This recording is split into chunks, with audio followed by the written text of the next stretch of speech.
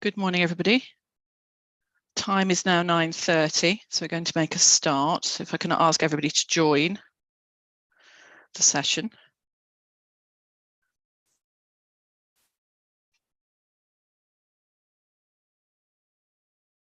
Now, first of all, can everybody hear me and see me? Okay. Yep, getting lots of nods. Excellent, thank you. Now, welcome. Everybody, this is the hearing into the examination of the Stroud District Local Plan Review. Now, I'm not going to be repeating the full introduction that I did yesterday, but I'm aware that we have some new participants that have come into the session. So I will just do a very short introduction. My name's Yvonne Wright, and I'm one of the inspectors who's been appointed. I'm here with my colleague. Would you like to introduce yourself? Good morning. Sorry, I was trying to unmute myself. I'm Victoria Lucas. I'm the other inspector appointed to examine the Stroud local plan. Thank you. And obviously, you've all met Charlotte Glancy, who is our programme officer. So please, if you have any issues or practical issues, thank you. Procedural concerns, anything like that, obviously you can raise them to us in the session, but in particular, please go to Ms. Glancy and she will assist you as far as she is able to. And please keep an eye on the examination webpage just in case there are any updates, etc. Now, the hearing sessions, just a reminder, please ensure that your microphones are on mute if you're not speaking. That ensures that we don't get feedback and that we're not disturbed by background noises, etc. And please use the raise hand function if you do wish to speak. We have a number of questions that we're going to ask. If you feel that your points that you want to raise relate to that, please just put up your hand and we'll come to you at an appropriate point. Please remember that we're focusing on strategic matters today, so there may be sites may end up being referenced, but we're not going to go into them in detail at all. That's going to be a matter for later sessions, so just a reminder there will be an opportunity to go through sites in detail, so don't worry if anybody's concerned about that. We're dealing with the strategic matters today. Again, just a reminder, there will be no discussion on emission sites. We're not here to consider sites that are not within the plan. Now, reference will be made today to alternatives as part of the options that were considered as part of the development strategy. So we will be discussing those, but other elements we won't be, any other sort of emission sites, we won't be looking at that, and we may not be looking at that in too much detail, but we'll come to that when we start to go through the session itself. Now, in terms of the timings today, this is an all-day session, so we've allowed up to 4 o'clock to go through everything that we need to go through today. We're dealing with the spatial strategy, which includes the vision, the objectives, the development strategy itself, the settlement hierarchy. We're looking at settlement boundaries, etc., etc. And then obviously the site selection process is going to be our final session at the end.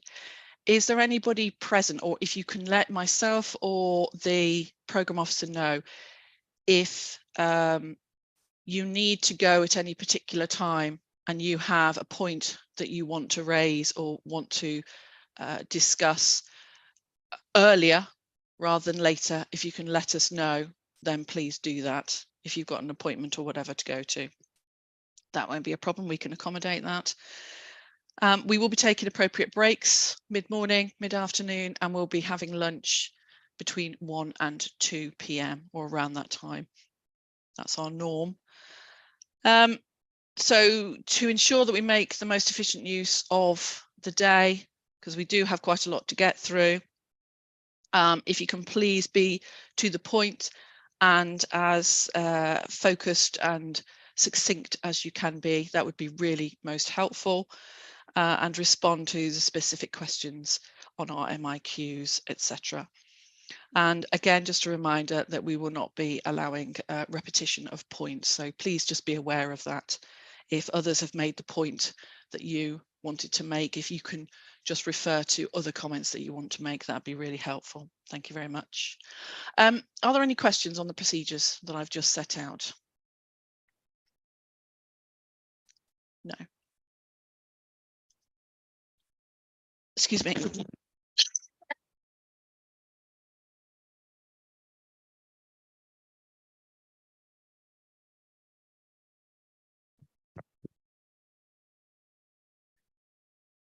My apologies. Thank you.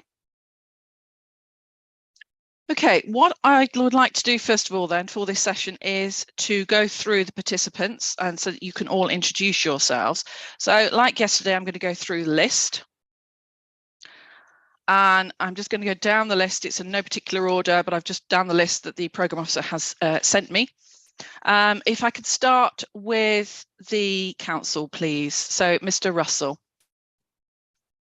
Good morning, Inspector. Good morning, everybody. So my name's Mark Russell. I'm the Head of Planning Strategy and Economic Development at the District Council. And the team today consists of myself and my colleagues, Helen Johnston, who's Senior Planning Strategy Officer, Natalie Worley, who's also a Senior Planning Strategy Officer, and we have our consultant, Kate Nichols from Land Use Consultants dealing with sustainability appraisal matters. And we have Martin Evans, who's our legal advisor, who's also listening in and will respond if there are any legal or procedural points that you would like some help with. So that we may, depending upon how far we get, and I'm assuming we're not introducing ourselves this afternoon, but we will also get to hear from Conrad Moore, who's our Principal Planning Strategy Officer, later in the day. Thank you very much. Sorry, who was the last person that you just mentioned? Conrad Moore. Conrad Moore, okay. And what will he be dealing with? If there are any questions on the sequential test, then in relation to flood risk, then okay, he'll answer those. Okay. Thank you. Thank you. Okay, I'll just go down the participant list that I've got then. The representatives for Jonathan Moody, please. Good morning, I'm Jack Molesdale. I'm representing on behalf of Richard Brogden, my colleague who can't attend today, and Jonathan Moody. Thank you. And representative for Avent Homes and Seven Homes, please. Good morning, Ma'am. It's Nathan McLaughlin. McLaughlin Planning representing Avent Homes and Seven Homes. Thank you. And Councillor for Berkeley Vale Ward, that's Councillor Jones. Good morning, Ma'am. Yes, I'm the councillor for the Berkeley Vale Ward. I also sat on the planning review panel, and which helped inform this plan, and the strategic planning advisory board, which is now taken over. So I deal with that. So I'm representing the Berkeley Vale Ward and my group, if you like. Thank you. Thank you. And Taylor Wimpey and Freeman Homes, please. Yes, good morning, ma'am. Conor Flanagan from Black Box Planning, representing Freeman's in respect to Nailsworth and Taylor Wimpey in respect of the strategic site G2. Thank you. Thank you. Gloucestershire County Council, please. Morning, everyone. I'm Nathan Drover. I'm the Highways Development Manager at Gloucestershire County Council, and again, I've got Louisa Santaywood, who deals with the local transport plan, Brian Walker and Lee Holdman, who deal with the transport modelling, and we have our transport consultant, Claudia Curry.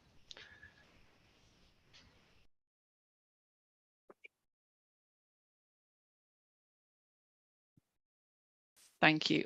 We're not proposing to go into transport in any detail today at all, just to be aware, but obviously there may be a reference to it in relation to the choosing of options, etc. So thank you for letting us know that you've got relevant experts waiting in the wings if necessary.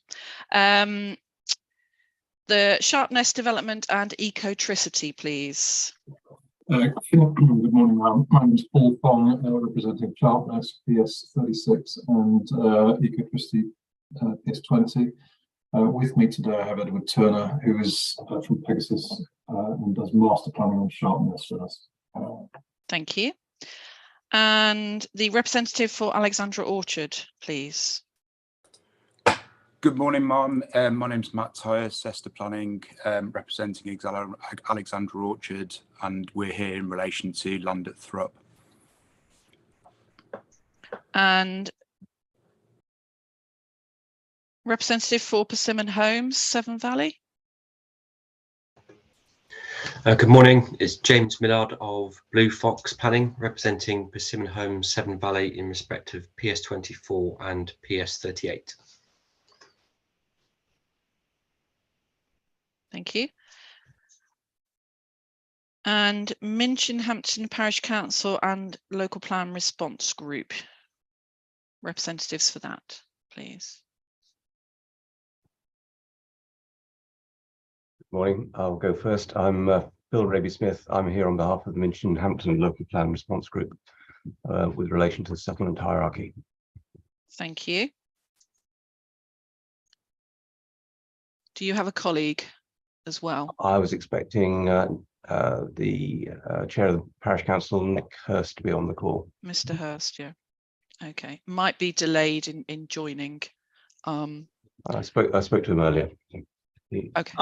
I'll check, because I'm pretty sure I let him in, but I can see that he's not in here now, so I'll send him an email. Might have had an issue. Yes, thank you, just to make sure that he can get in. The Berkeley and Sharpness Residents Action Group, please. Representative for those. Good morning. My name's Tim Knight. I'm representing residents of Berkeley and Sharpness, and we're otherwise known as Basrag. Thank you. Thank you. And the representative for Crest Nicholson, please. Morning, ma'am. Tony Clements from Nexus Planning. We're appearing specifically in respect of Huntsgrove, the Huntsgrove extension PS30. Thank you. Tritax Symmetry, please. Morning, ma'am. Tim Partridge from Tritax Symmetry, we're logistics, employment, land developers. We're here in respect of land at Junction 12 and specifically PS43. Thank you. The representative for Mr. Jeff Peacey, please. Good morning, ma'am. My name's Hannah Millman from SF Planning. I'm here to represent Mr. Peacey relation to the settlement development limits at Dursley. Thank you. Wislow Action Group, please. Morning, ma'am. Andy Davis here, representing Wislow Action Group. Thank you. Is there a Mr. Bannister present, please? Yes, good morning, everybody. I'm Dan Bannister, Slimbridge resident since 1998 until very recently. I've been closely involved with Severn Trent Water and Gloucestershire County Council on mitigating surface water and sewage flooding in Slimbridge and Cambridge over the last 15 years. Thank you. Leonard Stanley Parish Council, please. Good morning, ma'am. I'm Rob Bayliss. I'm chair of Leonard Stanley Parish Council, here today to discuss the settlement hierarchy and the settlement development limits. And I'll be joining at a later session on specific sites, matter 6C, another day. Thank you. And the representative for Cotswold Homes, please. Good morning, ma'am. Cameron Austin-Fell here from RPS, representing Cotswold Homes. Thank you. And the representative for Charterhouse Strategic Land. Good morning, ma'am. Mike Taylor from Chilmark Consulting, representing Charterhouse Strategic Land, have an interest adjacent to Painswick. And Kingswood Parish Council, please.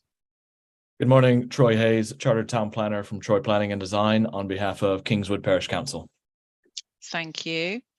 Mr. Willits, please. Hi there, my name's Steve Willits, CAM resident and member of the CAM Community Action Group. We only formed last year when it became obvious that few in CAM were aware of the local plan and even fewer of this process. So we've been trying to get up to speed and fill the vacuum. We have a particular interest in PS25 and PS24.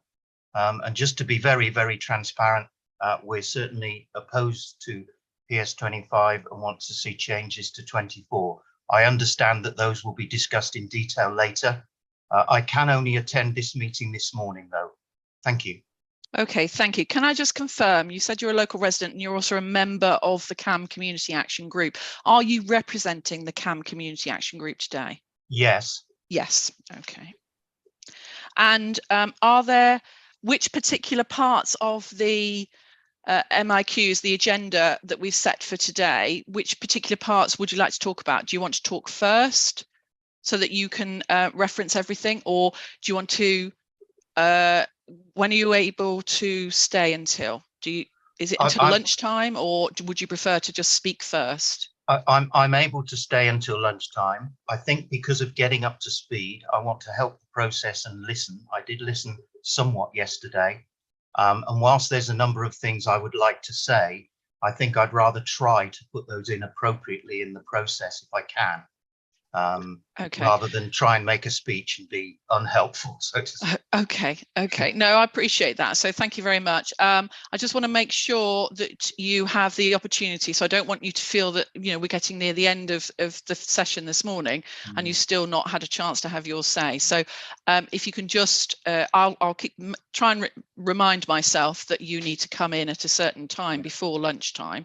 Do you have any particular queries, because we won't be doing the site selection methodology until this afternoon, for instance? Yeah, that is one. The site selection is certainly one. Okay, so you won't be part of that discussion because we'll be doing that this afternoon. Okay. I might be able to join again later. Just circumstances which, are not your problem, they're mine. No, no, but it's ensuring that were there any other sessions that you parts of the MIQs that you're particularly wanting to make comments on? I think the first part that's going to be coming out today, I would certainly no, as in the spatial, because obviously we've got the way that I've set up going through the MIQs at the moment. We were going to do the spatial strategy element first, then move on to the settlement hierarchy, which would come later. That will come later this morning, so that's not going to be an issue. So are you proposing to, or do you have particular comments you want to talk about in relation to the spatial strategy? I'm just wondering whether we might move the agenda around a little bit. That's all I'm thinking. I've certainly got points that I can make at a number of places. I appreciate what you're trying to do, and I don't want to take up any more of your valuable time. Allow me to do my best, and I'll try and I'll try. That's absolutely fine. I was just trying to ensure that you had your opportunity to have your say and be part of the discussion. Yeah. But what we'll do is we'll just go through the agenda as it's set, and as it becomes nearer to lunchtime, I'll make sure that you get your chance to have your say on the site selection methodology, etc. Okay, that's brilliant. Thank you. Lovely. And the representative for Robert Hitchins, please. Morning, ma'am. Sarah Hamilton-Foyne from Pegasus Group on behalf of Robert Hitchins, with particular interest in PS19A and PS24. Thank you. And representative for Vistry Group, please. Good morning, ma'am. Dan Washington from BBA Architects and Planners on behalf of Vistry Group. Thank you. And Coalthrop Farm Limited. Good morning, ma'am. Colin Danks from Copperfield. I'm here representing Coalthrop Farm. Specific interests in PS30, Huntsgrove as the landowner, PS32, Quedgeley East again as the landowner, and also Hurstfield Village. Thank you, ma'am. Thank you. Redrow Homes, please. Morning, ma'am. Emma Fortune from Carney Sweeney, representing Redrow Homes for promoting strategic site G1 land south of Hardwick. Thank you. And L&Q Estates, please. Good morning, ma'am. My name's Nick Matthews from Savills, and we're representing L&Q Estates with particular interest in site G2. Thank you. Okay, if we can move on to looking at our MIQs then, if we can start with the questions that we set out under issue 2. What we're looking at here is, does the plan set out an appropriate spatial strategy, taking into account reasonable alternatives? And then later on, we will look at the site selection process. That will be this afternoon. We'll be looking at that element and whether that's been based on proportionate and appropriate evidence. Now, in relation to the vision and objectives, the council's set out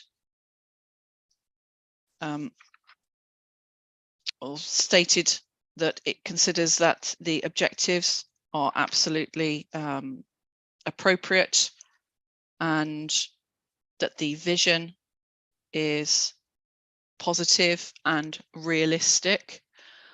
We don't have any further questions on that. Does anybody wish to add any comments?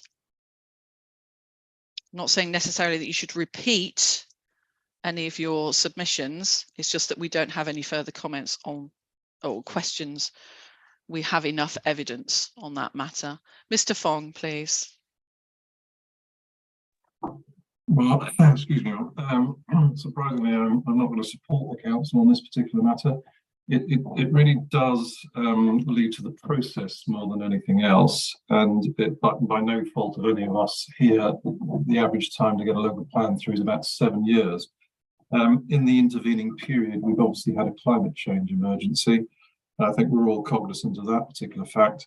But the vision is good and of its time, but as we turn a corner and as we get new policy guidance, one document that we clearly can't take account of, but has just been released on the 23rd of December 2022, which is Circular 01 of the Department of Transport, now expects us to look at ways of walking, cycling and wheeling above every other matter. Prioritising cycling, and then it goes all the way through to decarbonisation of transport, which is a priority. And then we must also pick up the thoughts and processes that are provided to us on the work done on Active Travel England, gear change, a bold vision for cycling. Regrettably, a lot of the vision that we've got here is a standard vision based on urban extensions. And again, in the circular, Department of Transport circular, it says anything walking over 30 minutes is going to only encourage car movement. So there is a bit of criticism here about the constant onion skins that we keep putting on to our main settlements, such as Stonehouse and Hardwick, and there is a glass ceiling to how much more development that can take before it collapses, and how much sustainability we can actually install into urban extensions.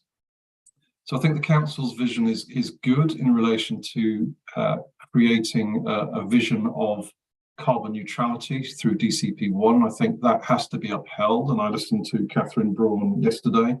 I think her vision is very strong. I think the council tries to carry that out. But I think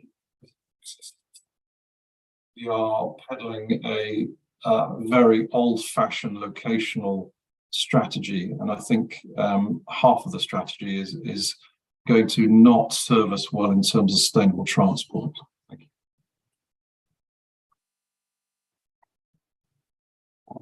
So your suggestions for, as I said yesterday in the introduction, we're looking for whether the strategy, whether the plan can be modified to ensure that it is sound. So in relation to, I mean, the vision is the council's vision. What would be your suggestion? The vision is would you suggest that the strategic, are you suggesting that the strategic objectives aren't up to date? I'm suggesting that there probably needs to be a little work done on the sustainable transport initiatives, and when we get into the site-specific sessions in Matter 6, Mr. Russell has quite carefully laid out that the sites will contribute towards sustainable transport in various ways, i.e. PS20, the contribution towards the new Stonehouse train station. I'm encouraged by the County Council by their initiatives on cycling and mobility hubs. They've got a network of mobility hubs, one in Sharpness as well, which they're laying out, which I think has to be encouraged. I think that work probably needs to be tied in, and a greater emphasis on the cycling provision throughout the county, cycling, walking and wheeling in conjunction with Circular 122, perhaps needs to be installed within the policies of the plan.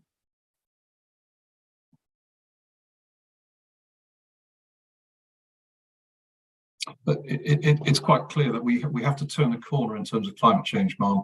And as a development industry, we are responsible for the future of this district in a big way. The council can only do a certain amount, and I think the development policies have to be strong in adopting that, and that's why I fully endorse DCP1. I think it's a great policy, and we'll have a discussion on that.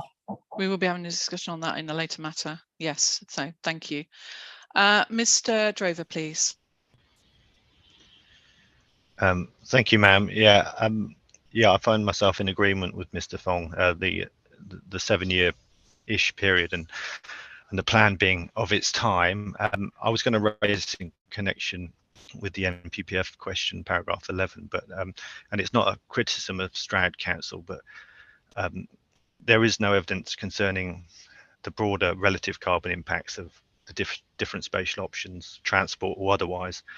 And we heard yesterday that the accessibility scoring, which might have been a metric for the relative transport carbon impacts, was actually included in the air quality sustainability appraisal objective and not a climate change objective.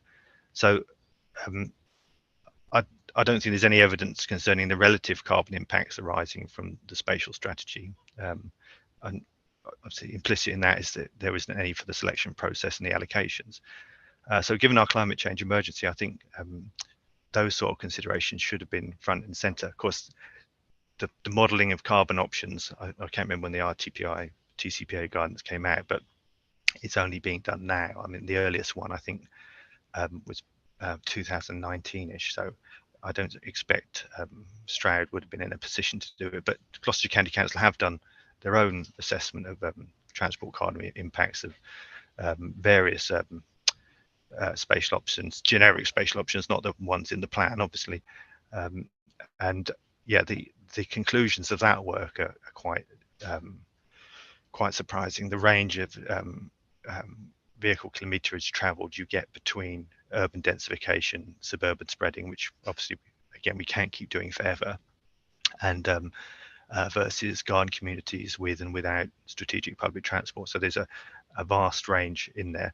And I agree also on the point of cycling. I think our carbon modelling suggests if we're going to hit net zero for Gloucestershire, this is Gloucestershire specific using their transport models, we're looking at a 300 or 400% increase in active travel, 100% increase in public transport. So I mean, really big figures, and we probably weren't in a position to do that when the sites were being sifted, but the tools are there now. Thank you. Mom, could I just come back in on that? Certainly, Mr. Fong.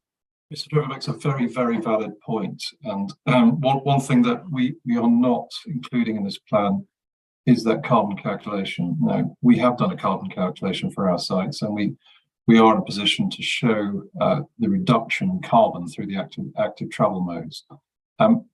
Regrettably for you, Mum, you don't have a policy platform in which to insist upon that, but I would like to see, in an ideal world, a policy initiative which actually allows us to do some carbon calculations for each development. Because unless we do that, we will just continue on the same path, and we will not know how much carbon reduction we're getting from our new developments. So I think Mr. Drover's point is absolutely critical. Thank you. I mean, it was raised yesterday in the sessions, And it's something that my colleague and I will be having a look at to see whether we would be asking the council to do anything further on that point. It's not something obviously we're going to be discussing in too much detail here. And it does relate to other matters as well. So whether it's raised separately or whether it's raised as part of those matters, it's not something that is going to go away. Let's put that, because it is, we have got some concerns along that line as well. And we do have some concerns with the approach of the plan and some of the policies that relate to that. So it will be raised in different sections. So thank you for raising that again. Council response on that, please. Thank you. Yeah, I will try and restrict my comments to the vision and strategic objectives. Obviously, there are other sections of the plan that we can go to answer some of those questions. But I think the fundamental point is we believe that the vision is positive. It is forward-looking.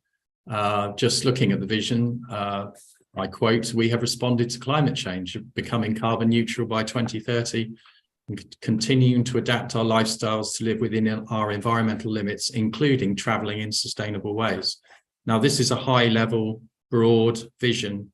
It doesn't seek to repeat what comes out of it through the strategy and through policies, which are later in the plan. But I think that's a pretty ambitious opening statement, which does look to the future. And if you start unpacking that vision through the strategy and through the policies, you start to see that there are a range of measures in the plan to get to or do as much as we possibly can to become carbon neutral by 2030.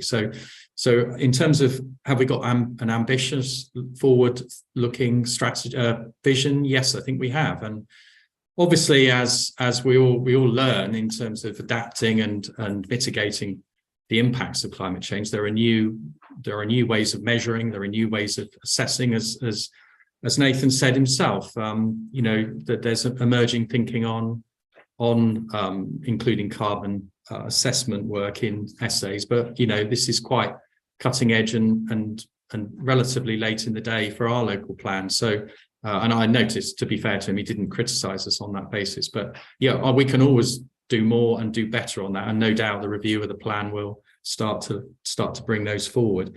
I have to take, I agreed with a lot of what Paul was saying in principle about looking to achieve sustainable communities that focus on active travel, etc., etc. I have to take issue with him. The vision the vision that we're talking about at this moment does not support or promote an urban extension approach. As we'll come on to later, you'll understand the plan is very clear. It's a hybrid approach. It does concentrate growth within them at the main settlements, which does include urban extensions. But we have identified that there are capacity issues, impact on the landscape of continuing with that onion skin model that he referred to.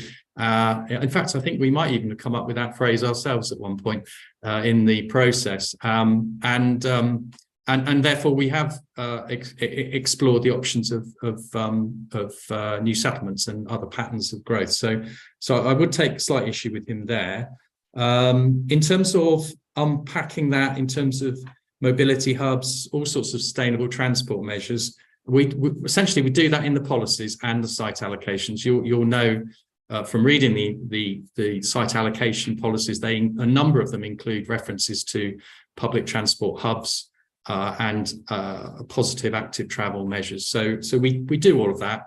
But as I said, in a high level vision, we've referenced it with reference to responding to climate change and travelling in sustainable ways. I think the final point was just around what we have done is include, which Nathan has mentioned, is we have included accessibility data in assessing the suitability of certain locations for growth.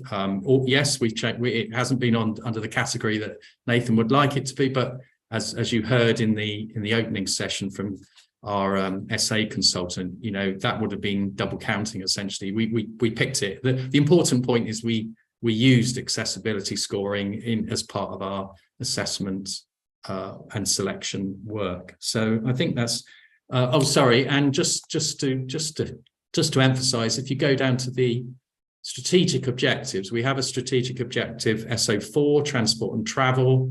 It says promoting healthier alternatives to the use of the private car and seeking to reduce CO2 emissions by using new technologies, active travel and or smarter choices, working towards a more integrated transport system to improve access to local goods and services. I think we could probably all sign up to that. Thank you very much.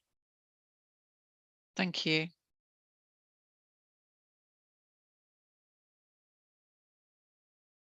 I'll go to Mr. Fong and then Mr. McLaughlin. Mark, just a quick response. No criticism of Mr. Russell or his team at all, but the monkey in the room here is really, when I go to Active Travel England, gear change, a bold vision for cycling, 27th July 2020, page 26, it says, while many local plans already say the right things, they are not always followed consistently in planning decisions. Now, excuse me, Mum, I've been gone through all the planning system, and it is very frustrating when you see well-intentioned policies being folded over and put in the bottom drawer. I really don't want to see this with these allocations, and I do want to see these policies bite. And I suspect we'll have more discussion on that when it comes to the individual policies. But I think if we are to turn a corner in climate change, then we have to use innovation and make sure that our policies now actually have teeth. Mr. McLaughlin. Yes, thank you, Mel. Just really picking up on comments, Mr. Fong.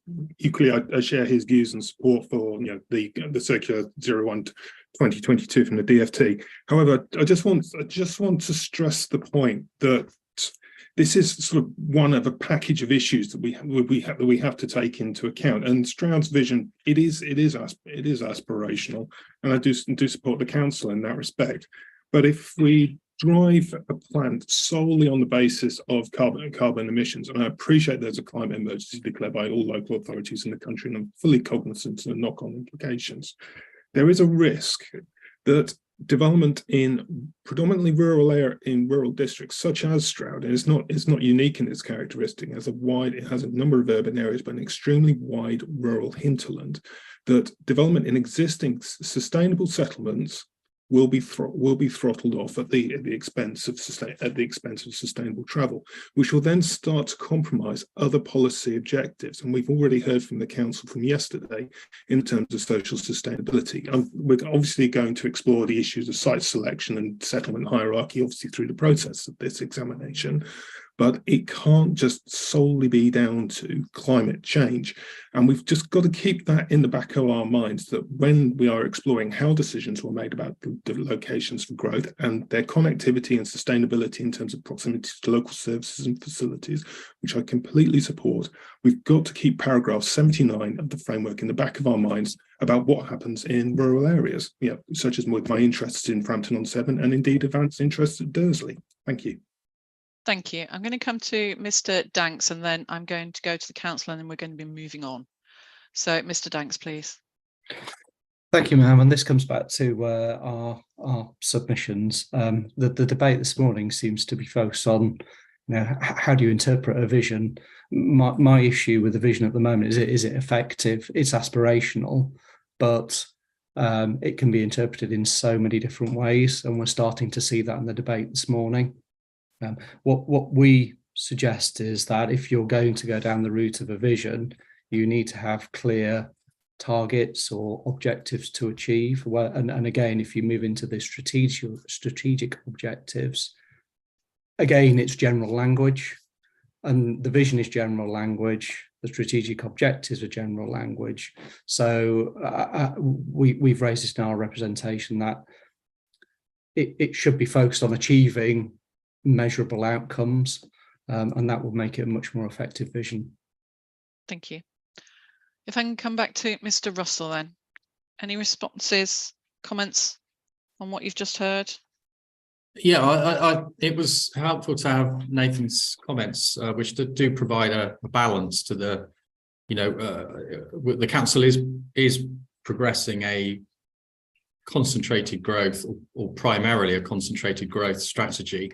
But we were conscious very early on, and certainly through the process in terms of public consultation, that we are a mixed, both urban and rural area. There are rural issues, and certainly rural issues relating to mobility and access.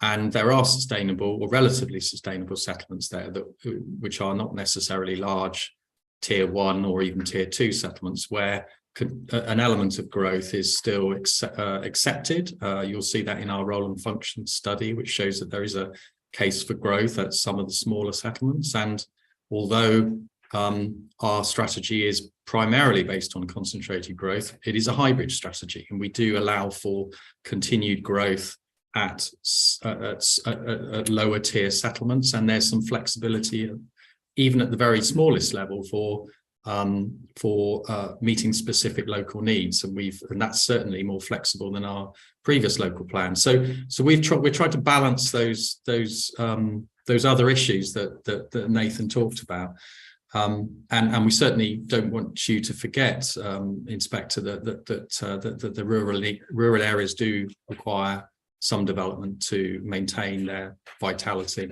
And certainly given some of the demographic challenges that some of our settlements face in terms of older populations and imbalances in the existing community, there is still a justification for some local growth.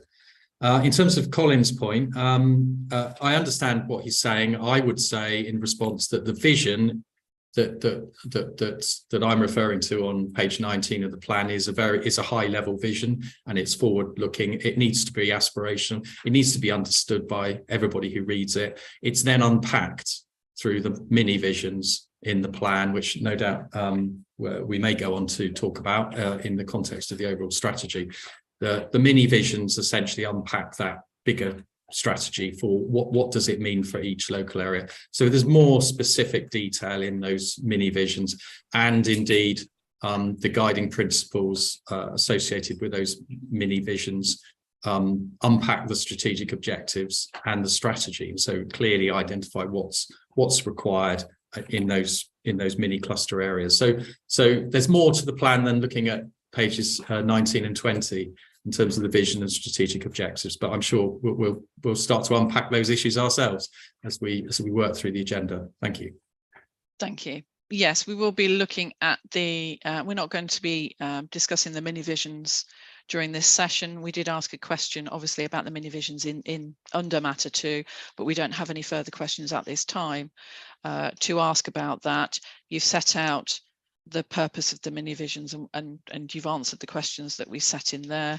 As we start to go through the matter 6, when we're looking at specific sites and specific clusters, then we have some questions relating to that matter, so we'll discuss those then. Can we then move on to our next set of questions, which is relation? It's actually probably the largest section that we need to go through today, which is the spatial strategy element. And these are our questions in relation to, so we do start to reference policy here. So we will be referring back to that policy, and we're talking in relation to the strategy, we're talking chapter 2 and policy CP4. I know CP3 is also referenced, but we'll come to that when we deal with the settlement hierarchy part of the questions that come into being, because that, I suppose, the purpose of our questions under this, or the start of the questions under this section, is myself and my colleague were trying to understand, does the plan clearly set out the development strategy, the spatial strategy? I know you call it the development strategy. We may end up just calling it spatial strategy, just for our own purposes. Does it set that out clearly in policy. Now, chapter 2 goes into quite significant detail about what it about the development strategy. It gives an introduction to the development strategy.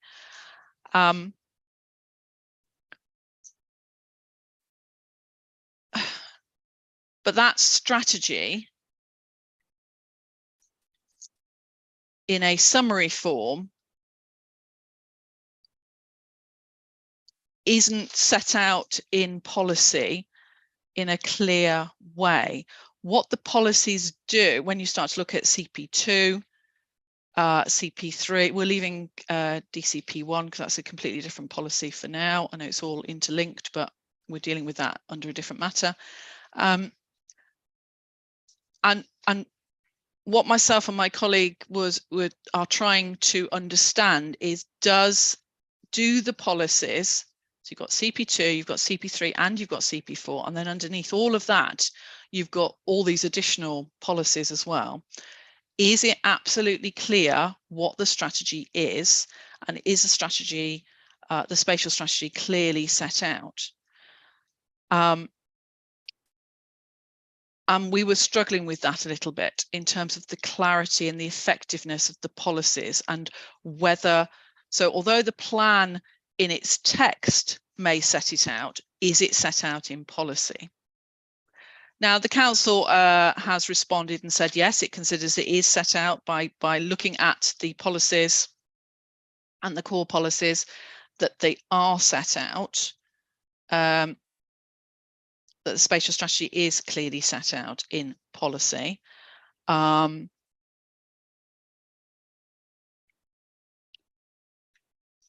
So I suppose what I'd like to just have a little discussion about is other people's thoughts on this, comments on this. We won't be giving any direction today if we were to decide to either policies needed to go down a different, not a different route, but needed to be modified to ensure that it was clear, or whether a new policy needs to come in. We're not saying that at all at the moment, because we need to go further into the examination before we start to go down that route of actually giving directions on any main modifications that we feel are necessary for soundness reasons. So we're looking at the effectiveness and whether the development strategy is set out clearly. Now, obviously, there are other matters that we need to go into, which is not just about whether the plan sets it out clearly. It's about whether this is a robust strategy, and whether it has been appropriately evidenced that this is an appropriate strategy. Can I just start, just because it's a little bit of a bugbear, if we can just start to, I just want to understand about the policies and the council's process in producing the policies on the development strategy, first of all. Then I'll come to, then we'll go into details about the strategy and whether the strategy is a robust strategy. So I'm sort of digressing slightly from the first question, but I want to try and understand the council's thinking on the core policies, because there's an awful lot of repetition in the plan on policies, and you've got these core policies. I know we've asked the council to look at what are the strategic and what are the non-strategic policies. They will be going away and having a look at that. So can I just try and get an understanding of the council's, I know you've set it out in your statement, but I just want to try and understand a little bit more your thinking, just the council's thinking in the way that you set out what you consider to be the spatial strategy when you look at CP2, CP4, etc. Okay.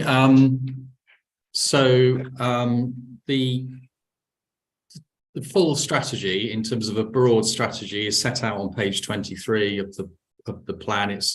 It's referenced as the sort of headlines. So if we can just park that for now, but I appreciate it's not policy.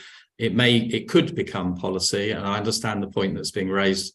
Essentially, it's a technical point around the weight you can attach to text in a plan, in a document, as opposed to the weight you can attach to a policy. So I fully understand that point. As we've said in our matter statement, we're open to, perfectly open for existing text to be moved around, without any changes necessarily, as to which parts of the document they appear in, and whether they appear in policies or supporting text. So that we'll obviously bow to your much greater knowledge and experience on that issue. In terms of bearing in mind that strategy is set out on page 23. So how do the policies relate to that? So policy CP2 is, what that seeks to do is identify the overall approach to allocating development to that strategy, in accordance with that strategy. So it includes the overall housing and employment requirements, which are being determined, and then seeks to identify how that supply will be delivered through a series of strategic and local allocations. It then talks about other development, and here this is where it starts to link in with policy CP3, where it talks about development will take, in addition to those sites which are identified in CP2, development will take place in accordance with the settlement hierarchy. So that sort of starts to introduce you to the next policy. It summarizes the strategy in terms of the settlement hierarchy by stating housing development will take place within settlement development limits. We've got B-class employment development will take place at designated employment areas, and retail development will take place in accordance with the retail hierarchy. So there is an immediate linkage between CP2 in terms of supply and how that will be delivered through other mechanisms in the plan. And then it says limited development will take place outside of these designated areas and in accordance with other policies of the plan. And so that introduces the element of flexibility, policies relating to development in the countryside, etc., etc. And then finally, it makes a reference to meeting unmet housing needs, and there's Gloucester City in this case, and there's a specific allocation. So CP2 is about housing requirement and how we will deliver the housing supply. Policy CP3, which then follows it, there's already been, as I've said, a reference in it in CP2. And CP3 sets out what that settlement hierarchy is, settlements that are within it. CP3 is a different policy, so it's specifically on the settlement hierarchy. Yeah. Yes. So, but in terms of the way that these policies work together to deliver the strategy, CP2 is about the requirement and the supply.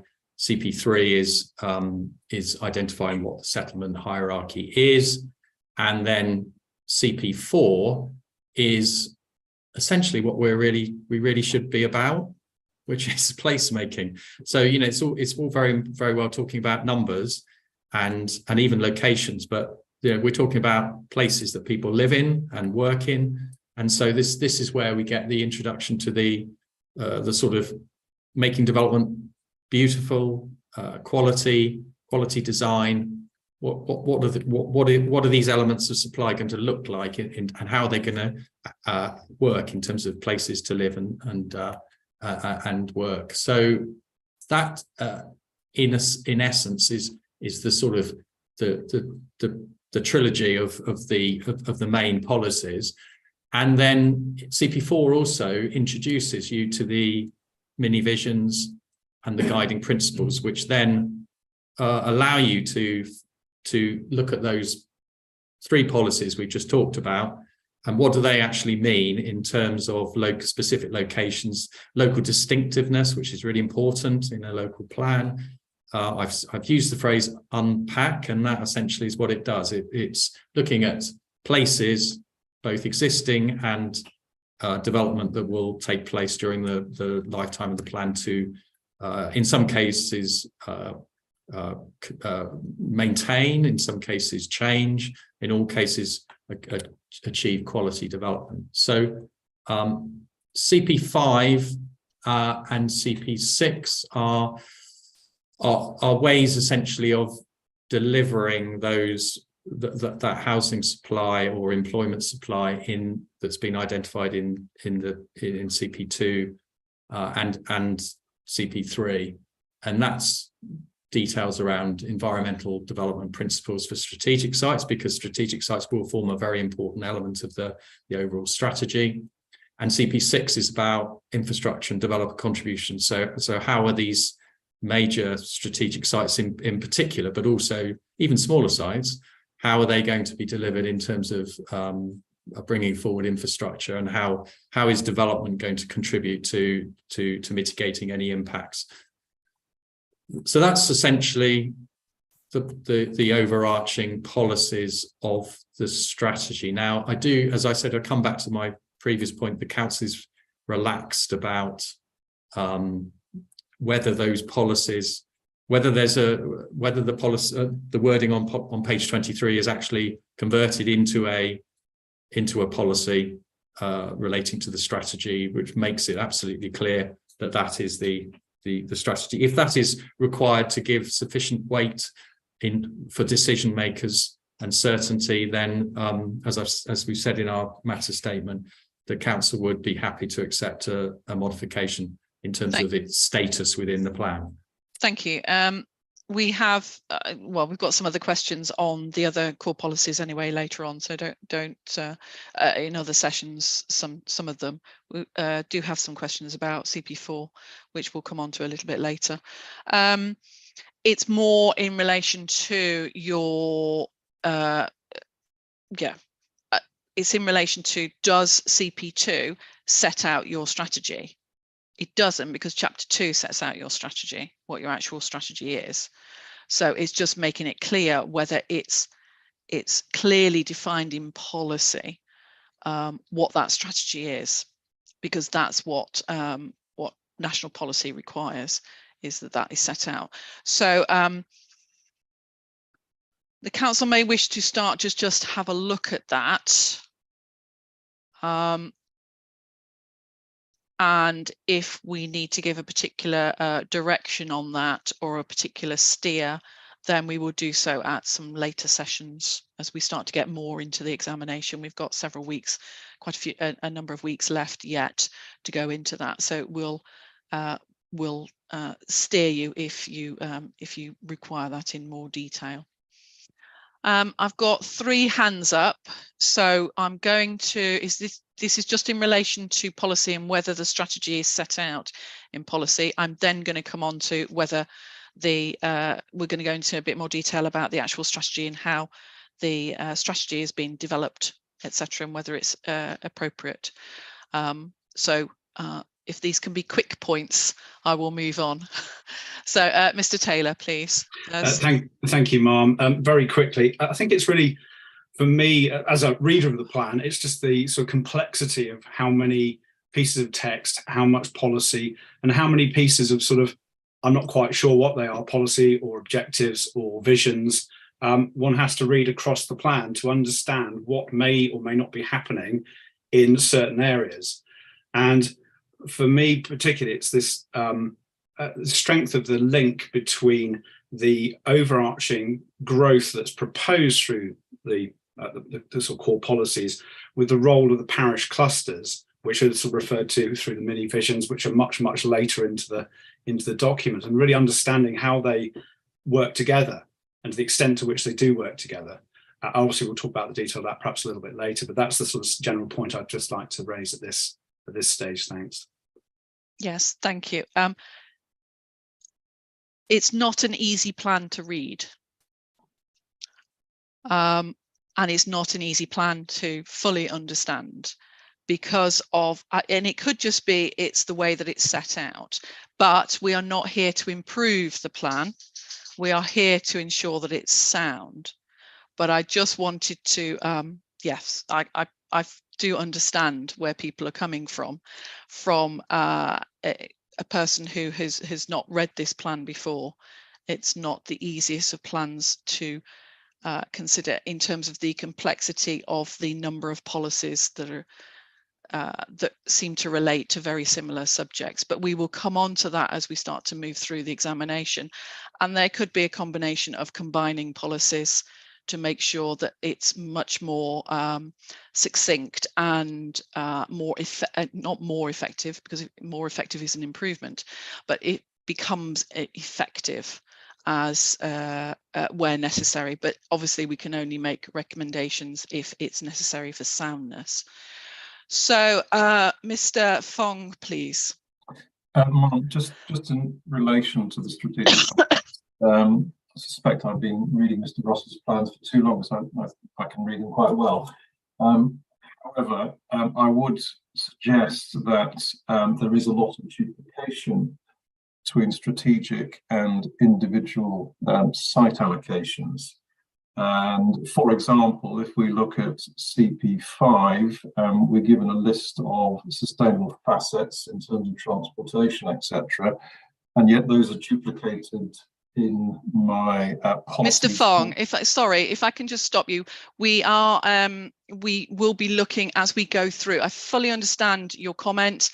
We have concerns about duplication, and we have raised that as part of our MIQs.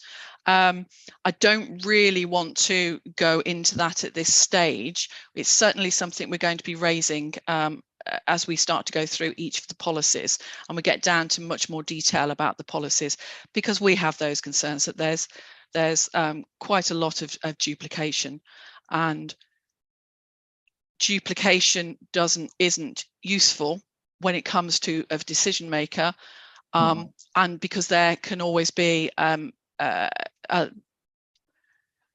repetition can be inconsistent, and so that can cause inconsistencies and inaccuracies. So we are fully aware. Now, we're not discussing in this session CP5, CP6. They're in later sessions, so I don't really want to reference those. I know that Mr. Russell referred to those sessions, to those policies, but we're fully aware of the duplication element and that the policies are not always clear from that perspective. I think the main point there, Mum, is to unpack some of the allocations into the strategic policy and make the strategic policies all embracing, inviting, so that the individual site policies can be a little bit less cumbersome. Thank you. Thank you. That comment is noted. I'm just going to go left to right on my screen. I've got Ms. Hamilton-Foyne, please.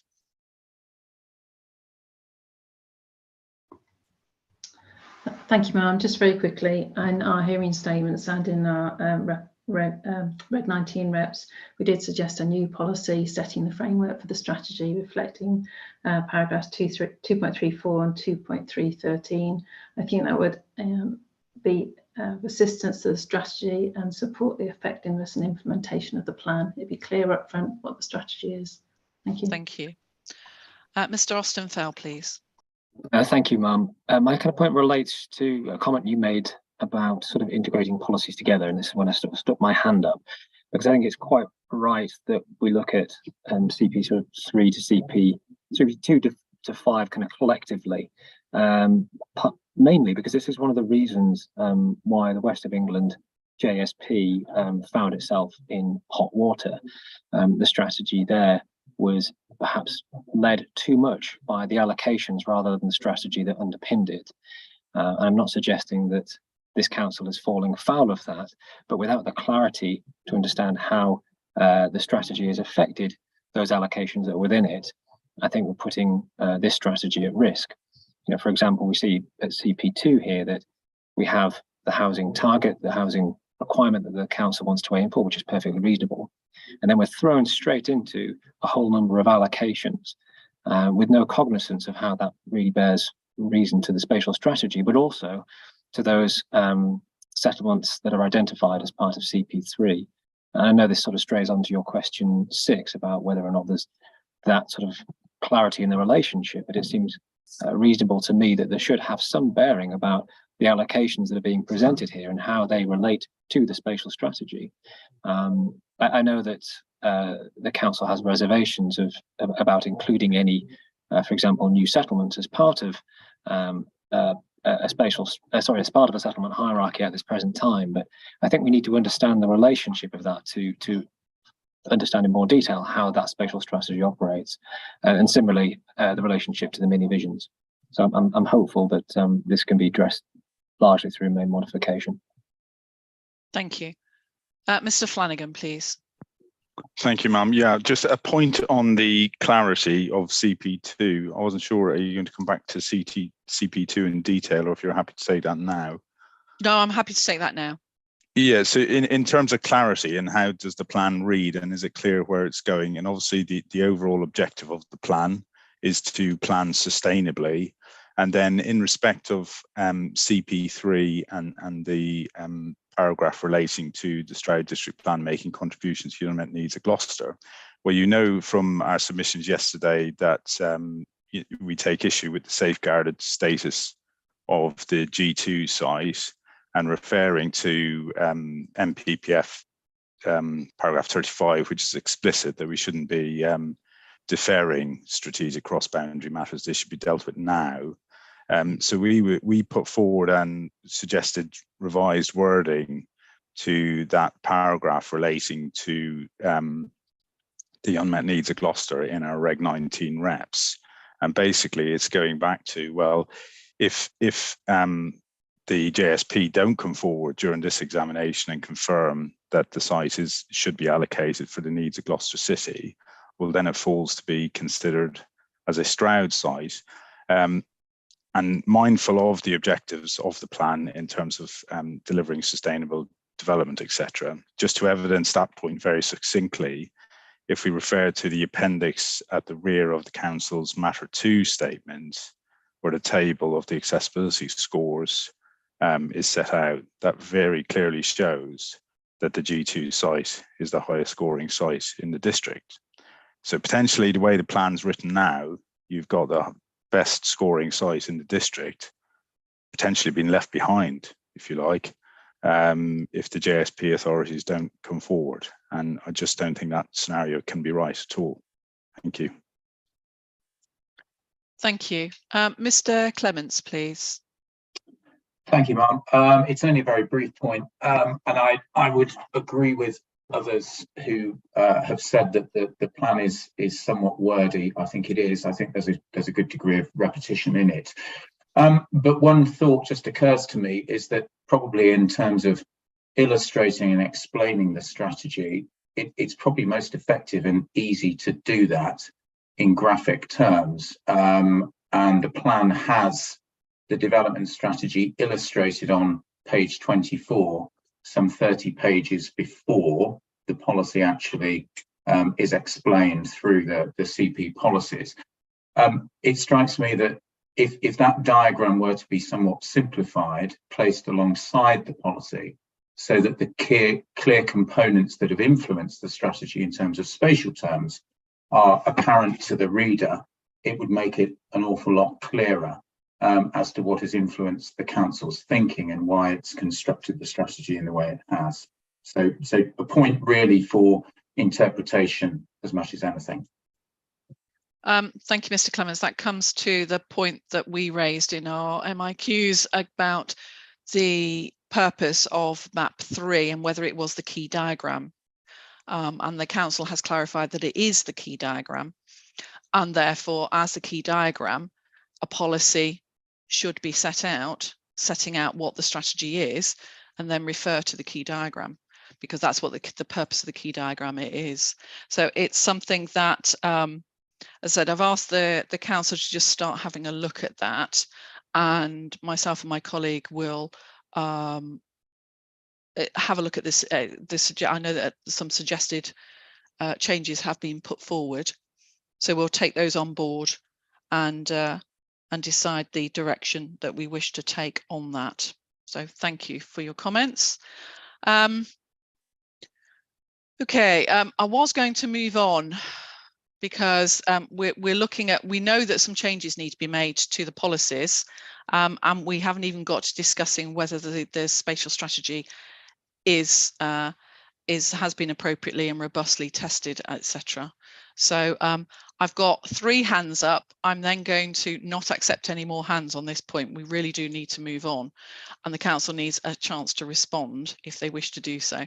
So Mr. Jones, can you, again, everybody, if you can just keep your points very succinct, and it's only on this particular point. So Mr. Jones, please. Oh, Councillor Jones. Thank you. Thank you, Mum. I only wanted to respond because Mr. Flanagan mentioned the safeguarded site G2, and you spoke at length about it yesterday. I just wanted to, I think I'm the only elected member on here, to let people know we did have a huge fight at council about that. The group of councillors that were dealing with the officers, we had huge concerns over it. Mr. Russell, I'm sure will comment on that. But I just want to let you know this is something that's a thread that's run through the whole plan. And I know Council's advice was taken eventually on this subject. So that's just that point. And just finally, Ma'am, because you mentioned it, it's a relief to know that as a layman, others find this plan very difficult to read as well. I, as a non-expert in this, have struggled, as have many residents, with the complicated nature of it. So it's a relief to know that experts such as yourself have spotted that it's difficult, and I hope that's taken into account with those that respond to this inspection. Thank you. Thank you, Councillor Jones. Mr. Taylor, please. Thank you, Ma'am. Very quick one. It's in relation to the comments around map 3, the development strategy. I agree with what's said. I wonder if the parish clusters should be identified within that plan as well, given the importance of them later in the plan document. Thank you.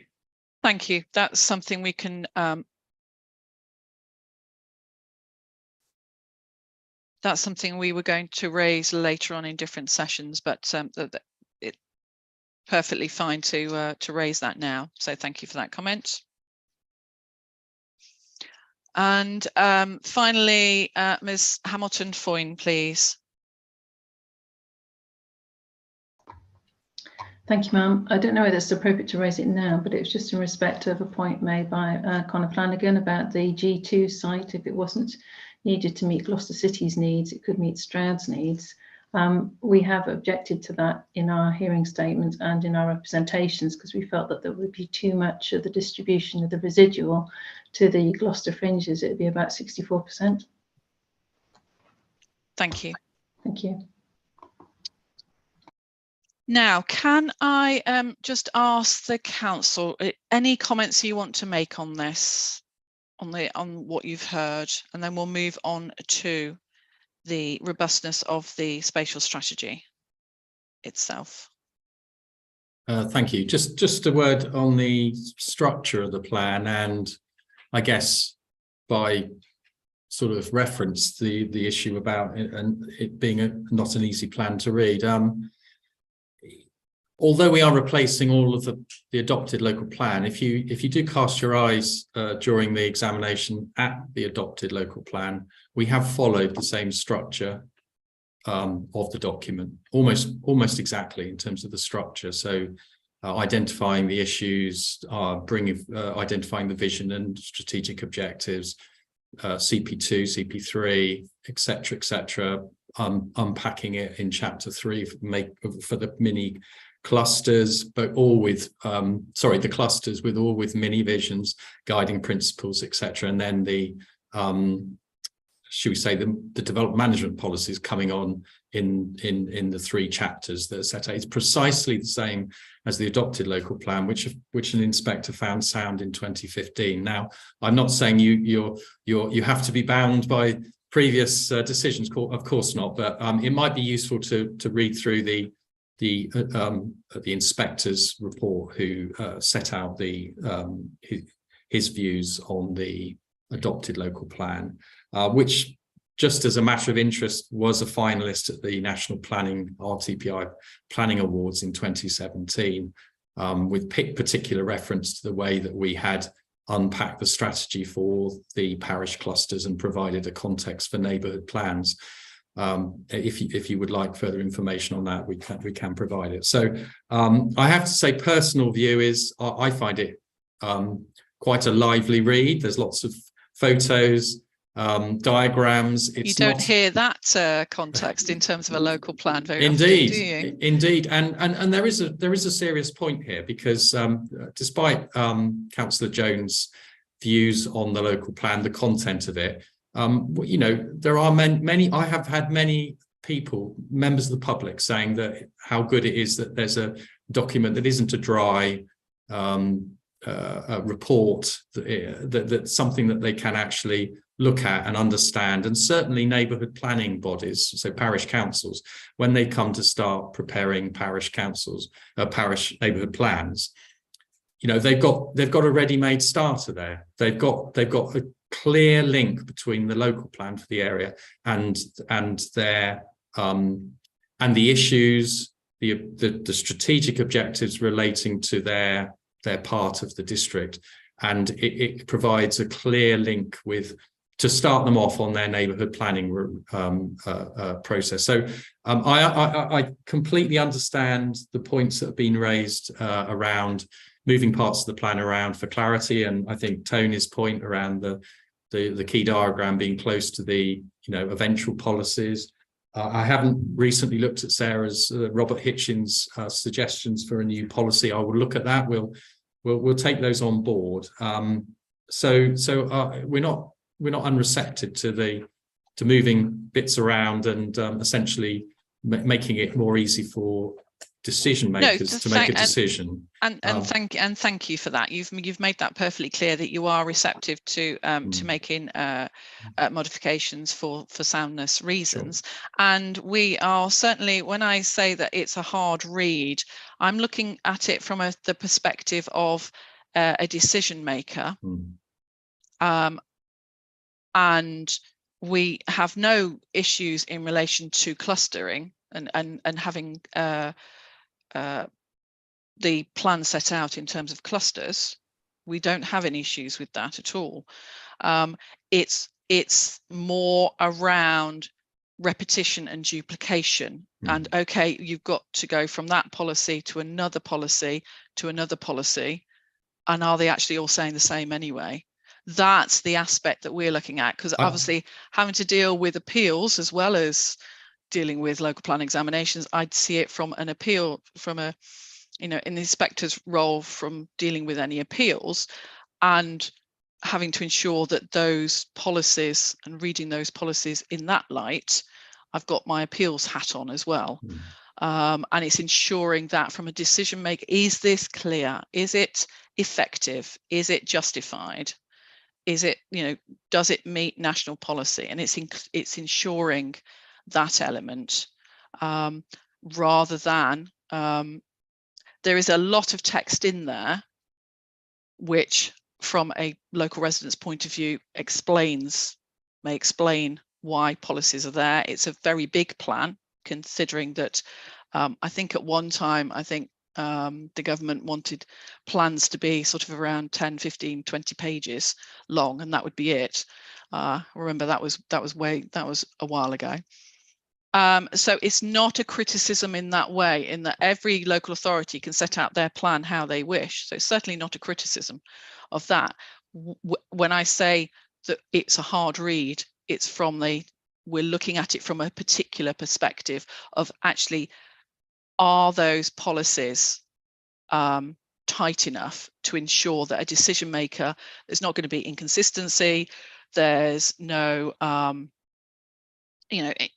is it easy to interpret, etc., etc. And if there's duplication, that can start to cloud issues.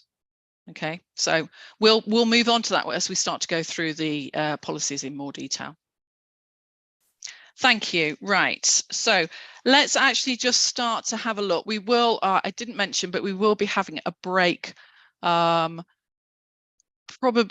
I'd like to get started on development strategy, so probably about 11:15. we'll just be having or 10 past 11, and we'll have a 20-minute break. So we'll be stopping in about 20 minutes for a short break. So if we can move on then to actually look at the spatial strategy itself. And yes, we may well come back to some of the policies or the way that the plan has set that out. Now, our questions here are in relation to question 4, which is the spatial strategy justified by robust evidence? Does it promote a sustainable pattern of development within the district in accordance with the framework? And is the council decision as to why this development distribution option was selected sufficiently clear? Now, the council's very helpfully set out as part of its evidence and as part of its statement, and you've got the topic paper on the development strategy. There are other papers that clearly sort of set out how the council has identified the strategy and the reasons why the strategy has been chosen and the processes that underpin that decision-making process, and the outcomes of each stage they very helpfully set out in their statement. As we move on to some of our other questions, because interlinked with question 4 is question 5, which is the reliance on the delivery of most of the growth on a relatively small number of strategic development sites, including 2 new settlements. Well, 3 new settlements if you include Hunts Grove, but I understand that's slightly different. And our question there is, how were the locations for the 2 new settlements as Sharpness and Wislow identified, and was the process robust? That's all interlinked with our question 4. Now, the council evidence sets out that the assessment of spatial options, reference was made to spatial options yesterday, identified concentrated growth options as being more sustainable, but then the process started to recognize as you go through this different stages that it wasn't going to be possible to meet all of the development needs by doing a completely concentrated growth option, which is why they've come up with a hybrid option. Now, I'm just summarizing, not trying to put words in the council's mouth, but that's what I've read. And you've clearly set out, and it was discussed yesterday as well, you've clearly set out as to when the new settlements came in to the assessment, that the Sharpness or land around the Sharpness Newtown area came in 2017, Wislow came in 2018, or land associated in that location came into the mix in 2018, all through call for sites is my understanding. And then additional housing options came into the mix in 2020, and 2 additional large housing locations, site locations were considered. And correct me if I'm wrong, but that's Grove End Farm and Morton Valence that were brought into there. I'm getting a nod from Mr. Russell, so that's correct. So it's just ensuring that we're fully up to speed. No, and the council makes it clear that no other new settlements or potential to be, or land potential to be new settlements were promoted through the SALA process during, that's the strategic assessment and land availability process, during 2017 and 2019. And it was only through the 2020 call for sites, SALA call for sites, that further large site locations that could potentially be new settlements were brought into the mix. Now, that's a very quick summary and my understanding. So am I, Mr. Russell, anything that I've said that's wrong, just to make sure that I'm correct on all of that? You're correct on all of that, with just a couple of little minor points. The Wislow site, which came in 2018, was promoted initially by the Gloucestershire County Council. Having looked initially at that, we talked to them of whether there would be any potential for making better use of the land around it, given its location very close to Cammon-Dursley Station. So the County Council eventually ended up working with the trust that owned the adjoining land. So we did talk with the County Council in terms of, is there any potential to identify their sites as part of a broader strategic development site, obviously eventually in terms of a new settlement. So it wasn't entirely through call for sites is essentially what I'm saying in terms of that site.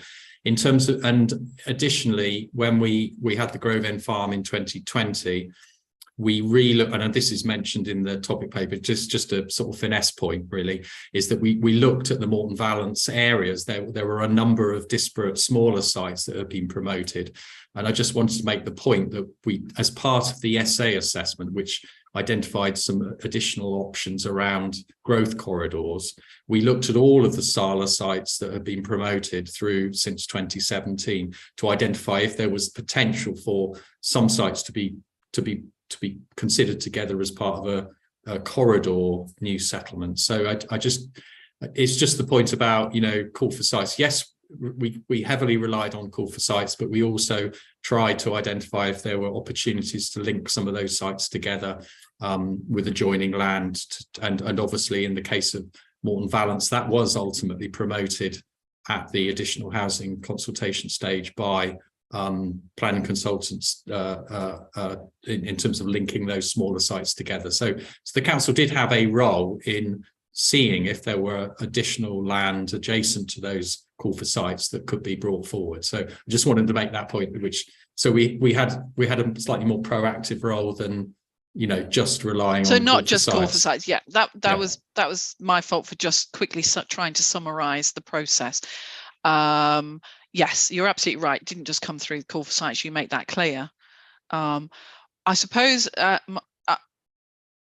if we can focus on the new settlements for now, just so that we can understand, myself and my colleague can understand how those came into being, because obviously it's been referenced in representations and reference was made to it yesterday, that is the strategy predetermined? And I know that the council's perspective on this, that it's not been predetermined, etc. But it's to ensure that we have the evidence and the understanding of exactly what the process has been in relation to choosing new settlements and choosing those sites. And I think it was referenced again yesterday, if I recall correctly, and I know it's been referenced in some of the representations, about whether there was sort of due diligence or the same amount of assessment was carried out at the various stages, particularly looking at new settlement sites or potential land for new settlement sites for the ones that for the two sites that haven't been put in. And whether there is that same consistency of assessment that's been carried out, because I know that has been raised. So I suppose if we can focus on it's not all about the new settlements. We understand the development strategy is not just about those, but if we can just start with that to try and just understand the council's thinking on new settlements. Without, I know you've set it out in your evidence, but it would be helpful to then move the discussion forward, I think. Just before you start, Mr. Russell, Mr. Fong, you've got your hand up. Do you want to come in now, or do you want to wait until Mr. Russell? It's better that Mr. Russell starts, but I think I can help you with the sharpness new settlement and its origins, and then take you through the history of how it got allocated. Okay, thank you. But I'll let Mr. Russell go first. Thank you. Yes, if you can add then, Mr. Fong, after Mr. Russell's spoken on that particular point, and then if anybody else wants to speak, then obviously you can put your hands up once Mr. Russell has spoken. So, Mr. Russell, just we'd just like to understand the council's thinking on the new settlements and the decision to place those new settlements in terms of the development strategy and the sustainability of that strategy. That's the focus we want to be on in this area, and why the sites that are in the plan are you consider are the most sustainable, if that's the correct term, because that's what the plan is trying to achieve through the development of these new settlements. So if we can just understand from that perspective the council's process on looking at that. Obviously, it's quite a broad question. So I am going to deal with it broadly. But if you would like me to drill down further.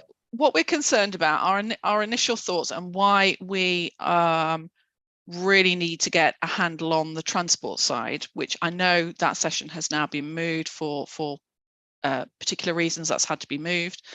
So we'll be discussing the transport and having the focused discussions so that we can really try and get a handle on exactly what has and hasn't been sort of discussed and determined as part of the transport element. We're trying, as my colleague and I are trying to understand the sustainability of the sites that have been chosen.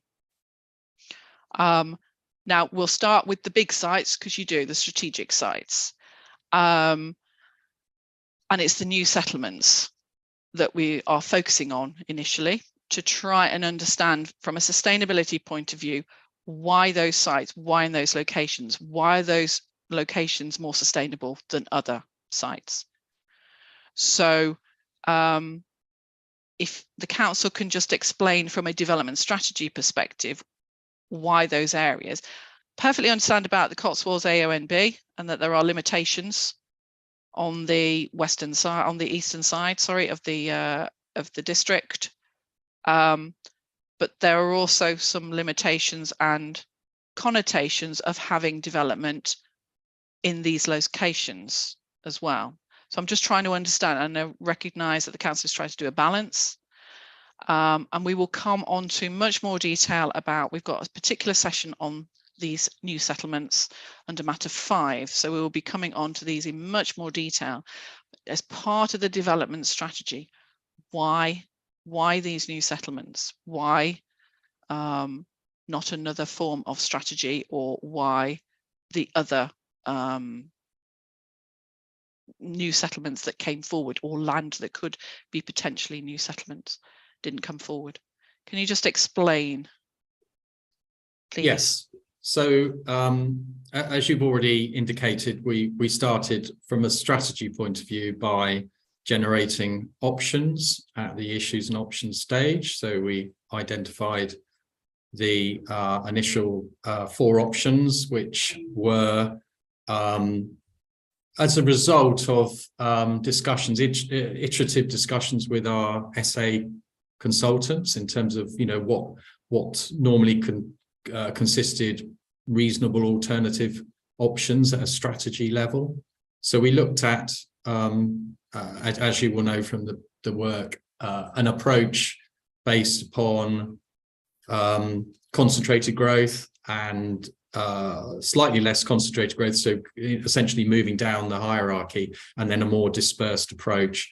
And we identified a growth point stroke new settlement as an alternative. Now, obviously, we know now that the government is quite keen to promote new settlements as part of considering major housing growth, and that's set out very clearly in the MPPF in terms of new settlements and what they're expected, their role in contributing to delivering growth at strategic levels of growth, and includes some specific criteria about how they should be assessed and the characteristics of those new settlements and how they will deliver growth. So I won't go into detail, but you'll know the NPPF is quite clear now, and that's come in relatively recently. But new settlements has been an alternative option in many local plans over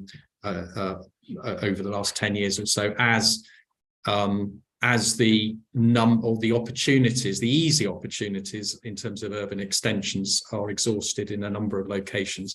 A lot of settlements, as they grow out, this onion skin approach, they grow out further and further, and they impact on environmental constraints. Absolutely. So, I've dealt with local plans that have new settlements. Absolutely, and we were conscious, as you've already said, that we do have some significant environmental constraints.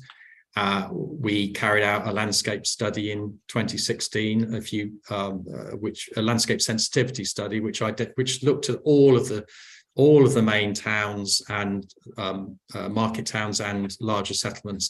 The thing that will strike you if you look at particularly the larger settlements, that we are abutting up to the AONB on a number of large existing settlements. So the easy options, the easy sort of urban extension options of the past are more limited now. So I think it's entirely appropriate that we considered the principle of a growth point or a new settlement at the issues and options stage. Now, obviously the results of that essay,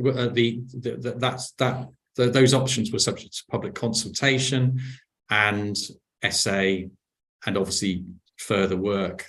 Initial transport paper looked at those options and assessed the principle of whether a new settlement was a suitable option, and the transport paper essentially identified a series of benefits of having a new settlement and a concentrated development approach, and they're kind of set out in brief in our matter two statement at paragraph 2.5.2, where smaller number of I won't read it all, but essentially the bigger the site, the more opportunity to achieve affordable housing, to create a step change in infrastructure, support a means of bringing forward development in a quicker way, and achieving critical mass to support passenger transport services, etc., etc. So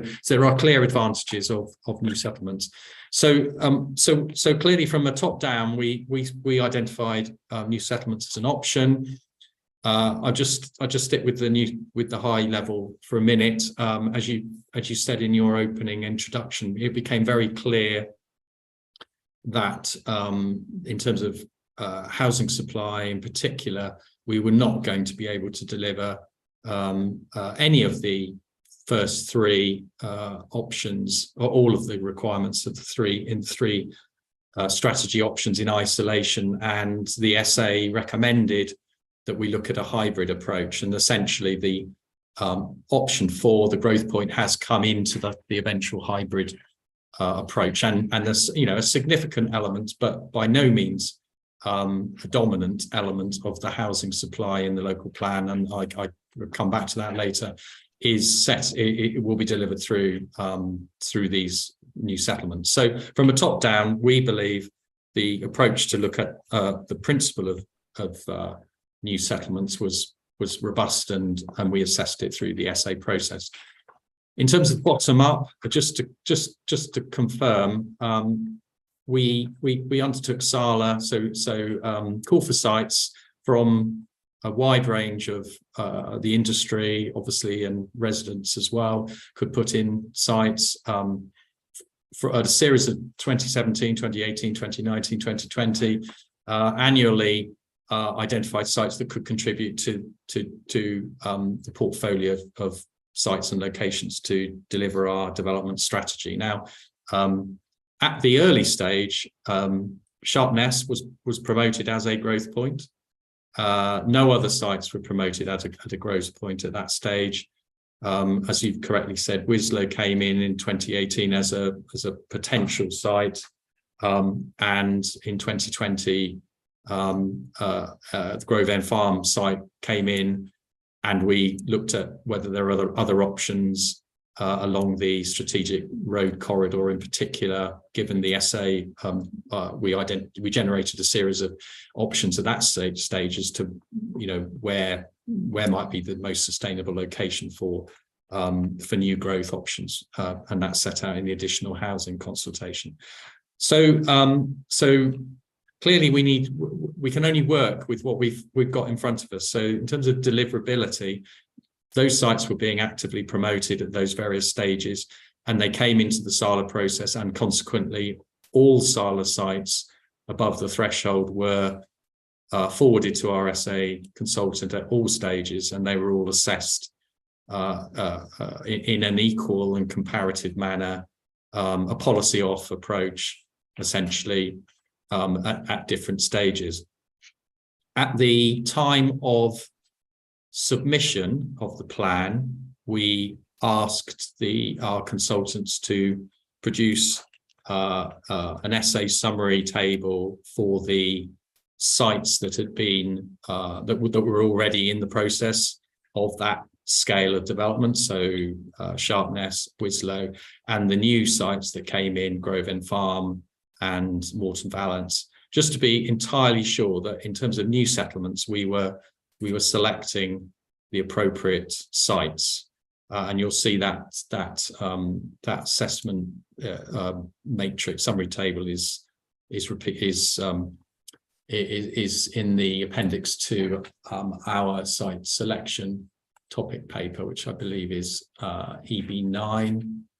Yes, and we set out in our in terms of the matters, we set out at paragraph 2.5.15 that we, working with our SA consultants, we looked at that table, and we obviously with other matters as well, the strategy, I'll come on to that in a second, and we identified that Wislow actually performed relatively well compared with the other large sites identified in the draft local plan, and the Sharpness site performed no worse than the two new sites, and in some cases better, that came into the process later in 2020. Now, the SA process obviously considered a lot of site-specific matters, which I'm sure we'll come on to at the various sessions. I won't go into those now. It also, as we've already referred to, included an element of accessibility. So this was about proximity of those locations to services and facilities in terms of the existing hierarchy. So we know, for example, that Sharpness is adjacent to settlement 3A, but it's also immediately to the south of the promoted site. It's a level 2 settlement. So looking at the hierarchy, the hybrid strategy in terms of locating growth at the higher tier settlements, so level 1 and level 2, then Sharpness is well located in relative to level 2 settlement, and its accessibility is relatively good in terms of proximity to local services and facilities. In terms of Wislow, that is close to a level 1 settlement, and it clearly is close to the public transport facilities in terms of the Cam and Dursley station. So although it is smaller and then therefore less capable of being a self-contained settlement in its own right, it's well connected to the transport network, and it's relatively well connected to a tier 1 settlement. And you will see in the policies, there are also significant proposals to improve the active travel routes. There's a strategic active travel corridor which connects Dursley with Cam, and ultimately the intention is to connect up with the Sustrans route, which runs at the moment at Slimbridge. So that's one of our strategic active travel corridors, which is reflected in the County Council's local transport plan and LC WIP's local cycling and walking investment plans. So what it lacks in terms of ability, because of size, to have an element of or have a great deal of self-containment, it is well located in terms of access to a tier 1 settlement. In terms, I just want to go back to Sharpness just to say that in terms of one of the objectives, one of the clear objectives of new settlements, if you're going to have them, is that they achieve a level of internalisation and self-containment. In order to do that, you need to have the right ingredients, and the proposals in the plan include provision of a new secondary school site within that strategic site, which is, as I'm sure transport colleagues will tell me, is one of the main determinants of trips in terms of the ability to make a settlement genuinely self-contained. You need to address employment links, and you need to address particularly education links. So having a secondary school at Sharpness will significantly, we believe, have the ability to deliver a significant amount of self-containment. And in terms of accessibility, I'm sure we'll come on to this more at a later time, but we know that the Sharpness area, although not as closely related to the A38 M5 corridor as other sites, is nevertheless not remote. It is well connected to the A38 corridor. It's identified in both in terms of the G1 local enterprise partnership within the A38 M5 corridor, which is evidenced through their strategic economic plan and more recently their local investment plan. And indeed, the County Council has in the past improved the A38 and the linkages to Berkeley because it recognises the importance of that location in terms of the relationship with the A38 corridor. Also, our employment land review identified that the site was well located to the commercial market in terms of the A38 M5 corridor. And I suppose finally, on Sharpness, locating growth directly onto a motorway junction, so identifying housing directly onto a motorway junction, will not deliver self-containment. It may improve public transport accessibility, but it will not deliver the self-containment principles that you would expect a new settlement to have. Sharpness, because it is, although it's well connected to Berkeley and it is connected in market terms to the A38, it is one step removed from the A38 M5 corridor, which provides some space and allowance for that site to become truly self-contained and deliver a level of an internalisation that you simply won't get at, for example, Grove End Farm, for example. That is a location which is right on a motorway junction. In terms of housing, I can't see any measure that would encourage a resident at Grove End Farm to leave their car at home.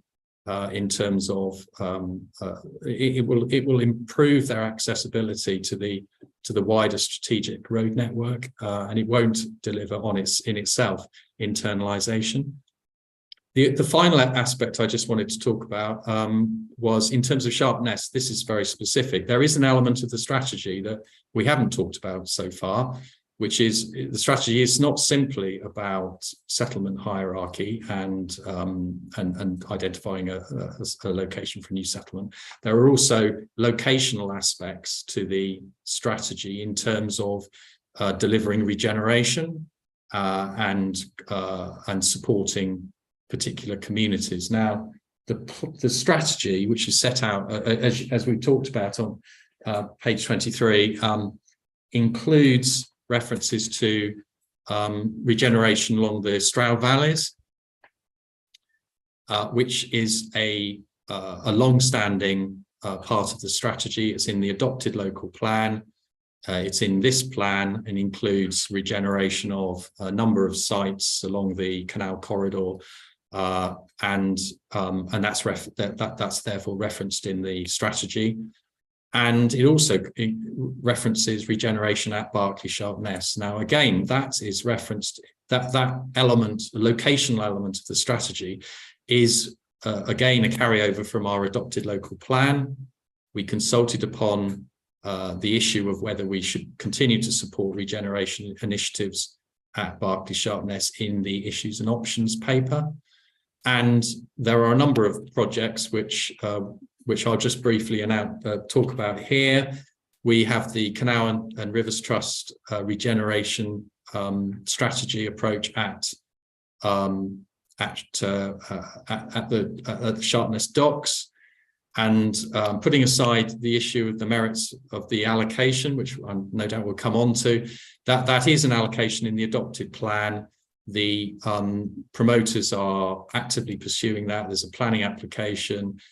We have a canal strategy now, which has been adopted as SPD to our adopted local plan, which supports regeneration from Sharpness up to Hardwick and across to Stroud, Stonehouse Stroud and Brimscombe. So that's a consistent element of the strategy.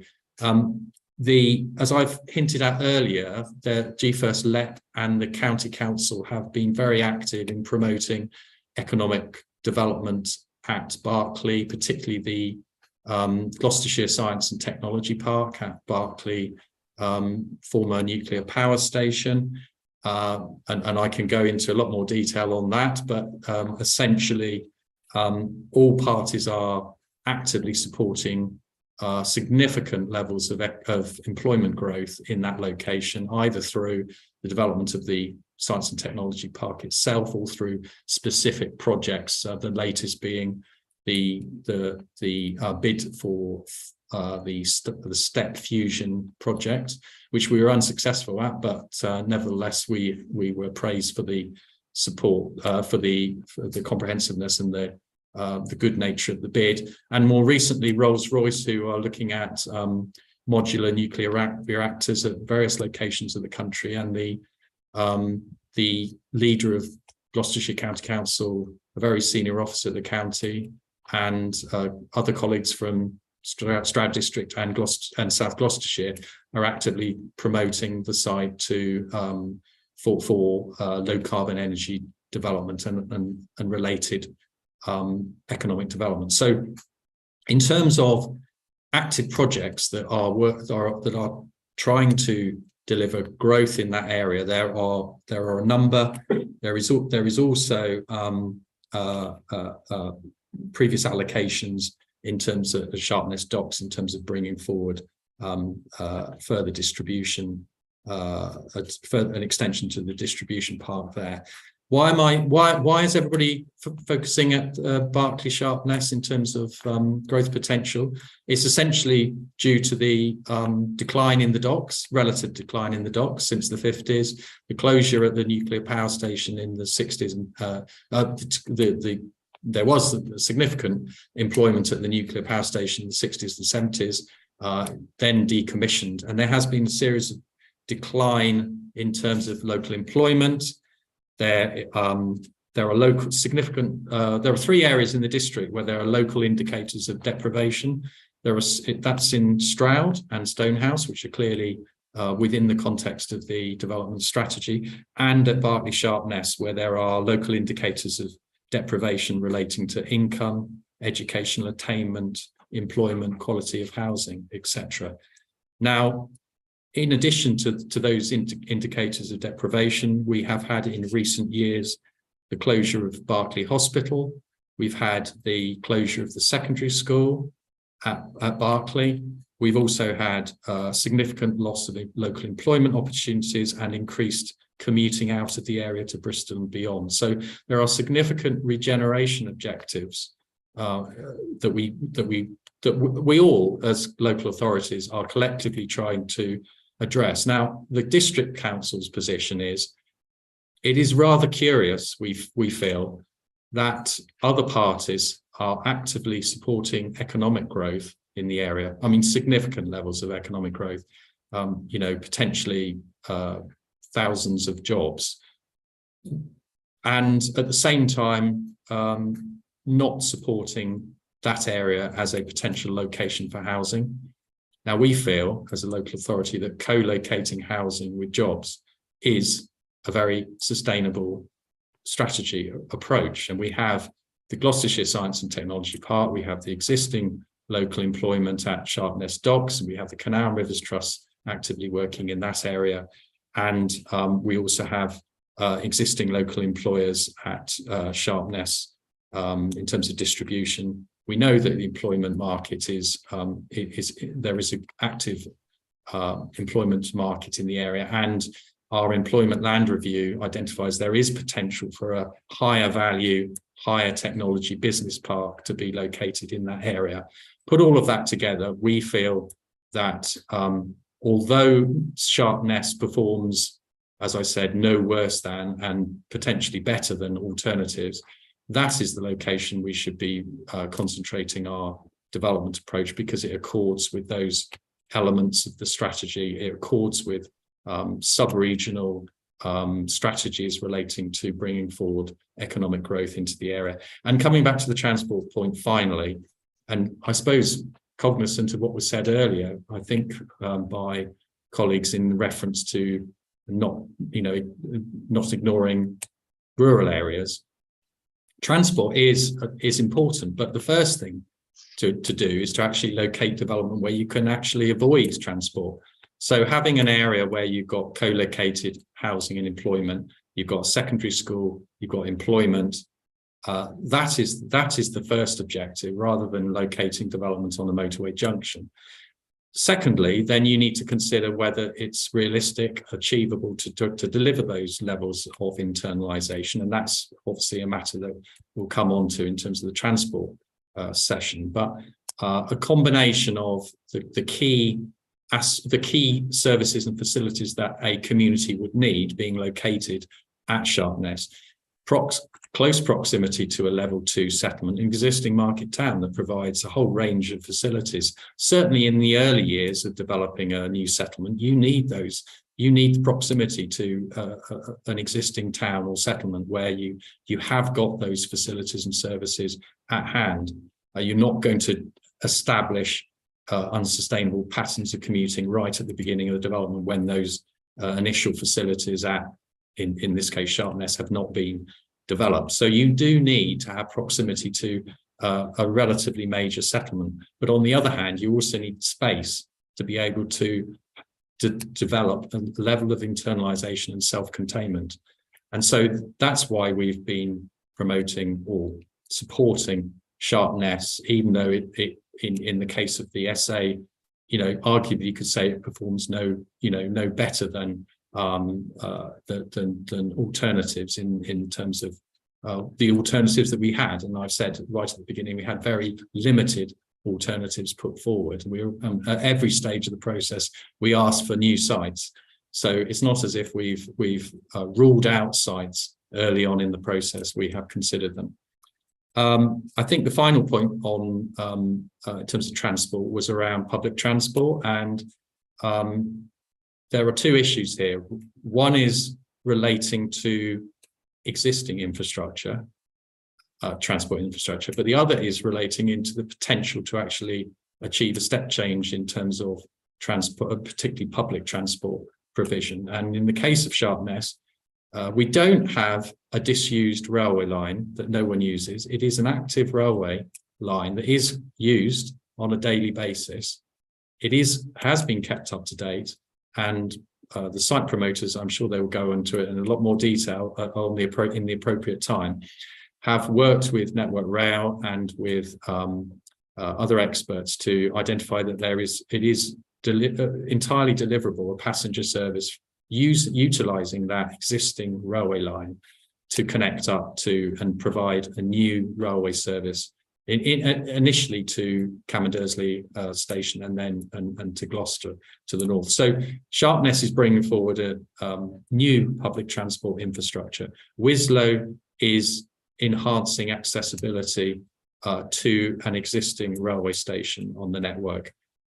Neither of those are forms of supporting rail infrastructure are being delivered at other promoted sites. So we have a combination of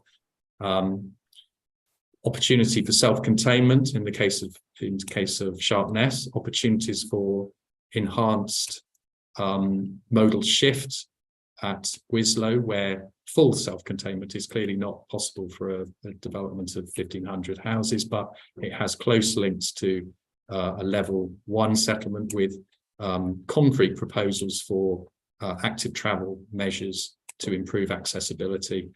And in terms of alternatives, we have a site that is located on a motorway junction, but won't achieve internalization and self-containment, just simply won't in the same way. There are opportunities there, and it's not one is good and one is bad. There are opportunities at Grovend Farm and Morton Valence and any site that's adjacent to the A38 to use and to improve existing bus services, and in a number of our urban extensions and sites, we've identified the opportunity for those sites to include public transport interchanges. So we fully recognise that there are benefits to alternatives. It's not black and white, but we believe that the sites we've chosen we've carried out full essay on all of them. We compared them against each other. We considered all alternatives, and we've then taken account of the strategy, the wider strategy, to see how those sites would perform against that wider strategy. So I'll leave it there for now. I can, as I've been speaking, I've seen the hands popping up, so no doubt others will wish to comment on that. But I hope that's been helpful as a very high-level overview of the council's thinking on this approach. Thank you. Thank you. No, that has been useful, so thank you. I don't want to go into huge amounts of detail on Sharpness and Wislow, because obviously we have matter 5 where we have a day to go through that ourselves. Obviously it needs to be referenced today because we're trying to understand the strategy and the decision-making process that the council has been through. So thank you for that. And the elements that you've gone through in relation to the strategy, and you've pointed out parts of the strategy that are set out again on page 23, about regeneration being a key focus, and also focusing development on key transport corridors where relevant. That forms part of the strategy, because you've mentioned that. That's not clear in policy terms, so that's why we're trying to ensure that the policy status of setting out the development strategy is very clear in the plan. So again, that sort of reiterates our need to modify that element. Excuse me.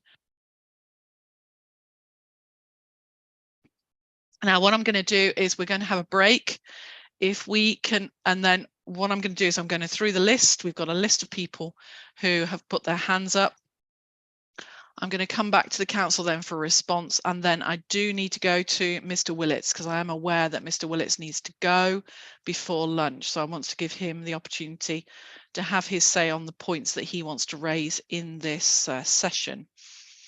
And then we'll carry on. A lot of areas have already been covered, and there are some areas that we won't be discussing.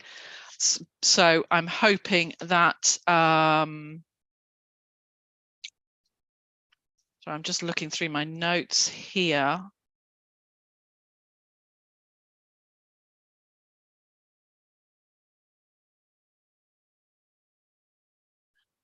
we will be moving sort of quickly on to question 13 before then starting to look at our questions on the settlement hierarchy. We will be looking at the strategy before I go to question 14. Just have a general short discussion on the council's approach to the spatial strategy in relation to the other settlements in the district. But I think we will partly have that discussion as part of the settlement hierarchy discussion, because it's all interlinked with that. So I'm trying to ensure that we try and use our time as efficiently as possible. Can I then just pause for now for 15-minute break? Is that going to be acceptable for everybody to get a drink, etc.? So can everybody be back at 10 to 12 then, please? Thank you.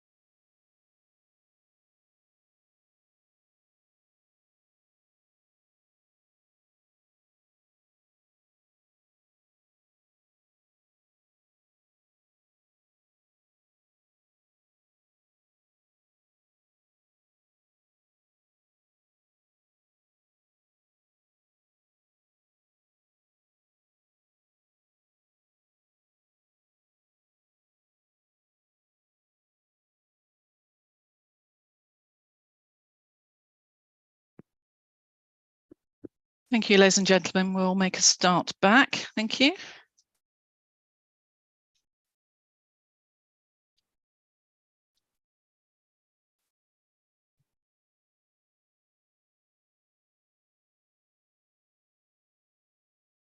Hopefully everybody's back. I've got a considerable number of hands up, so I would like to try and get through those hands as quickly as possible, because we do need to move on to some of the other questions that we have. I'm just going to literally go along and the list that I've got. So I'll start with Mr. Fong, please. Thank you. We can't see you, Mum. Your camera's off, so just thought I'd note that. Oh, I do apologise. Sorry, I did click on it, but there we go. My apologies. Mum, thank you. I can't speak for Winslow, but I will speak for Sharpness. Regrettably, Mr. Russell has very much stolen my pioneering wind. And I think I should be grateful, but I'm not sure. Nevertheless, I shan't repeat the points he's made, which were all very good and valid, Mum. But I do want to give you a bit of history. This site just didn't turn up out of the blue. Regrettably, I've been promoting this site since 1995, which simply means I'm just an old planner now, which is not very helpful.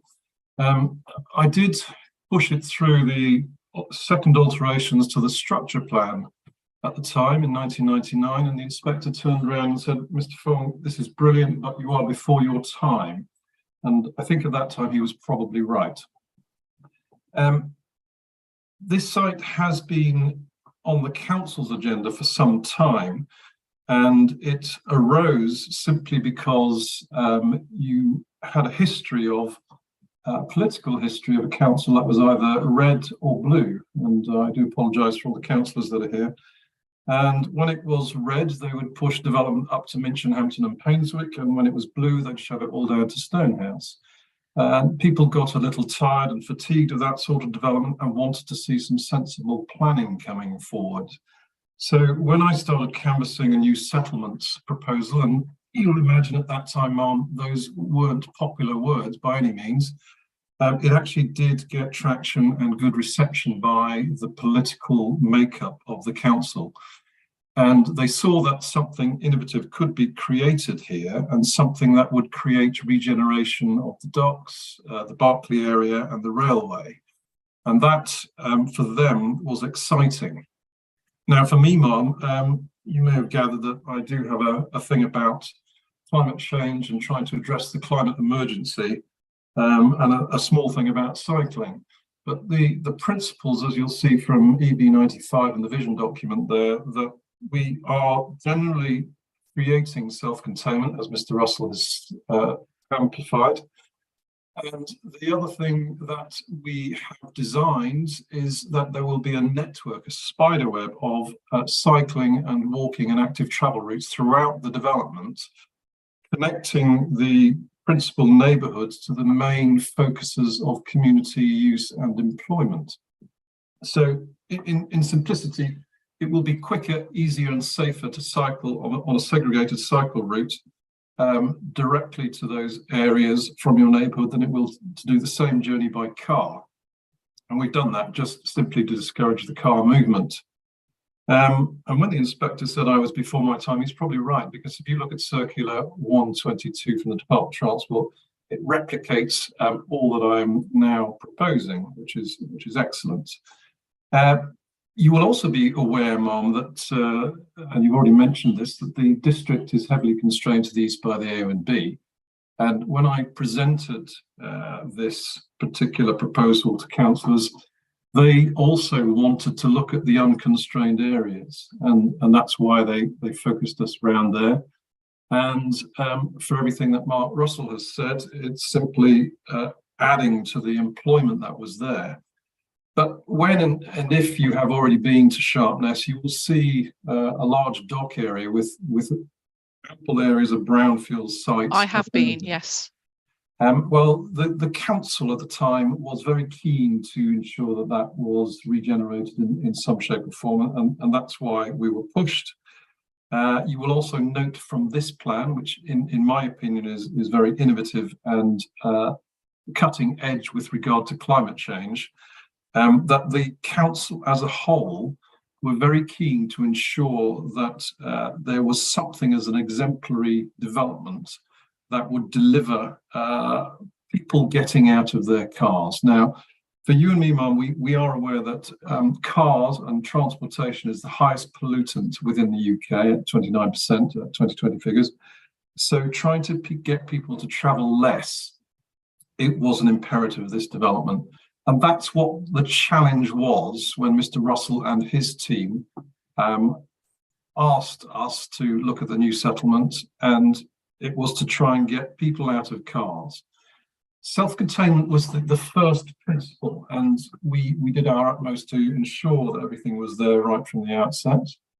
And we have a design which you will see in EV95, which is exemplary in that respect. For those who wanted to travel further, as Mr. Russell has said, there is a working railway there, a freight railway there, and we have been in long discussions with Network Rail as well as with my train consultants, costing every nut and bolt of that railway, and the developers will deliver a rail service for those simply that want to travel further. And it adds to the sustainability of this particular development because it's the only allocation within the plan that actually reinvigorates a railway service without any reliance on external funding. So that, to me, is a very positive, sustainable direction of travel, which in essence is what this plan is about. So it didn't just come about by Mr. Ross saying, let's have a new settlement, we'll just pick this site. It had been in gestation for a considerable period. My gratitude to the councillors of Stroud District Council, because over the passage of time, I got universal political support from each of the political parties. And you'll know, Ma'am, that there are many political parties in Stroud. I think there's about 14 different Labour parties now, and a Conservative Party, a Green Party, as well as Liberals. But they have come together as a council administration to support this allocation, simply to see an exemplary way of doing development for the future. So was I ahead of my time, Ma'am? Yes, I think I was, but I think the time is right now for a sustainable development such as Sharpness. I can't hear you again, Ma'am. Sorry, it's my turn not to put my mic back on. Mr. Matthews, please. Thank you, Ma'am. As we've explained in our representations and statements, we do consider that the land at Wadden G2 to be a more sustainable and demonstrably sustainable location than Sharpness. But I'll leave the comments in relation to that for a different day, despite the dangling carrots that were provided by Mr. Russell and Mr. Fong to respond to there. The need for the quantum of growth at a new settlement, though, is a function of the approach that the authority has taken to the growth and opportunity that exists at Wadden. So as the plan sets out, and as you referenced earlier in your introduction, essentially the authority considered 4 spatial strategy options, one of which was concentrated growth. And in document EB73, they explain each of those 4 and how the concentrated growth strategy option was favoured, option 1. So the conclusion of EB73, and I don't know if you've got a copy of that document to hand there. I do, I have it in front of me. Brilliant. Nevertheless, it removed Wadden from the 2 options where it was being considered on the basis that, and I quote, the consideration of this site in terms of meeting Gloucester's needs is a separate process which has to be undertaken whatever the strategy options eventually determine for Stroud District. So from that point in March 2018, Ma'am, onwards, the site was excluded simply because it could, in the eyes of the authority, meet the needs of Gloucester. There appears to be no recognition there of the contribution that it could make instead to meeting Stroud's needs as part of the concentrated growth option, which it originally formed a part of.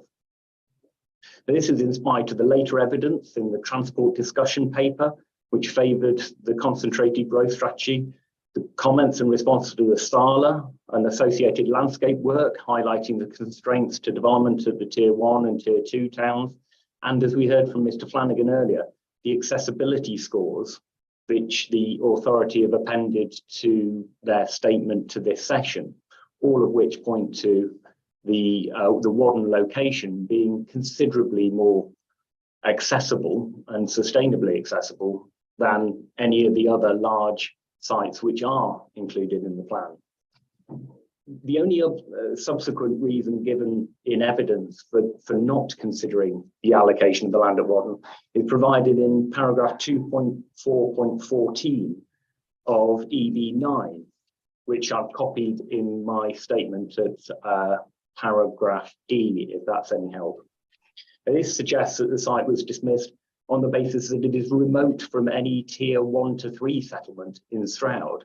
In so doing, it fails to acknowledge, however, that adjacent to a settlement with a far greater range of services and facilities than exist at any of the settlements that exist in Stroud.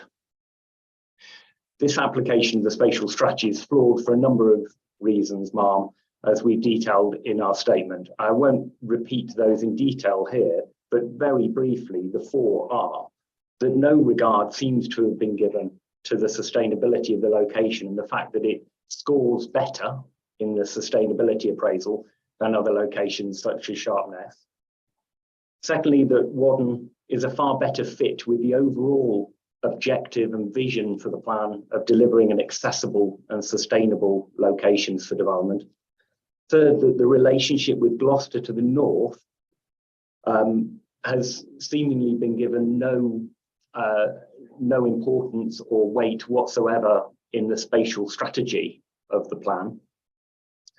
And fourth, that given the scale of the proposed G2 allocation at 3,000 homes, it's irrelevant whether it is adjacent to an existing Tier 1, 2 or 3 settlement insofar as the spatial strategy is concerned, as it will provide a wide range of services and facilities as part of the development itself. Indeed, as we heard from Mr. Russell earlier, a secondary school is an important consideration in internalisation of trips. And as you would expect, there is a secondary school proposed within the Whaddon G2 allocation proposals. So we've got no objection to the stated aspirations of the plan regarding sustainability or the option of pursuing a strategy of sort of broadly concentrated growth, which is where the plan takes us. We do, however, object to how the strategy has been applied to the selection of the sites, and in particular, the way that Whaddon appears to have been dismissed very early on in that process, simply on the grounds that it could be used to accommodate growth of a neighbour, as opposed to being given proper consideration as to whether it could also meet the needs of Stroud. Thank you. Thank you. I'll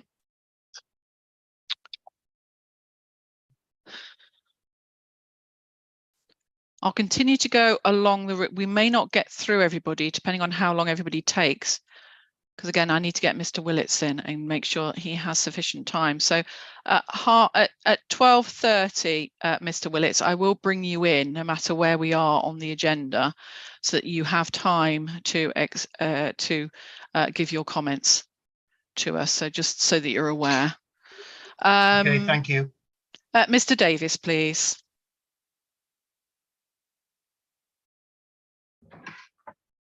Yeah, very quickly. We found that the Regulation 19 and the written statements do not support some of Mark's statements re PS 37, but we'll cover that under the matter 5 when we come to that. The other point I'd like to raise is that we established yesterday that the SA was not updated to reflect the local knowledge, and that was because apparently it would unfairly prejudice those sites that were not updated with local knowledge.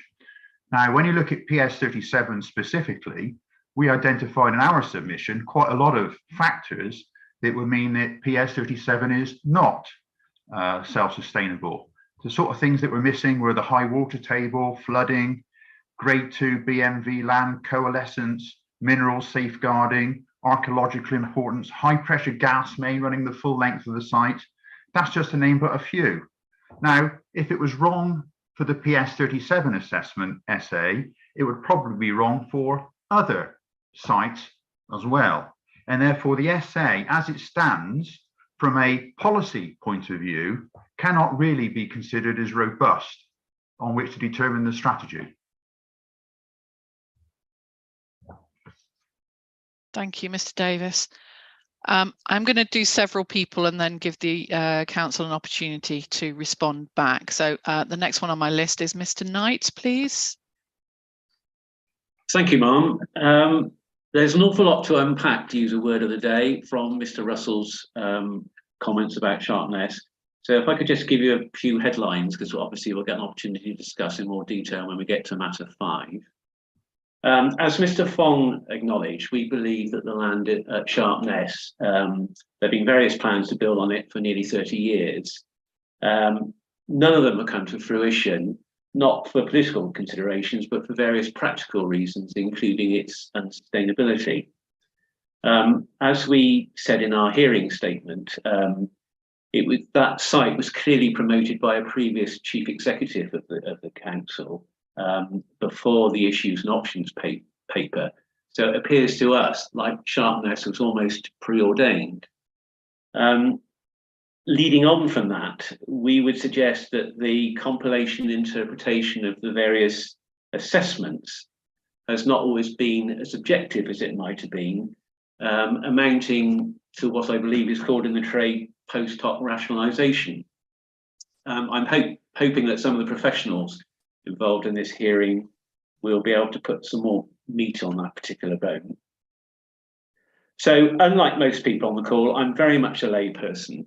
But to my ears, the council is saying that Sharpness is the only place that a big new site could be placed, whereas the additional housing consultation, which took place in 2020, would suggest otherwise.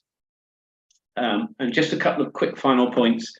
Barclay has got nowhere near the facilities claimed by Mr. Russell, like a substantial supermarket or a bank or a leisure centre or a decent library, etc., etc. And finally, throughout this process, much emphasis has been placed on the rail link. I noticed they're slightly downgrading that, but it still comes to the fore now and again. But it's clear from representations from other professional bodies and experts that the claims about the viability of that rail link in anything like the foreseeable future are very, very optimistic. Thank you, Ma'am. Thank you, Mr. Knight. We will obviously go into these elements in much more detail when we come to matter 5, and we have certain questions ourselves on some of the issues that you've raised and some of the issues that others have raised, and we will obviously discuss that as part of matter 5. So thank you for highlighting those. Mr. Danks, please, has come up next. Thank you, ma'am. I'm going to try and stick to spatial strategy. We seem to get quite into a lot of detail on site specific. Yeah, I'm trying to. I know there's it does cross over, but yes, if you can just try to keep it just as a spatial strategy. We'd appreciate that. Thank you. So first and foremost, you've got your visions and objectives, and the spatial strategy should be bringing those visions and objectives to life and be following them. If it's site-led, then there is the risk that Mr. Cameron Fell raised earlier, that we end up with the West of England situation. So we need to, the evidence base really needs to point to spatial strategy and then bringing in the sites to suit the spatial strategy. And I think there is, and as a matter of overall principle, we don't have an objection to, whether there's a new settlement or urban extensions. And in fact, actually, I just wanted to pick up on a point. Urban extensions keep being referred to as the onion approach, as if almost that's slightly negative. From a sustainability point of view, each slice of an onion, how you grow a settlement, is all dependent on what's there and what's around that urban extension. So actually some urban extensions perform incredibly well. And the only time I will mention a site is Huntsgrove. Obviously, there's a lot of facilities and services there. They are being built out as we speak at the moment. So that's my only reference to sites. So I'd like to just focus on the bottom up, because something that was said earlier was in the bottom up approach, it was based on the SALA, the availability of sites. Now that's not the way to start a bottom up approach, looking at the rural parts of this district, of which the vast majority is rural. We also then turn to the paragraph 243 of the council's hearing statement, and that sets out there's 5 bullet points of how they went through each stage. So they looked at the role and settlement function study. Now, again, the role and settlement function study, for everything I've heard today and seen in it, it's been used as a sieving exercise. I.e., if you are sustainable now, you're looked at as an option. If you are less sustainable now, then you're dismissed. To my mind, that's not what a plan should be doing, and that's certainly not what the NPPF talks about for rural areas. You prevent growth or development, you prevent a settlement becoming sustainable. So that's in our hearing statement, ma'am. I won't go any further on that. Yeah, thank you. That is, sorry, just bear with me. I've got a couple of other points to make. We also heard in relation to new settlements that they rely on tier 1 settlements for their initial infrastructure and the supportiveness of that. And I can completely understand that. You can't build in sustainability on day one. You have to rely on existing sustainability to grow from that. But again, it's back to every site is unique. And you can't just go through a simple sieving exercise. Take Haresfield as an area we're interested in. It's 1,000 metres from Gloucester, Irvine Edge. It's got within 800 metres one of the major, well, 2 of the major employment allocations. It's got an urban extension with all its facilities. Yet Haresfield, as a settlement, is seeing an ageing population, a lack of affordable housing delivery, a reduction in its local services. And where is the strategy dealing with that, as opposed to sieving it out and saying, well, no growth because it's not as sustainable in its own right? Yet actually there's that wider sustainability to support growth or appropriate growth. So, and I worry that that's because it's site-based. So, Mum, I think my comment is, it's important that we make sure that the approach set out in 243 is checked, that it isn't just site-based, and that it is looking at individual settlements and their suitability, and that not just their existing position, but their future needs to 2040, and how you're going to deal with sustainability. I know there's other sessions, and I'll pick up some of that later in relation to Haresfield. Thank you.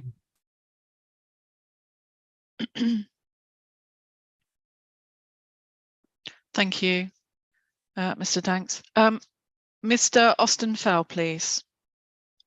Thank you, ma'am. I think Mr. Danks' point about the existing demography of Stroud is important, because we are looking at a largely rural district with a number of urban areas which are proposed to grow quite significantly. And we've already heard from Mr. Russell that is probably the only option we can pursue here as part of a spatial strategy if we are to fulfill our housing need. Now, at later sessions, we'll get on to perhaps whether that is the right thing to do and whether or not there are any concerns about deliverability associated with them. But my query, I think, is to do more about at which point in the strategy formulation process has the council thought about what is right in terms of the scale and delivery of the plan. Now, in particular here, Mum, I'm drawn to paragraph 22 of the NPPF, which advises that where authorities are proposing large urban extensions or new settlements, they should be minded to consider whether they should extend the plan for 30 years rather than the standard 15. And as I sort of mentioned in response to my question 5 of my statement, we're looking at a situation here where around 78% of the council's total growth is formulated on such sites. Huge, significant sites that are perhaps very different and a bit of a step change to what the council is used to.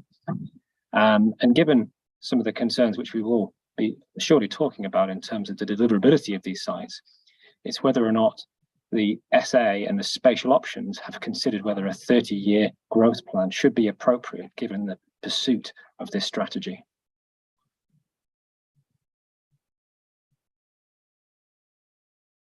Thank you, Mr. Ostenfeld. Council, do you want to respond on these points? Because there's still a large number of hands up, and I'm just aware that there's a lot of points that you may forget, or are you quite happy to leave it until the end? Mr. Russell? I think it's probably too much to make notes on all of them. I think if I can respond to those points that have already been raised. You don't have to respond to all of the points. No. You would be given the opportunity to if you wish to do so. So if there are points you wish to respond to, then please do so. I will take maybe one or two more people until so that I can get Mr. Willits in. So Mr. Drover is next. Thank you, ma'am. I just you've got 3 technical notes from the County Council: sharpness, Wadden infrastructure cost, and a 4th technical note that dealt with the questions. Now, you don't have any representations from the County Council in respect of question 4.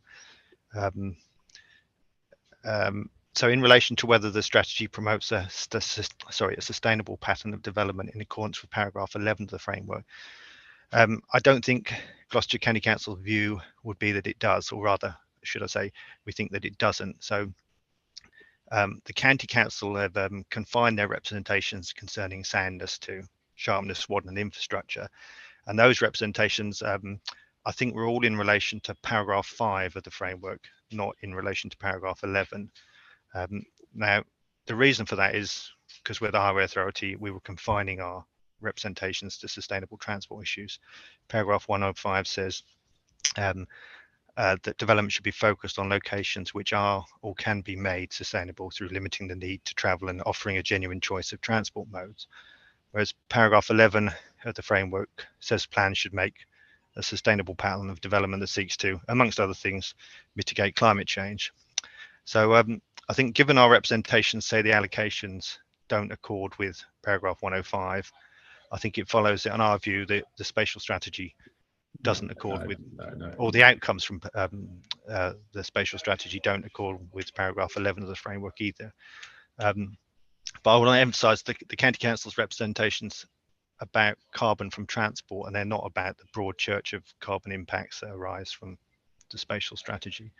So I will be brief. I'm not going to go into the specifics of the sites, but using a sort of bottom-up approach, I think that's a phrase we heard earlier. I think a strategy for the new settlements should have been determined on the basis of access to strategic public transport, and that's existing and proposed, and we'll hear about that when we deal with those sites on that day, and strategic employment sites existing and proposed. And if that was overlaid with a constraints map of landscape, heritage, flooding, etc., I'm sure we would have had opportunity sites that pop out of that, along with the other opportunity is those sites which aren't constrained by infrastructure costs. So we've got sites which are going to have M5 junction costs in the tens of millions. Now, there will be some sites that wouldn't trigger those requirements. So that sort of package would have, I think, would have been a better approach to determining these sites. But again, I'm not going to drill into the sites themselves, but I'll reiterate the point about them not being scored in terms of carbon or transport accessibility. But the range, going back to the range, the County Council sort of determined for vehicle kilometerage travelled from different spatial options. So we looked at generic spatial options, not the sites in the plan. So the best case scenario, obviously densification of existing settlements, which is fairly limited, then followed by suburban spreading down to the bottom end of the scale, which was garden communities without access to strategic public transport. And I think that's the issue, I think, where the county council probably most uncomfortable, that we have new settlements which haven't really been assessed against accessibility or carbon impact criteria. Okay, thank you. I don't want anybody else responding to that, except because we will be discussing those matters later when we come to discuss not just the settlements, but obviously when we get onto the transport issues.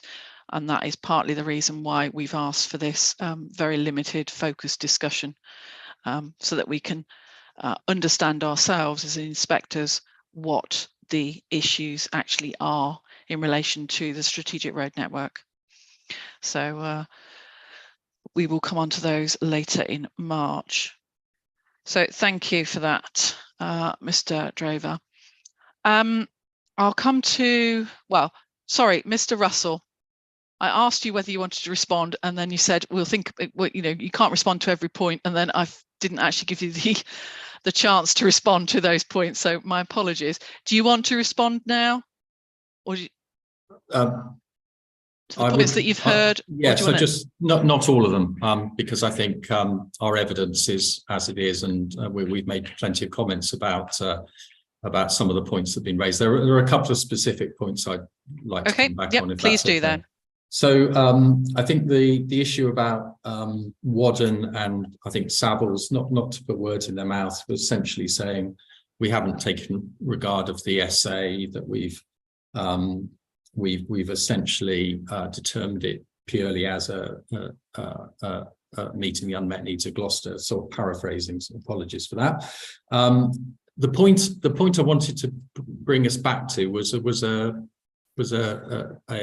you know, why did we start this review? We started the early review partly, at least, because we had a specific requirement under CP2 to consider unmet needs from adjoining authorities. We had the Joint Core Strategy Inspector specific in her interim report, specifically referring to Wadden and Hardwick as potentially sustainable extensions to Gloucester.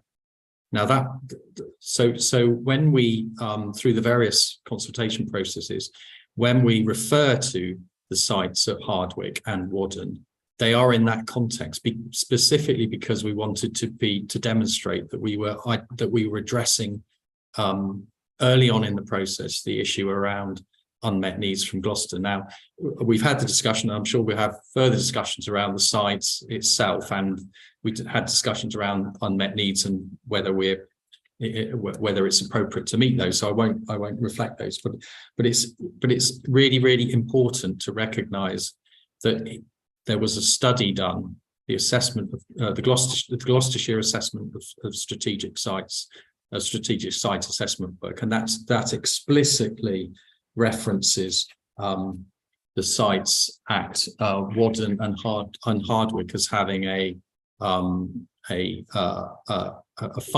primary functional relationship with Gloucester, and the report goes on to recommend that the authorities should consider the results of this study in the context of the local plan review and the JSP review. So we have an evidence base that suggests very clearly that those sites primary functional relationship with Gloucester. And if you think about it, it's pretty obvious. You know, they are next to a very large, much larger settlement than any in Stroud, and which has a range of facilities and services of a higher order than Stroud. So, you know, having that as the context, it is inevitable that we're then going to look at, okay, given that context, what is the extent to which those sites could contribute towards Stroud's needs?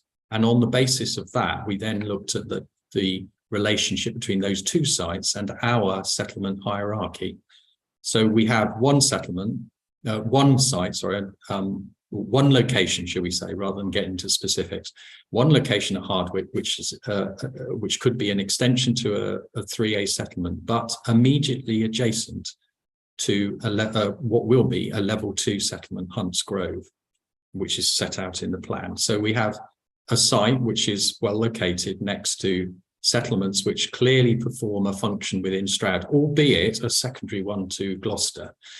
We then looked at Whaddon. Whaddon does not have a relationship with an existing settlement within the hierarchy. Now, that is a material consideration. That's a significant consideration for us in terms of how is that site going to perform in terms of delivering the needs of Stroud residents, rather than supporting people moving out in terms of the connections, the local connections within Stroud to an area of the district which is essentially functions as part of Gloucester. So that is a very important point. Now, I in terms of the SA, our position is that the site doesn't perform materially better than the sites that are in terms of meeting Stroud's needs, in terms of the sites that are identified in the plan.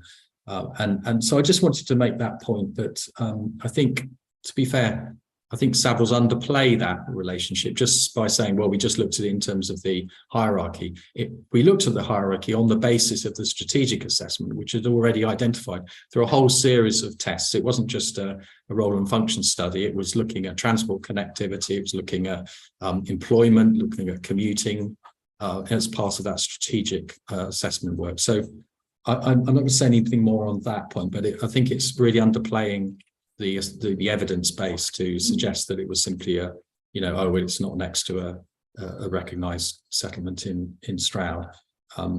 The other point I just wanted to raise was, and I appreciate what you just said, Inspector, about not straying into transport matters, but I just wanted to just go back to Nathan's comments. Let's put it very clearly. The County Council has not objected to the local plan development strategy. It has confined its objections to 2 sites, and it hasn't even talked about it in relation to the settlement hierarchy and other aspects of the plan. It's purely focused on the again, I don't want to put too many words in Nathan's mouth, but it's essentially the transport proposals are not commercially viable or won't lead to, or will lead to the burden of those public transport provisions falling on the County Council and other service providers at a later date. Now that's fine, and we can talk about those at the appropriate matter. But I just wanted to be clear: the County Council has not objected to the plan in terms of the strategy. And the second point I want to make is, I think Nathan said that, and I wrote it down, we haven't assessed the sites against accessibility. Yes, we have, because clearly we've assessed them against accessibility. The evidence is on the examination website. They may not be called climate change criteria. They might not be referring to carbon impact, but they are clearly referencing accessibility. And you can't get away from the fact that the sites that we've identified as new settlements are relatively well located relative to existing services and facilities in the district, and that assessment work has been comprehensive. It's assessed all sites and it's set out in our evidence base. That's all I wanted to say at this stage. Thank you. Thank you. That was good timing as well, because we've come to almost 12:30. So can I bring Mr. Willits on, please?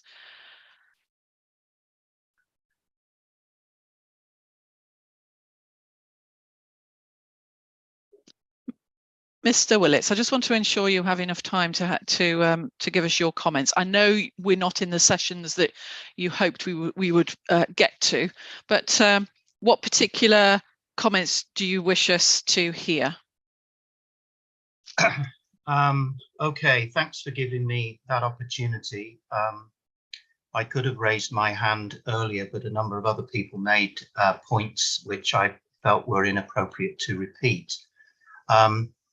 I would also just like to preface this by not doing myself down as such, but saying, like one other person said, I am very much a lay person here. And it is disappointing, but also then heartening to know that just as I and the CAM Community Action Group have had difficulty in trying to understand the story and how we've got to where we are, that same difficulty comes out in the questions that you're asking, and of course the questions that a lot of other people are asking too. So where we sort of come at this is we start off with what is it we actually need to do, and there's all the stuff about the vision and number of houses and how they're sustainable and so on. We then get to the 2018 emerging strategy paper, which starts to take that and make some proposals. That then comes out into the 2019 Regulation 19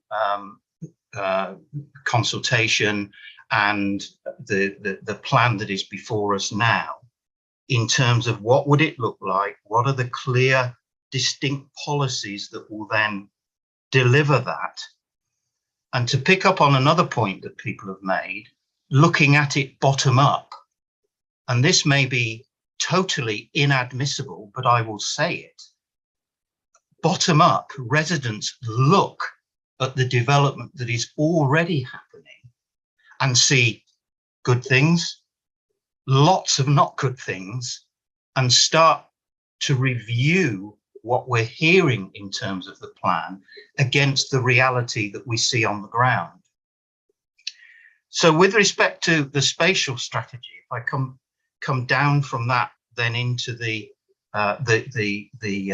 site selection, and the spatial strategy, it feels to us that deliverability trumps everything.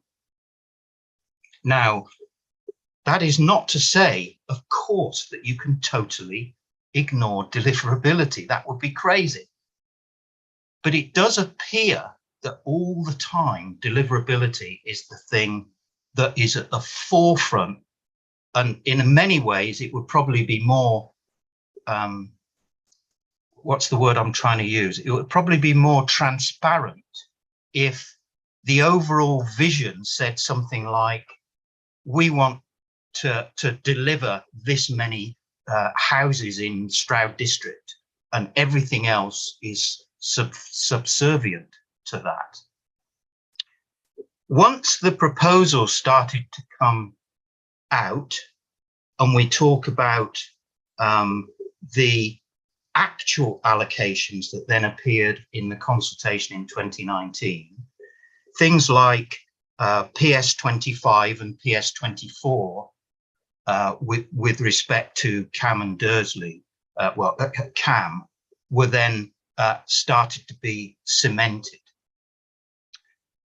Immediately, those were put forward in Regulation 24, in Regulation 19 consultation.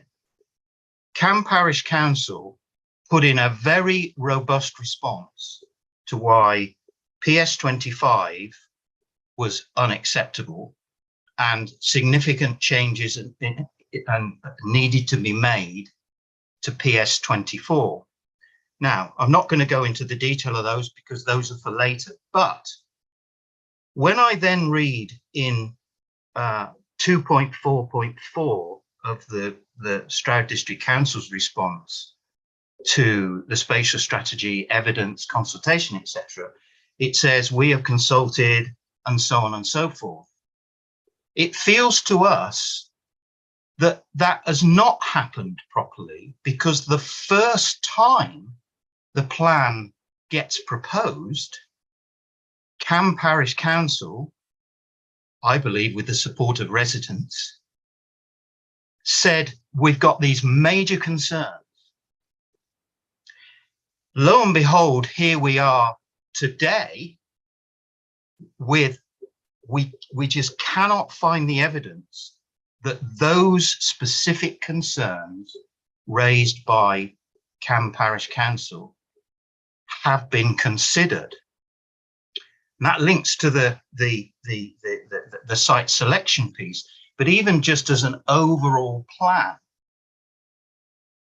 how is it that even at that stage, a number of years ago, a parish council with proper technical advice as well as residents behind them, were saying there are real concerns here.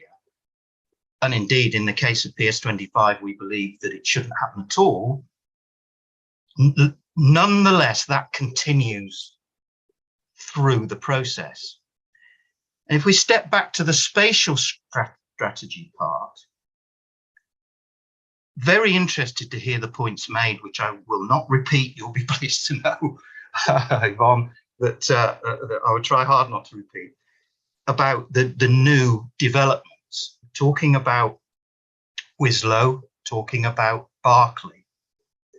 From our perspective, we should be talking about, as a spatial piece, PS25, PS24, Wislow, Berkeley, because it's starting to become one big new conurbation. And if we then think about sustainable development, comments have been made about the connectivity through from Dursley, Greenway, active transport, etc., through CAM and to PS24, and then of course Wislow and so on and so forth. First of all, CAM, the word village is the word that's often used, but yet it seems to be treated as a town in that linkage, and yet it doesn't have any of the services that are being talked about. And if we go to the reality, again, this is probably completely admissible, but hopefully you will allow me to say it. The Box Road development, which is next to PS24, the other side of the railway line from Wislow, etc., all of the people there are commuting out because there is none of the local employment that has been provided. All of the people, sorry, I shouldn't say that, a lot. And that is based on conversations we've had as CAM Community Action Group, conversations with estate agents in terms of who have been buying those properties. And whilst I accept that that is anecdotal, who am I to say this? How could I possibly be believed? That's certainly what we truly believe is the case. And even with those developments, areas of employment which were allocated in the 2015 plan have not been fully taken up. And indeed, some of them have been switched to housing because the developers have said, apologies if I'm using the wrong terms here, but the developers have said, oh, we can't make this work without more houses to sell at these rates for what we would get from the land rather than employment. So when we look at sustainability, and again, the way I look at it in terms of the spatial strategy for all of this, it seems to me that we are not looking at it holistically. It's not, should we have Wislow as a new development or not, or Berkeley and so on, or should we put more pieces on the onion, as has been said. In terms of CAM, we're talking about a new extension to the onion and certainly another skin to the onion as we go the other side of the River Cam. It's actually looking at the whole of that sustainably. And whilst this is for other matters, how the whole thing then links together in terms of trigger points, transport, schools, when they're going to be built and so on and so forth. And when you speak to people in the current developments, be it in CAM, in Box Road, as I've mentioned it, or in Dursley in the Listers area, it doesn't, everyone seems to be saying, from one extreme, well, we came here because of the environment and the landscape and so on. And now I'm starting to hear that all of this lot is going to be developed around me. But also, yes, we came here, but we're not seeing the service provision come along at the same time. So in my simple non-expert layperson's way, I just cannot see how the story links through from what do we need to do and really why. I hear fancy stuff about calculations, but then I hear the government has removed targets. So what are these targets really? Do we really need these? By the way, I would just preface at the moment, absolutely not anti-development. We do need some more houses in the right way, at the right place, and all of those fine words. But do we really need them? Are the houses we're building now just being used by people outside of the district because they are a little cheaper than Bristol, where a lot of people are coming from, and then they commute back and are not going to use the services? Is that on the ground evidence showing us that unless we consider this whole new conurbation spatially and holistically with respect to the relevant policies of CP2, 3, and 4 and so on, then I can't see how this is going to work and how ultimately it's going to get the support of people. I think the final point is that at the end of the day, when it then comes to the specific site selection piece, I've tried hard to read the questions you've asked, Yvonne, and the responses from the council and others too. Can you just refer to me as inspector, or oh sorry, yeah, or yeah, okay, just refer to me as inspector. Sorry, I appreciate that. It's just we have to keep an element of formality. No, so that's fine. Thank you, Mr. Willits. I'm comfortable with that. Yeah. So inspector, when we consider asking people what they understand about the plan now, they actually start off with, I didn't know there was a plan. I was not aware that there was this process going on, and I'm certainly not aware how we can influence it. So that circles right the way back to the point about, in terms of site selection, very specifically, and then the overall look of the thing, the spatial strategy. Given the passage of time as well, it seems to me that one very important point that is missing is explaining, engaging, and communicating with people about what is now being proposed, why it is being proposed, and how the concerns that have been raised over the time have actually been responded to. If you look at the response from Stroud District Council, doing a simple Control F search, I could not find anything in there that said, this is how we've responded to a neighbourhood plan. Can't find that at all.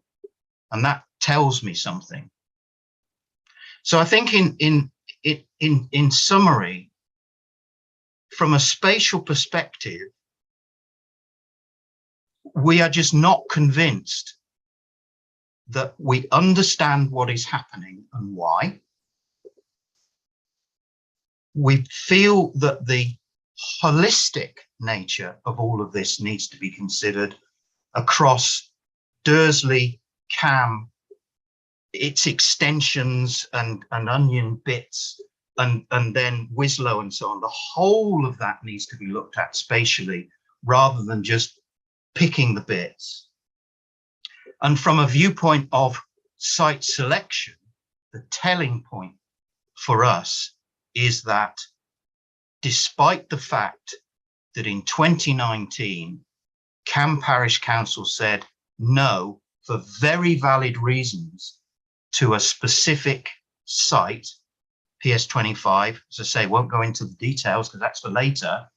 Nonetheless, that is still there, still being promoted. That's the right word.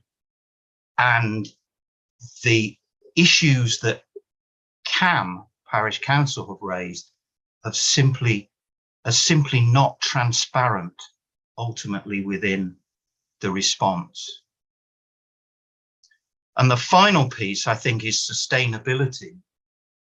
The employment, as an example, which is required to help the sustainability of a development and to stop, to avoid, transport out and all of those fine things, just isn't happening. There's a statement in the original documentation that talks about CAM being a strong centre for employment.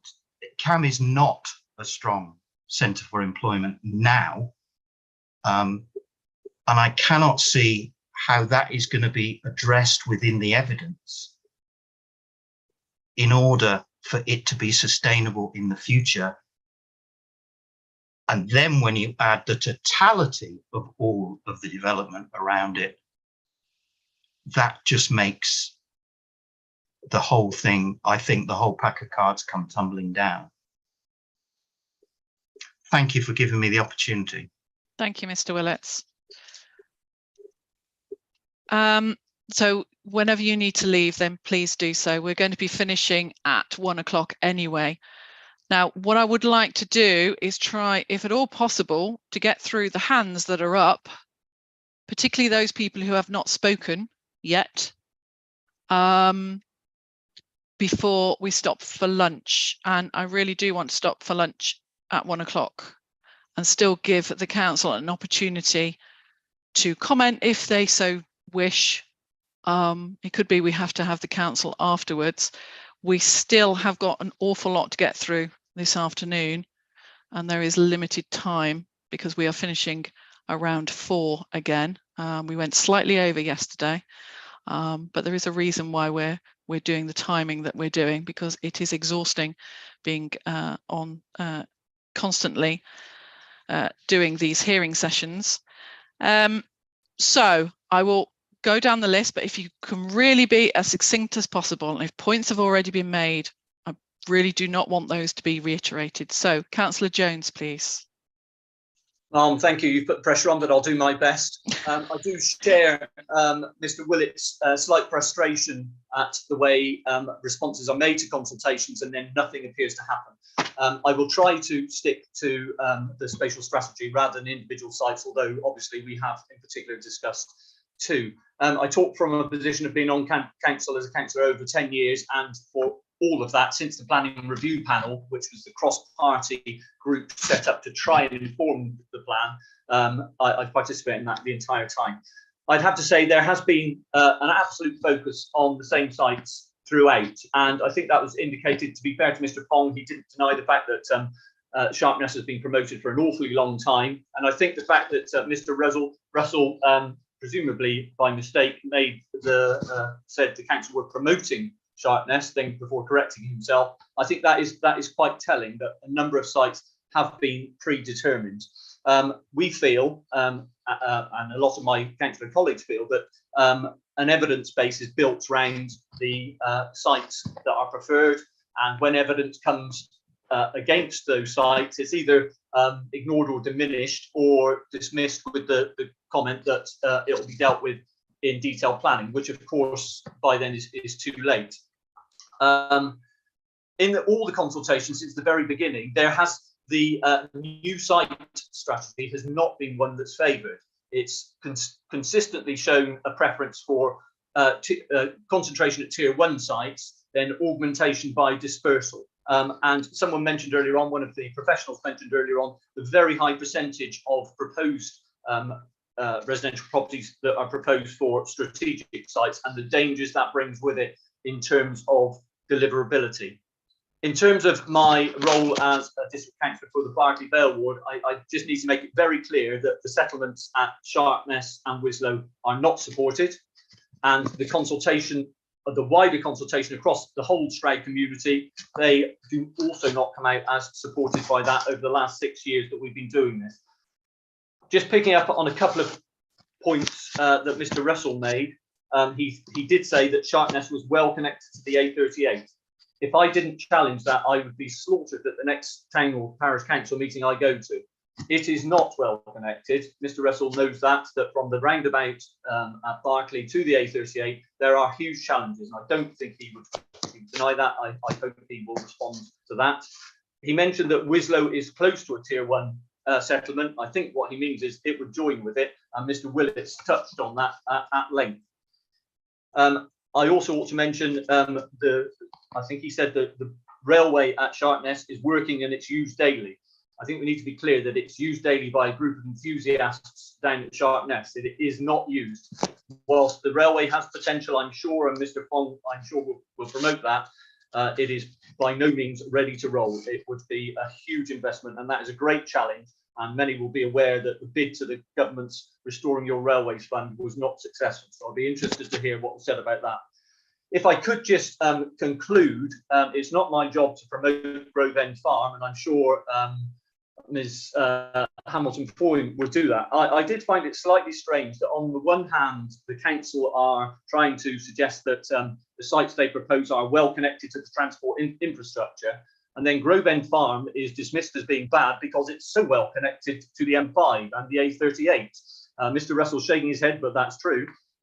It also happens to be well connected to the new canal that's being put through there. So is that a problem as well, that it would have fantastic cycling links along the canal, as well as roads along the A4135? So I think there is a bit of a dichotomy there. On one hand, the council try and promote really good transport links for many sites, and then it comes to Grove End Farm, and that's suddenly a problem, that there's such good access to the road network.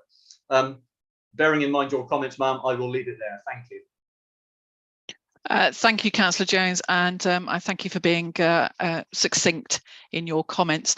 I do not wish to have responses back on what Mr. Jones has said in relation to Sharpness. We have an entire session on Sharpness and Winslow, so we will be going, and if I stuck to my guns and saying we're not going to have repetition, we wouldn't need to have a session on Sharpness at the rate this is going. So I do not want responses on Sharpness and Winslow. I know it's been referenced in relation to the strategic, to the spatial strategy. That's absolutely fine, but not the ins and outs of whether the rail link is going to work, whether it's not. We've got all of our questions about that under matter 5. So please, and in relation and under the transport sections, we're going to be discussing matters in relation to that. So we'll be getting down to the nitty gritty there. So so please just confine everything to the strategy at the moment. Thank you. The next one on the list is Ms. Hamilton Foy, please.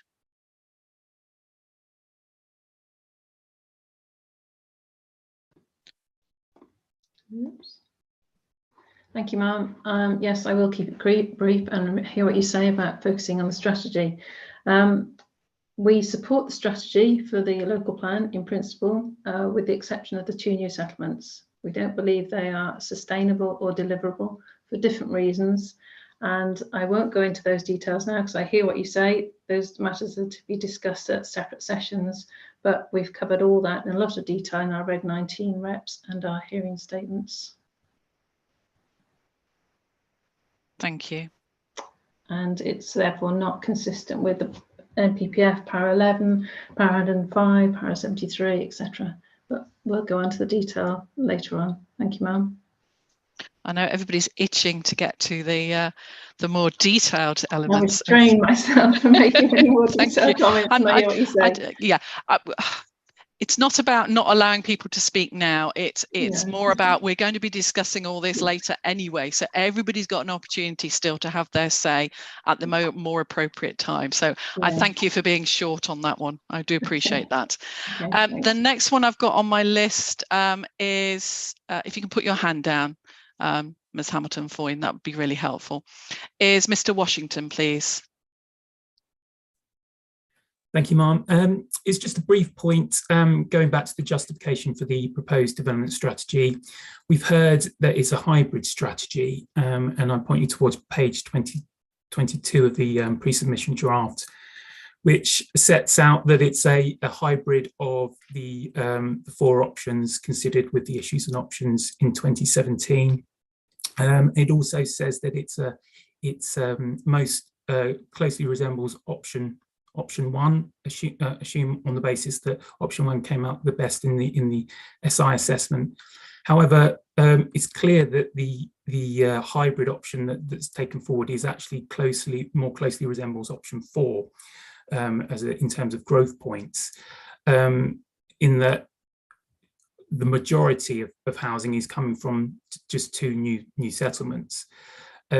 It's not clear whether the council has fully tested the hybrid option that they have put forward against other hybrid approaches, which could potentially still deliver a new settlement, but look at delivering more local development sites spread amongst the most sustainable settlements in the districts, which would give a more balanced and appropriate balance to development across the district, and less reliance on delivery from just two developments. We also heard from Mr. Russell that the council supports the co-location of homes and jobs.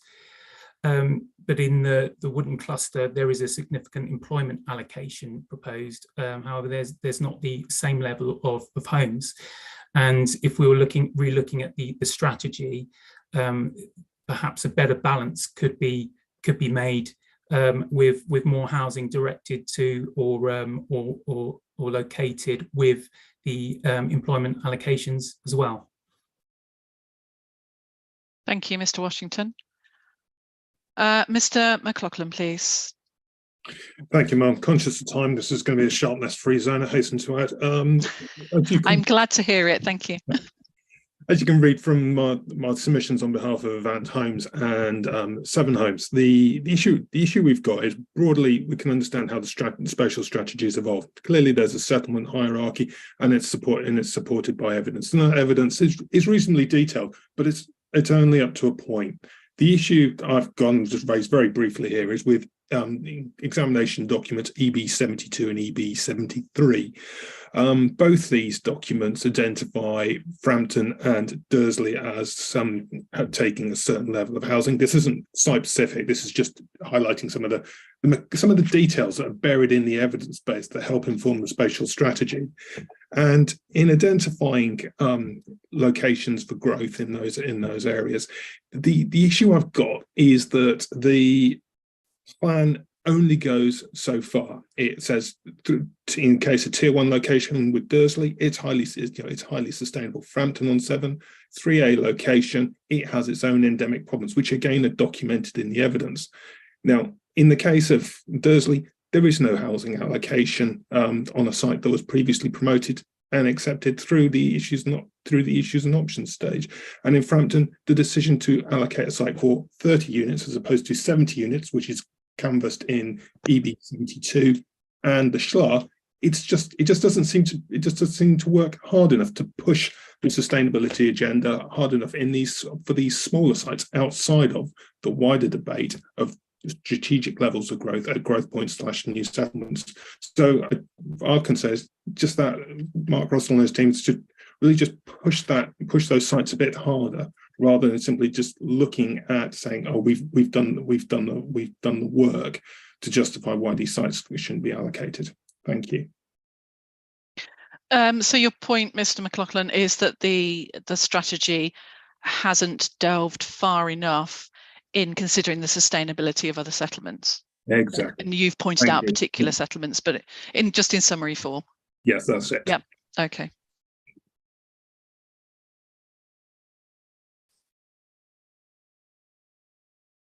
Thank you. Mr. Taylor, please. Thank you very much, Ma'am. Just to echo a number of comments that have been made, including Mr. McLaughlin's and I think Mr. Danks a little earlier. I suppose concern for us is really how the spatial strategy has been derived to help support and deliver the mini visions, particularly for the parish clusters. And one looks at CP2 in relation to where settlements have been allocated housing. We have an interest at Painswick, as I said at in the introduction. And one notes that in the Cotswold cluster, which Painswick sat within, there's a single site for 20 units. Well, the evidence base isn't particularly clear as to how they've arrived at that particular level of development for the spatial strategy. And it seems to perhaps have overlooked one of the examination documents, EB99, the local housing market model, which hasn't, I don't think, been referenced so far in proceedings. EB99 is an Excel-based analysis which includes data about population growth and household growth for all of the clusters. With relation to the Cotswold cluster, that includes a household projection by housing need to 2041, admittedly, so a year longer than the plan period. But it identifies for the cluster a total of 193 homes needed, of which 132 are market housing and 61 are affordable housing. So we do seem to have something of a disconnect in the spatial strategy between what it's saying about these clusters and settlements with some of the evidence that's being presented as part of the examination documents.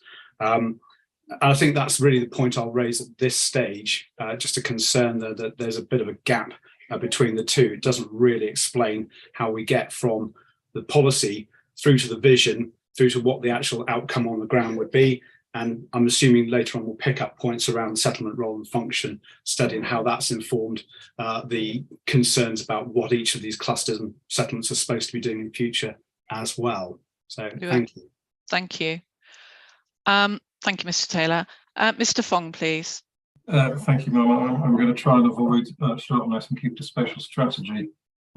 It is going to get just a result of how long plans take, but obviously policy is turning a corner, as I've mentioned earlier.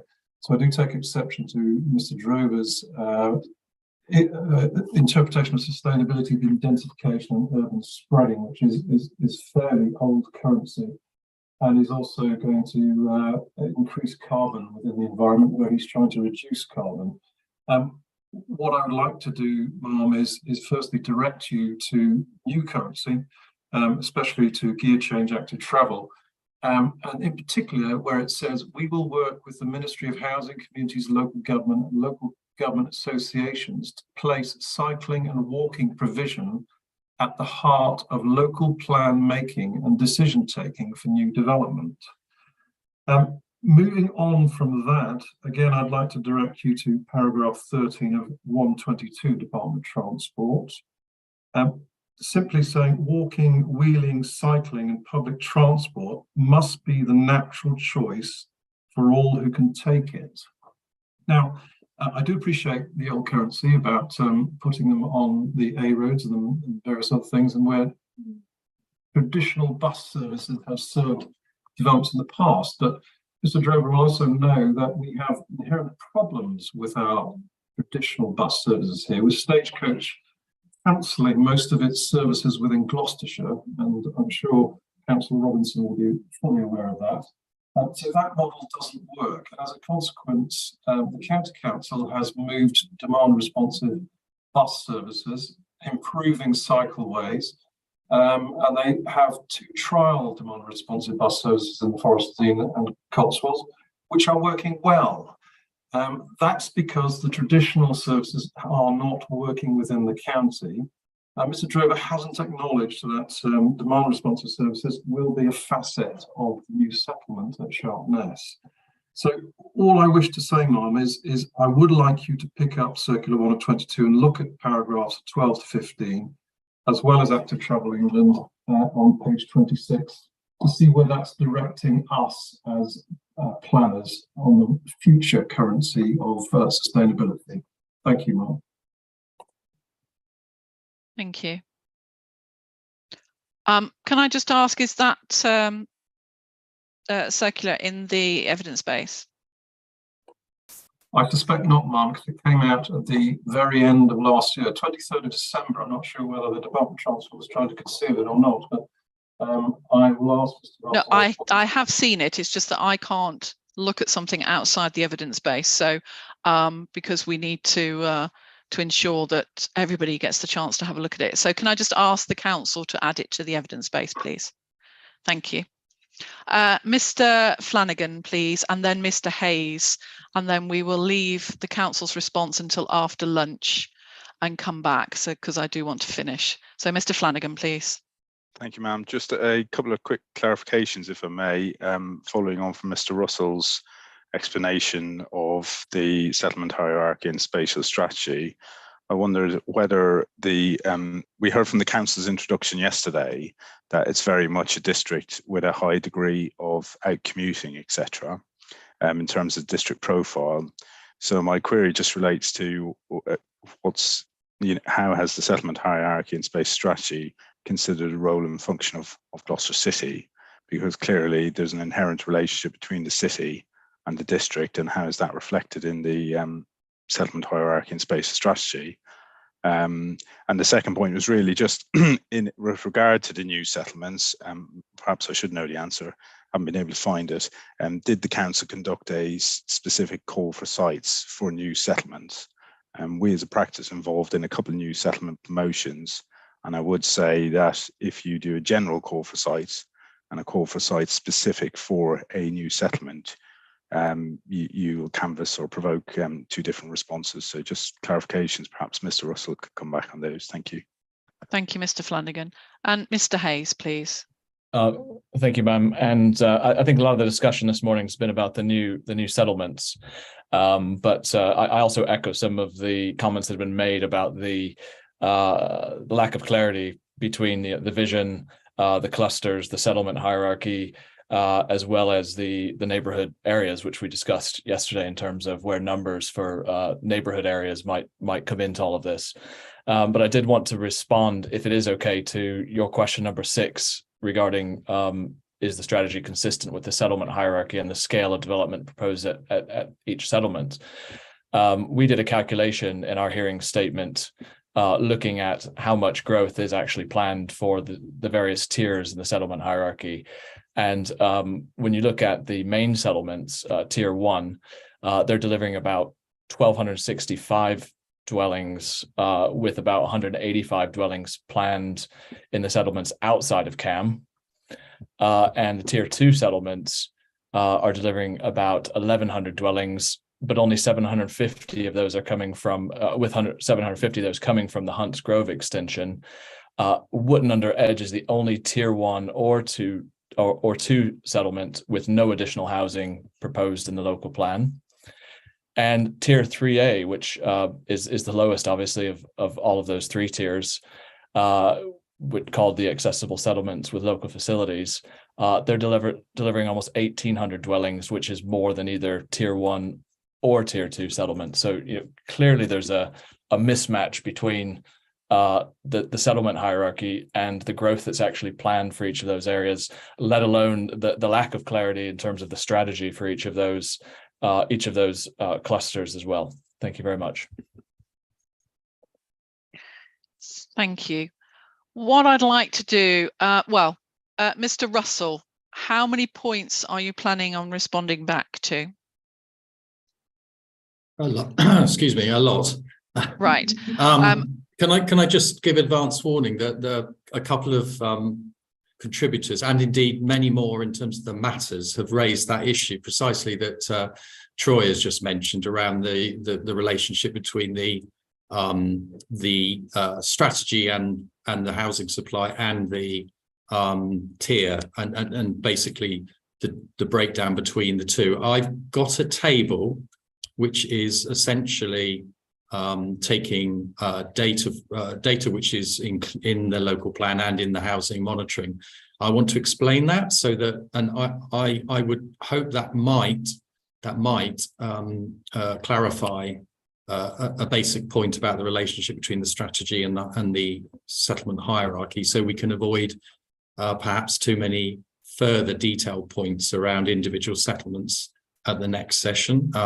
I am really keen that you see this, table. Either we can submit it after the session, but it is very important for us to be able to respond to the points that were just raised around particular settlements and a level of growth that has been attributed to them. It is important that we come back on that, and I think the easiest way to come back on it is by talking you through all of us through a table that we've prepared, having read all of the matter 2 submissions. And there are quite a few colleagues that haven't spoken who are raising similar points, and I think that it would be much easier if we give a council approach, partly in response to 2 of the points, 2 of the people who you just allowed to speak, but also perhaps to prevent further repetition of the point relative to other settlements. So if that will be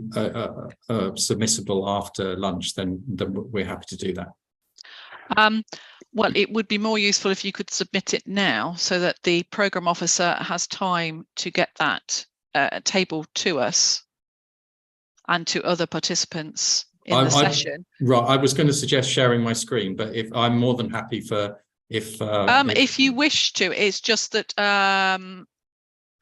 it may be better to actually have copies, just sending it through to programme officer, and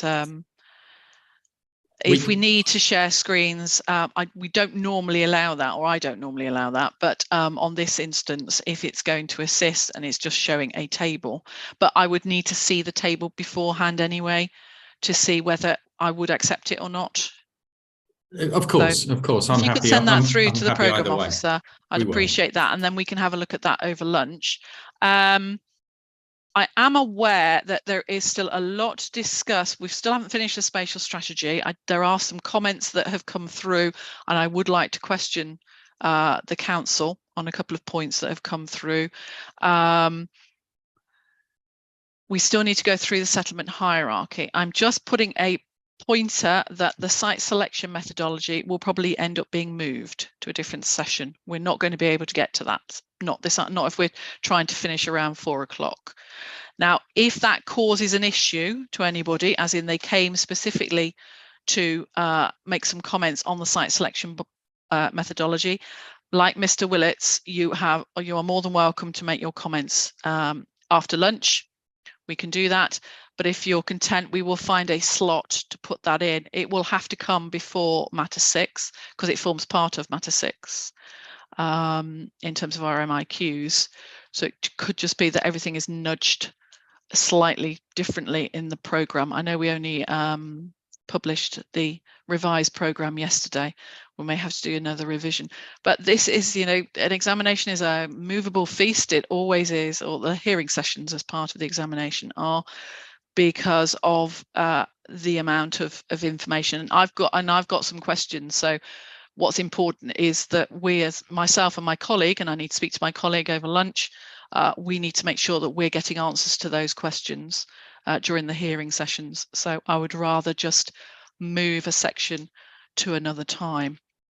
So if anybody has any issues with that, if they can come back after lunch and say, I need to speak about this now, I can't attend later on, whenever we decide to put in this session. We are talking May now. The site selection methodology would be discussed because the 23rd and 24th is full. So it would be then. Okay, so I will give the council an opportunity to respond back to any of the comments that have been made, and then we'll continue with some of our other questions. So Mr. Russell, if you can send through that table to the programme officer can then send that through to us and we can have a look at that. We're slightly over time. Can I suggest we come back at 2:10, please? Just to give us enough time, because I need to have discussions with my colleague as well as anything else. So as well as have time for some lunch. And have a look at this table and see whether we're going to accept that before discussion. So I'll adjourn now until 2:10. Thank you.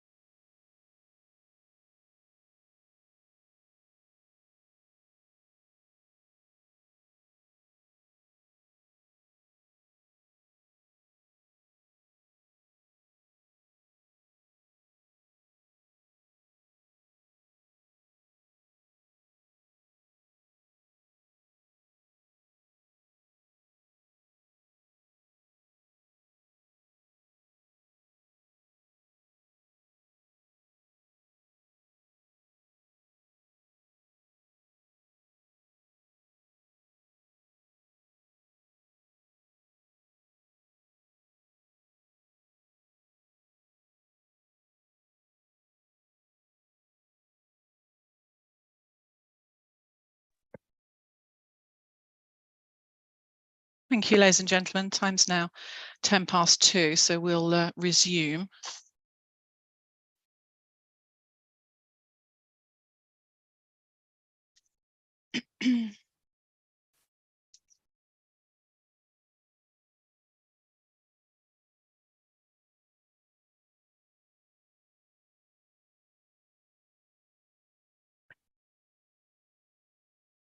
Hopefully you will have received the table that the council has sent around.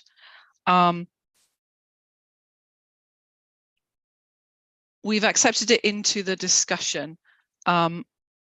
Just one clarity from the council though. It says that the commitments are deliverable as at April 2020, but you've done an update since then on commitments, and the trajectory is now based on 2022. So it's not up to date anyway. Is that correct, or is the 2020 date wrong? No, it is deliberately it's set at April 2020 because I wanted to draw a parallel between the table it's set out in the plan, in the submission plan, which is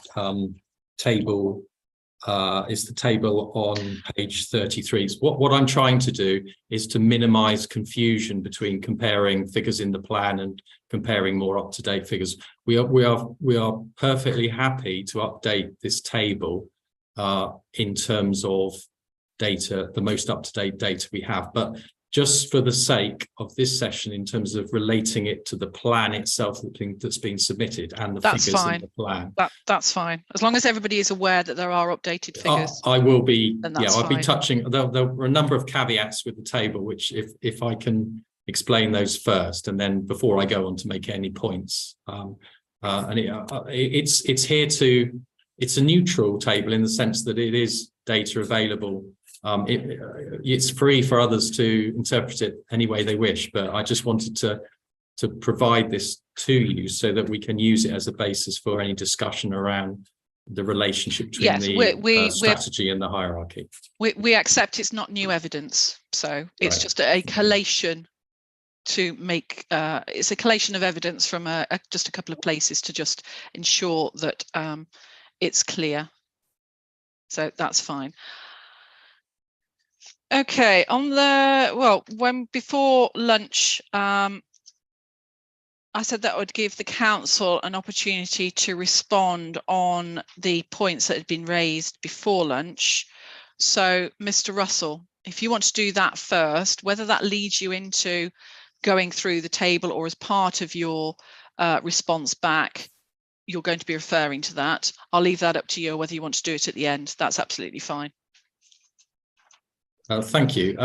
I do actually want to take you to the table first because that's fine. It actually deals with the comments you've already heard from Dan Washington, from Mr. McLaughlin and Mr. Troy Hayes. So it essentially deals with all of them in one go. So then I'll come back to talk about the I think it's Charterhouse about Painswick, and then Conor Flanagan in terms of his 2 points that he raised. So hopefully this will be a helpful session. Okay, thank you. So what I've got in front of you is a table which relates to the figures in the draft, in the pre-submission plan. So just for clarity, this is page 33, and it's the table of housing commitments and the residual requirement.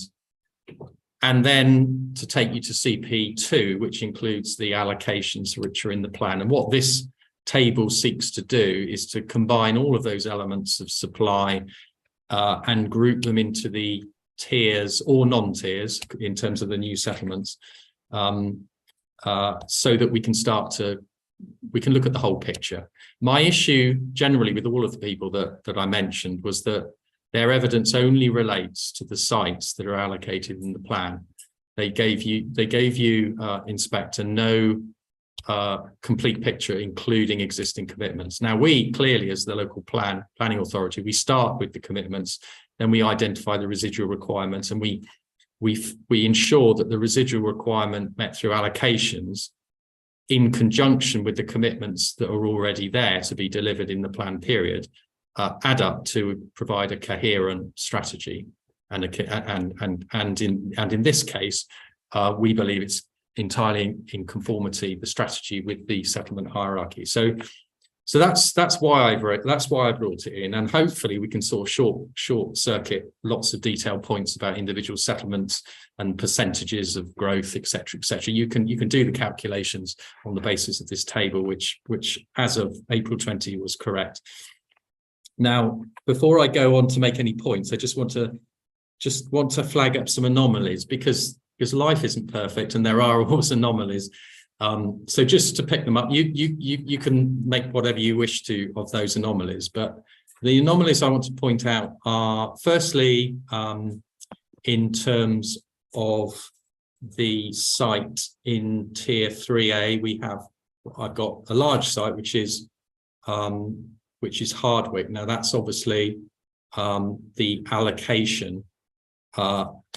It is adjoining a Tier 3 authority, Tier 3A authority, Tier 3A settlement, but clearly, as we've already discussed, it's immediately adjacent to Huntsgrove, which is a anticipated level 2 settlement. So I'll leave it there. You can make of it what you wish.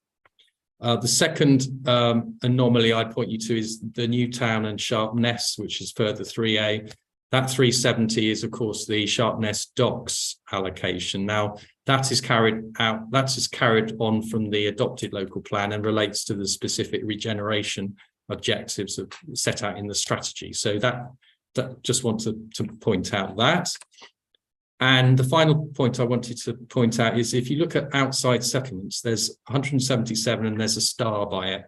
And the star by it is that 147 of those 177 units are relating to a brownfield site just outside Stonehouse in the parish of Standish, and it's the former Standish Hospital site. So clearly that's it. That is a special case.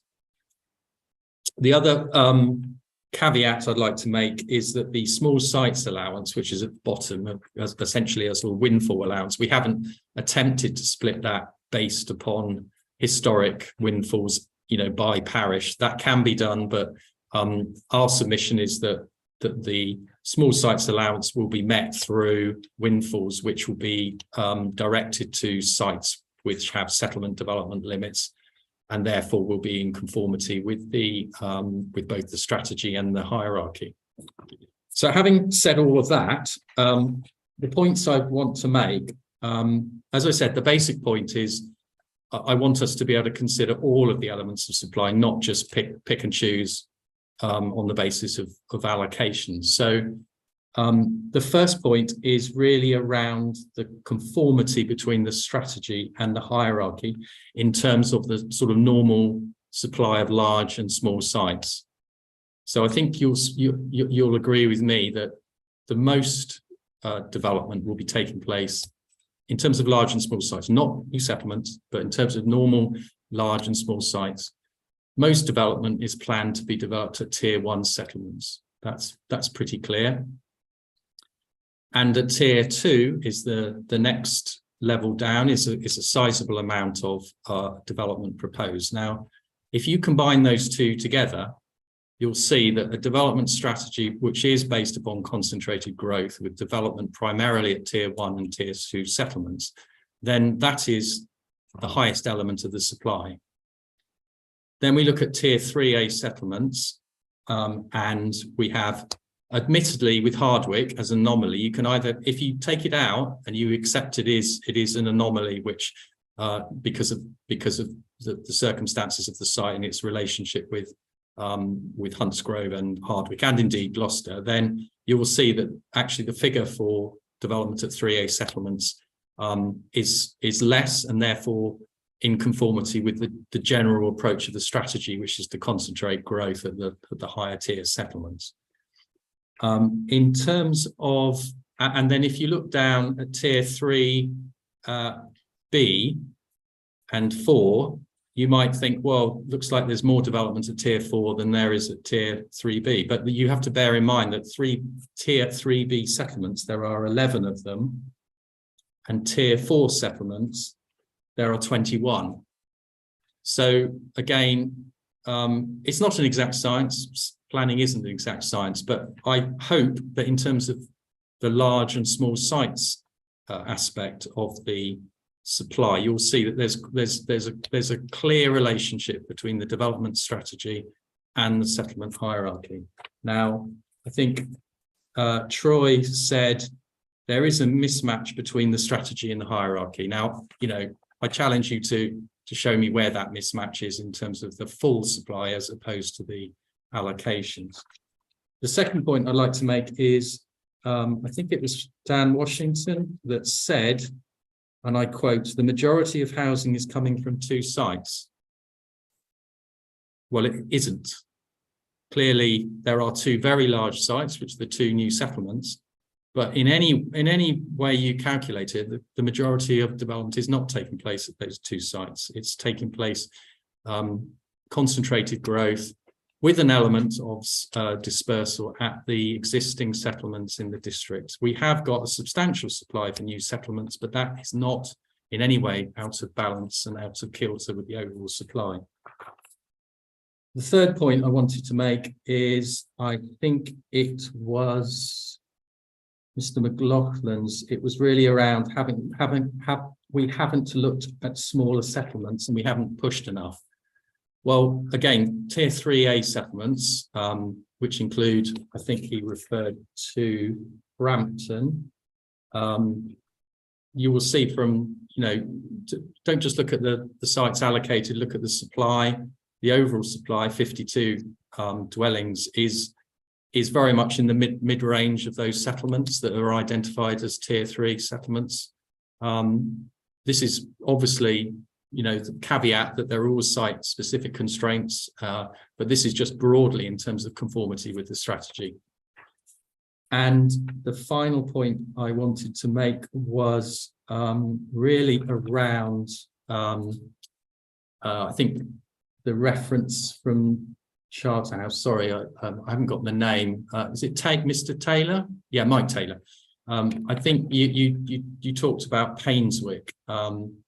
Now, Painswick, if you look at tier 2, it absolutely, along with Wootton Under Edge, as we talked about, and as the plan makes clear, is constrained by its landscape setting.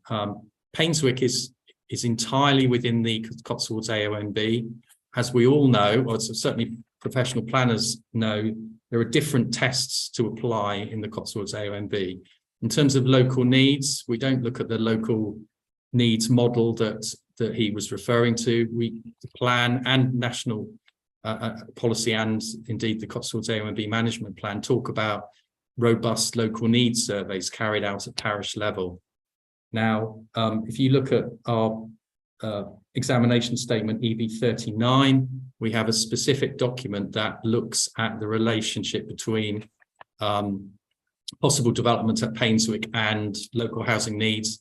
And it also considers the issue of major development, because again, national policy, no major development within the AONBs except, you know, circumstances, etc. So I think his issues around Painswick are slightly separate, but I just wanted to flag up that they were there. The other couple of points, just to briefly mention, Cam and Dursley, we've identified them as a single functional settlement in terms of the hierarchy. Now, I understand, you know, that there will be arguments for and against that, but Dursley is heavily constrained by its AONB setting. Cam is less constrained than Dursley, and as you've already heard, you know, clearly Cam is taking the brunt of the allocations for that particular tier 1 settlement, but that explains that. And finally, Stroud, it is, you know, our major town. But we're built up around the edge to the boundaries of the AONB. But I just wanted to flag up the commitments. So the allocations are modest, 165, but the commitments are relatively substantial. And given it's our major market town, there are likely to be more brownfields redevelopments. In fact, Only last week there was a large site which achieved planning permission in Stroud to continue the supply of suitable sites within our major town. So that's all I want to say about the table. I'm just going to pick up a couple of other points. I think the Connor Flanagan said, has the role and function study considered the relationship with Gloucester? Well, we considered the relationship with Gloucester in the way that we assessed the sustainability of the settlements in Stroud. So in other words, we looked at services and facilities that could be accessed by Stroud district residents within the adjoining settlements of Stroud. Did we consider Gloucester in the sense that it is the largest settlement and therefore that should be the focus of development? We didn't. Why didn't we? Well, essentially, if you take that logic, because Gloucester is a completely different beast to any of the settlements in Stroud, the logical conclusion would that we would essentially group all of our development on adjoining the settlement boundaries of Gloucester, because we would be locating all the development in the most accessible location. Now, clearly, taking that approach would be a complete nonsense in terms of meeting the needs of the settlements and the people that live within Stroud district. So I just want to we understand that Gloucester is more sustainable location than any of the settlements, but we are dealing with the Stroud local plan here. We're not dealing with the Gloucester plan, and I don't want to reopen any of those discussions that we previously talked about. Final point, I think Connor asked, did the council ask for call for sites for a new settlement? We didn't do a specific call for sites for new settlements. What we did do, and I mentioned obviously Sala, and we did call for sites through the Sala process every year. Well, obviously, the one obvious point I failed to mention was that at every local plan consultation stage, we asked in the documents for alternative sites to be promoted. So issues and options stage, I think it's page 32, at the additional housing consultation, bearing in mind that we'd identified 2 alternative new settlements, we said at question 10, are there any other alternative locations out there of a similar nature that we could assess? So I think I've addressed all those points, and I'm happy to end there. Thank you. Right, thank you. Now, there's still some further questions that we need to ask on or to go through as part of the spatial strategy. And I did give the opportunity before lunch for anybody to tell me whether, because we are very unlikely to get to the site selection methodology. It is going to be specifically in relation to then, we were originally going to have that under matter 6A anyway, matter 6. It was moved out of there and put into here for a particular, because we felt it sort of led on quite nicely. But it could be that it needs to, it's very unlikely that we're going to reach that area. Is there anybody who needs to desperately speak about that today?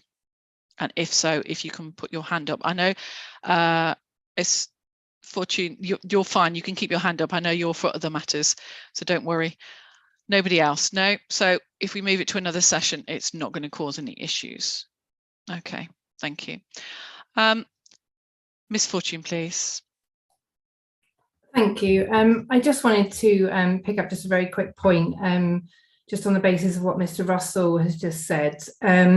Obviously, he's pointed to the fact that site G1 land south of Hardwick is a larger allocation within the Tier 3A settlement, and Mr. Russell's helpfully pointed out that Hardwick is obviously a Tier 3A settlement located adjacent to Hunts Grove, which is anticipated to be a Tier 2 settlements once it's completed. Obviously, Hardwick itself is in quite a special location in terms of whilst Hardwick itself has is accessible with a limited range of facilities and services. It's obviously very close to the administrative boundary of Gloucester City, and in particular Quedgeley, and within a 2 kilometre walking distance of the site. The Hardwick allocation itself can access a raft of facilities and services, including doctors, surgeries, primary schools, other healthcare, shops, and Quedgeley District Centre. And that's something that Hardwick isn't given. Essentially, it's not really given. What's the word? Sorry, I've lost my words. Isn't given recognition for, I think, within the settlement hierarchy, and could always be seen possibly. I'm not suggesting it is recategorised to be a tier 2, but it could possibly have the facilities and services there that would support a tier 2, and especially when the allocation itself, if it comes forward and is developed, that could support that in the future. Just wanted to make that point.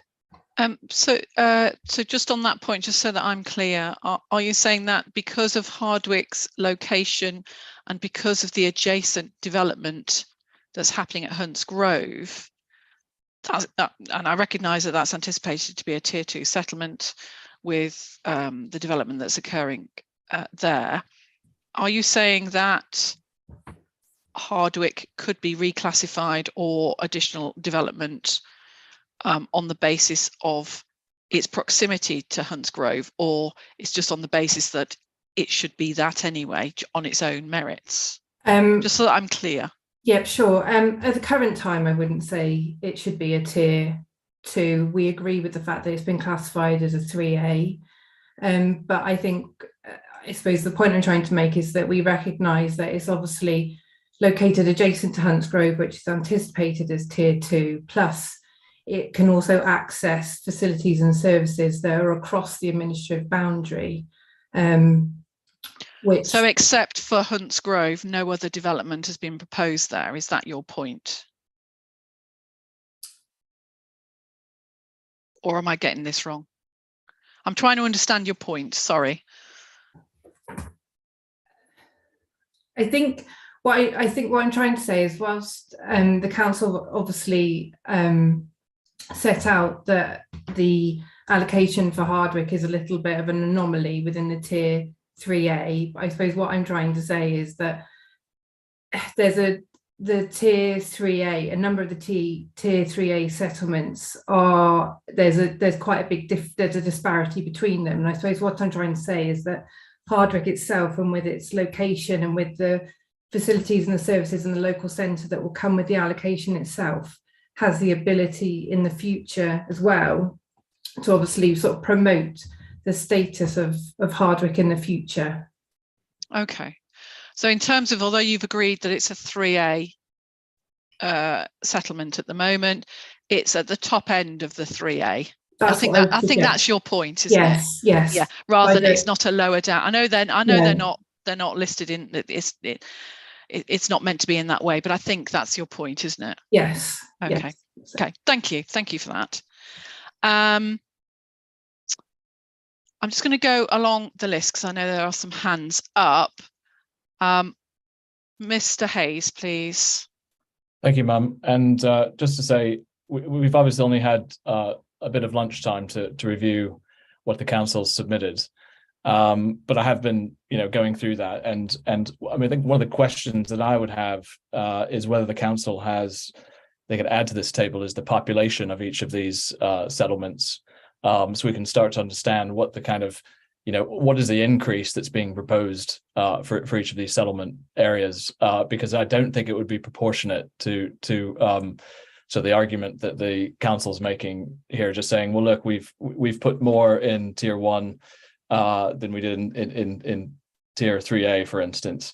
But when you do look at tier 3A, even with the commitments, it's still 2590, nearly 3,000 dwellings going into locations where the council's saying in the local plan, these are areas that don't really have great infrastructure and services as one of the largest sort of, allocations of growth into tier 3A. The other key point I wanted to make was about commitments and the fact that if these are planning consents that have already been granted, the infrastructure through the Section 106 will have already been agreed. So that is what it is. So it's not going to be sort of new infrastructure that's going to be delivered through this local plan. This local plan is presumably looking forward in terms of the new growth that's going to be delivered over the next 15 years. And the commitments that I was looking at were in the local plan. That's what I was looking at originally, page 306.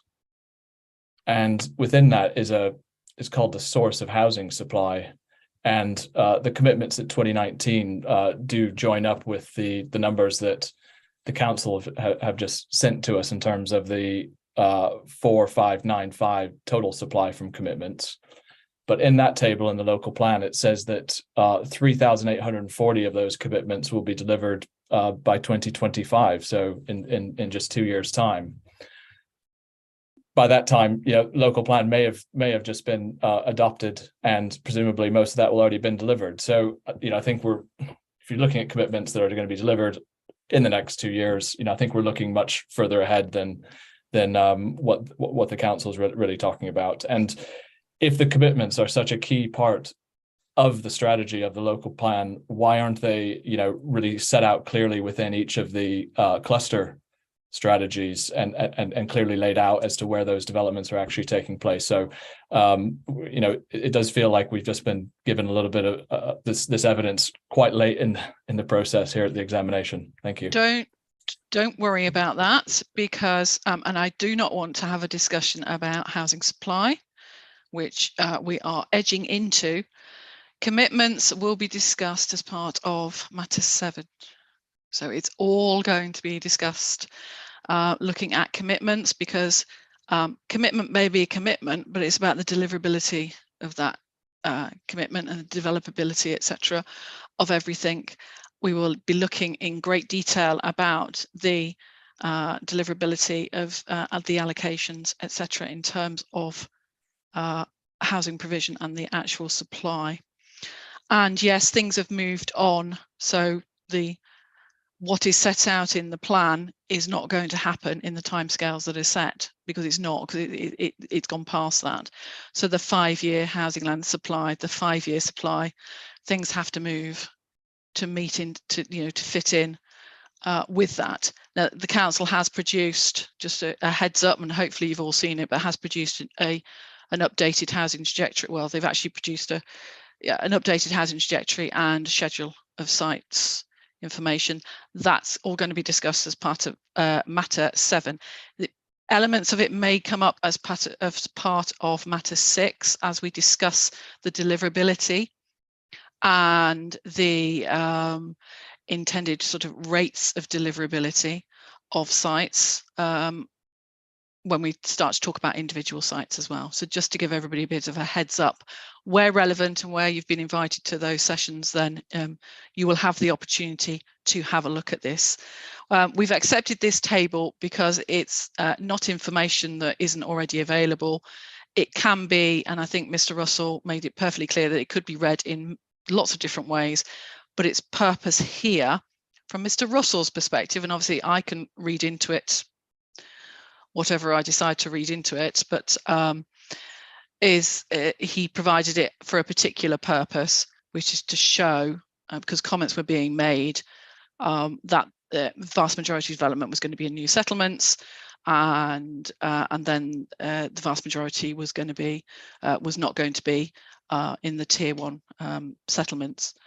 So myself and my colleague can take what we wish from this table. I'm not proposing to have it updated necessarily. I don't think that's necessary at this point.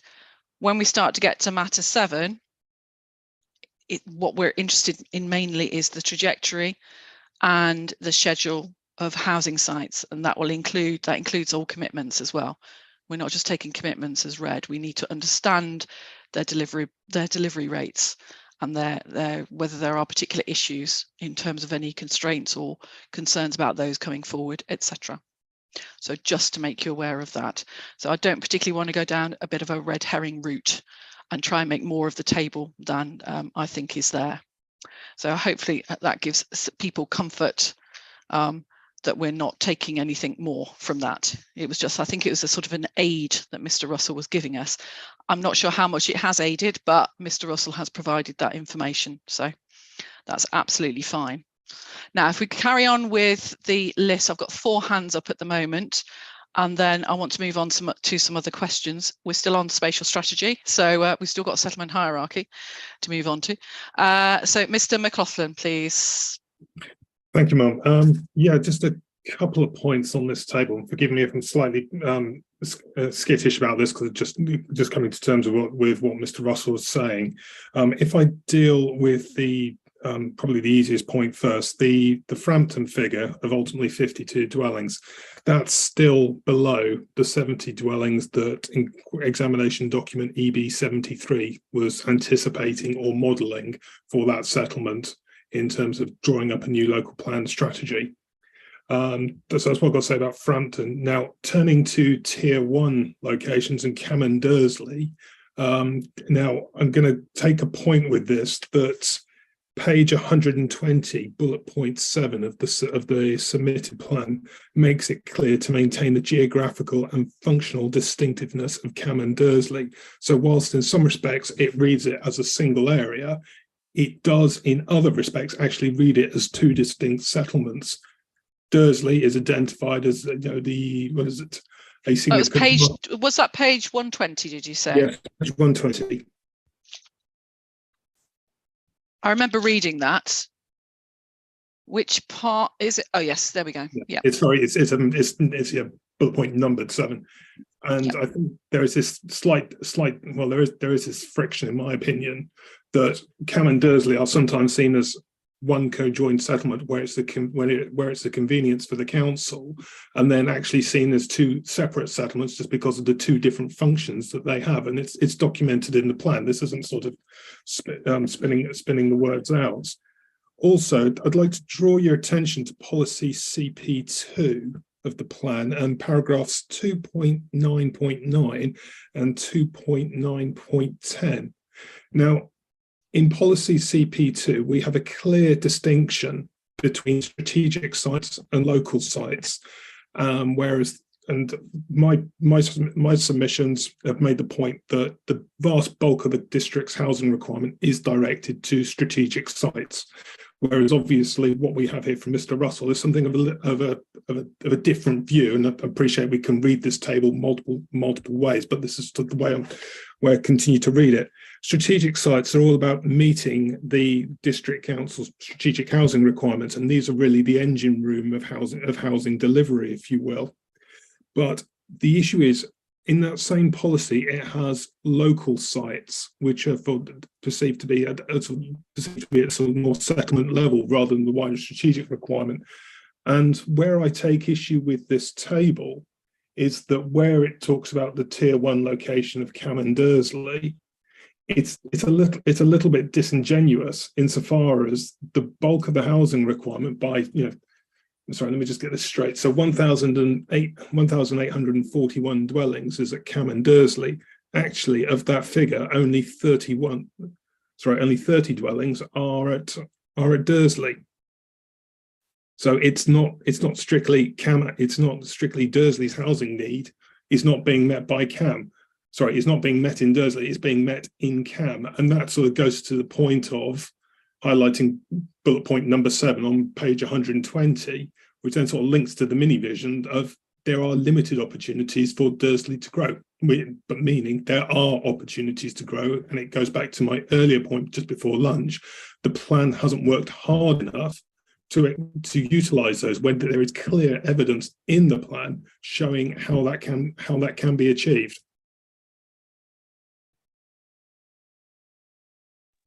Thank you. Okay, thank you.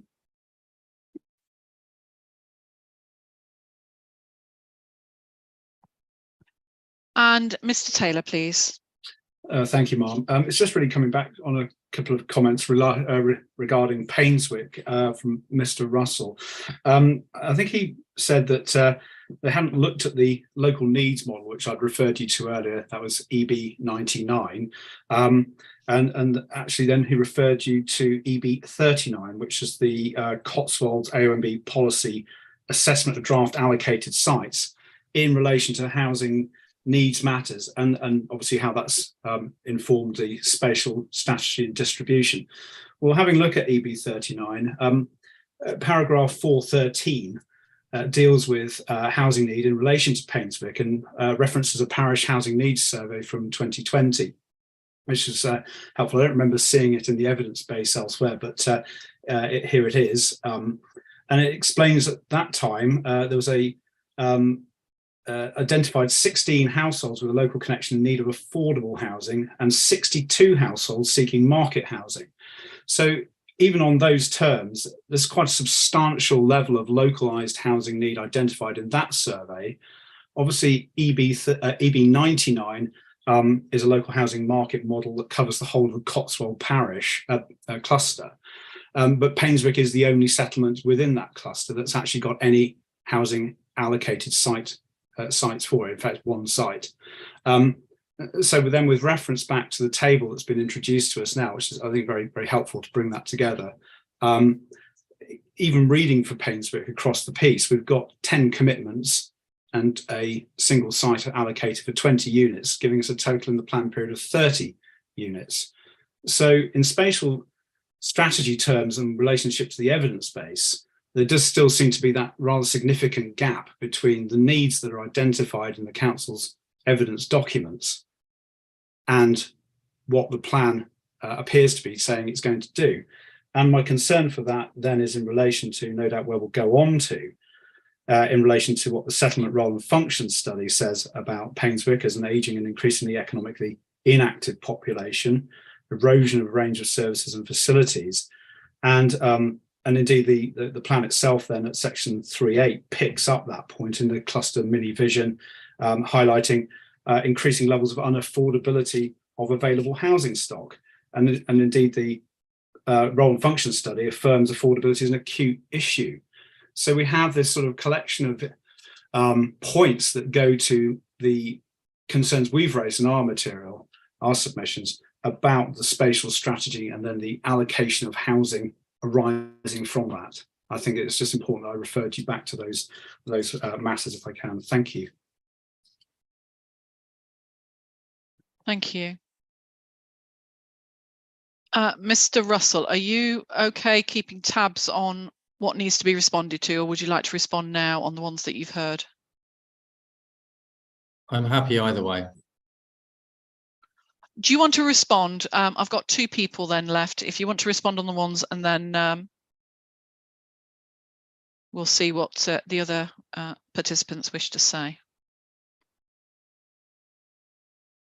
I've got simply the point about Hammond Dursley, just as a factual point on commitments in Dursley as of April 2020 were 112. So 112 plus the 30 identified in terms of the allocations. So a total of 142, just as a matter of interest. I think we accept. I mean, this is where we've been talking about the relationship between the strategy and the hierarchy.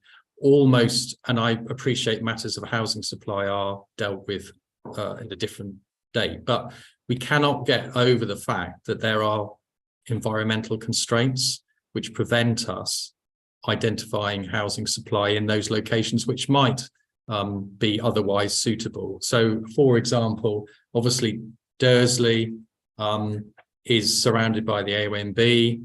I won't get into site specifics, but there's a track record of refusal of planning permissions due to at appeal due to impact on the AONB. We have assessed sites on the edge of Dursley, and because we have identified Hammond Dursley as a functioning settlement, conjoined settlement, we have essentially identified that rather than risk impacts on the AONB in terms of the specific sites that's been put forward. There are better alternatives that do not have an impact on the AONB within the same functioning area. So that's the point about that. And in a sense, the coming back to Painswick, it's the same story. We do parish surveys, are a legitimate means of identifying at a point in time local housing needs. They will change certainly during the lifetime of this plan. They are certainly not intended to have a longevity. They need to be undertaken at a point in time. And the fact is, we have searched for suitable land on the edge of within and on the edge of Painswick.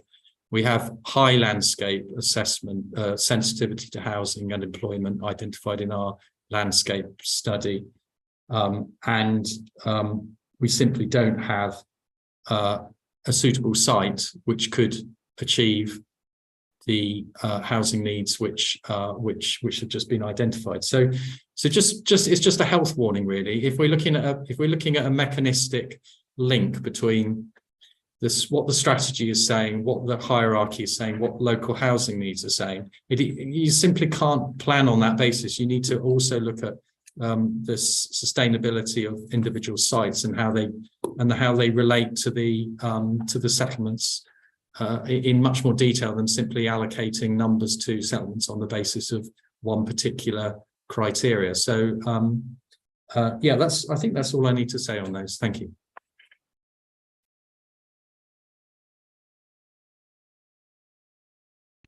Thank you.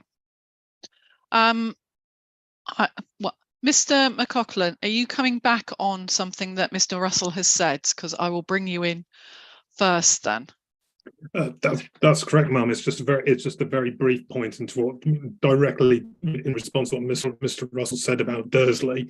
I'll draw you to page 5 of my submissions on behalf of Avant Homes, paragraph 23 of my paper, which highlight what he's just said about the AONB. That's fine. Unfortunately, that's not what the plan evidence base says.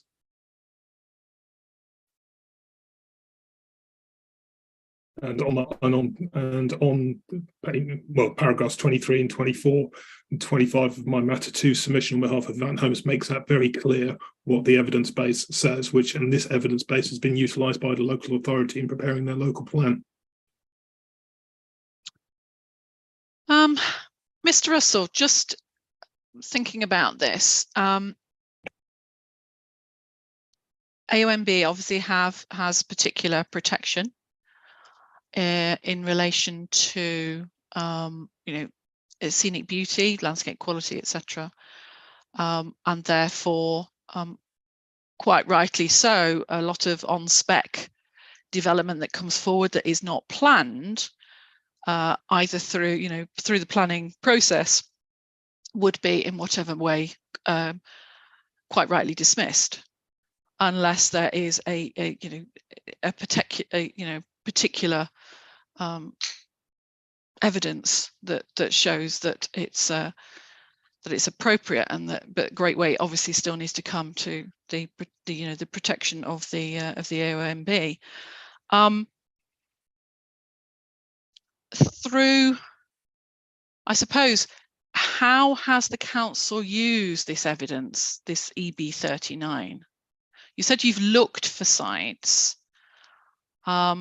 In what way? Through a call for sites, or has the council logically gone out and actually looked in the locality for sites on the edge of or within? I've been to Painswick, so I do know what the area is like, and I've obviously looked at the site that's allocated. I haven't gone on it, that's private, but looked at in the vicinity. How has the council used this analysis in relation to there is an identified need, but you can't find sites to fit that need? They're unlikely to come forward through the appeals process or through the planning process, because that would be on spec, it's not being planned. So has the council considered how it can plan more appropriately through the local plan process, which is where it may be more appropriate to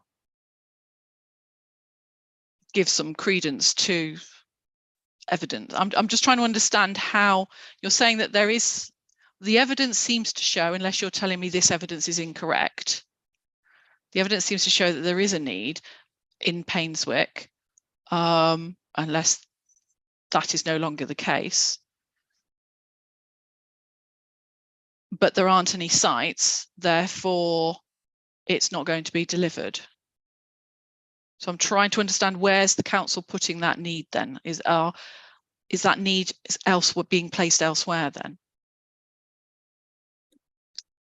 There are two aspects. The objectively assessed needs, which is about looking at the district as a whole and identifying suitable locations, both in terms of the strategy and then in sites. And then there's specific local needs survey, local needs data that relates to the protected landscapes. Yes, fully aware of that. Yes.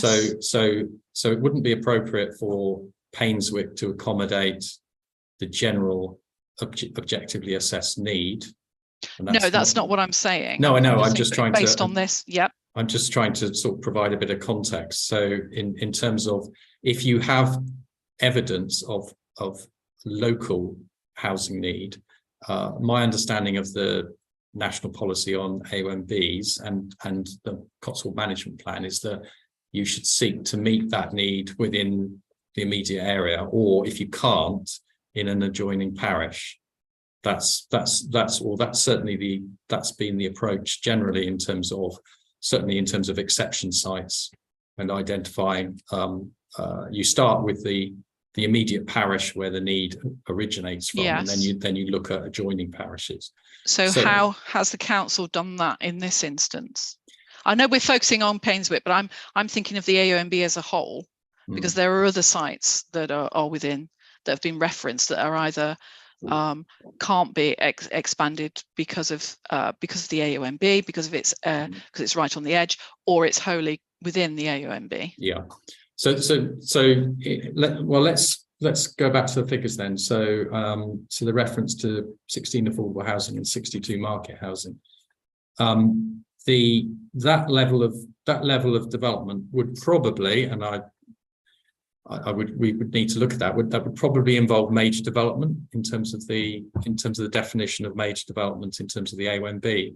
So we worked very hard to identify a site that doesn't have high landscape impact, because obviously within the AONB that's the primary consideration.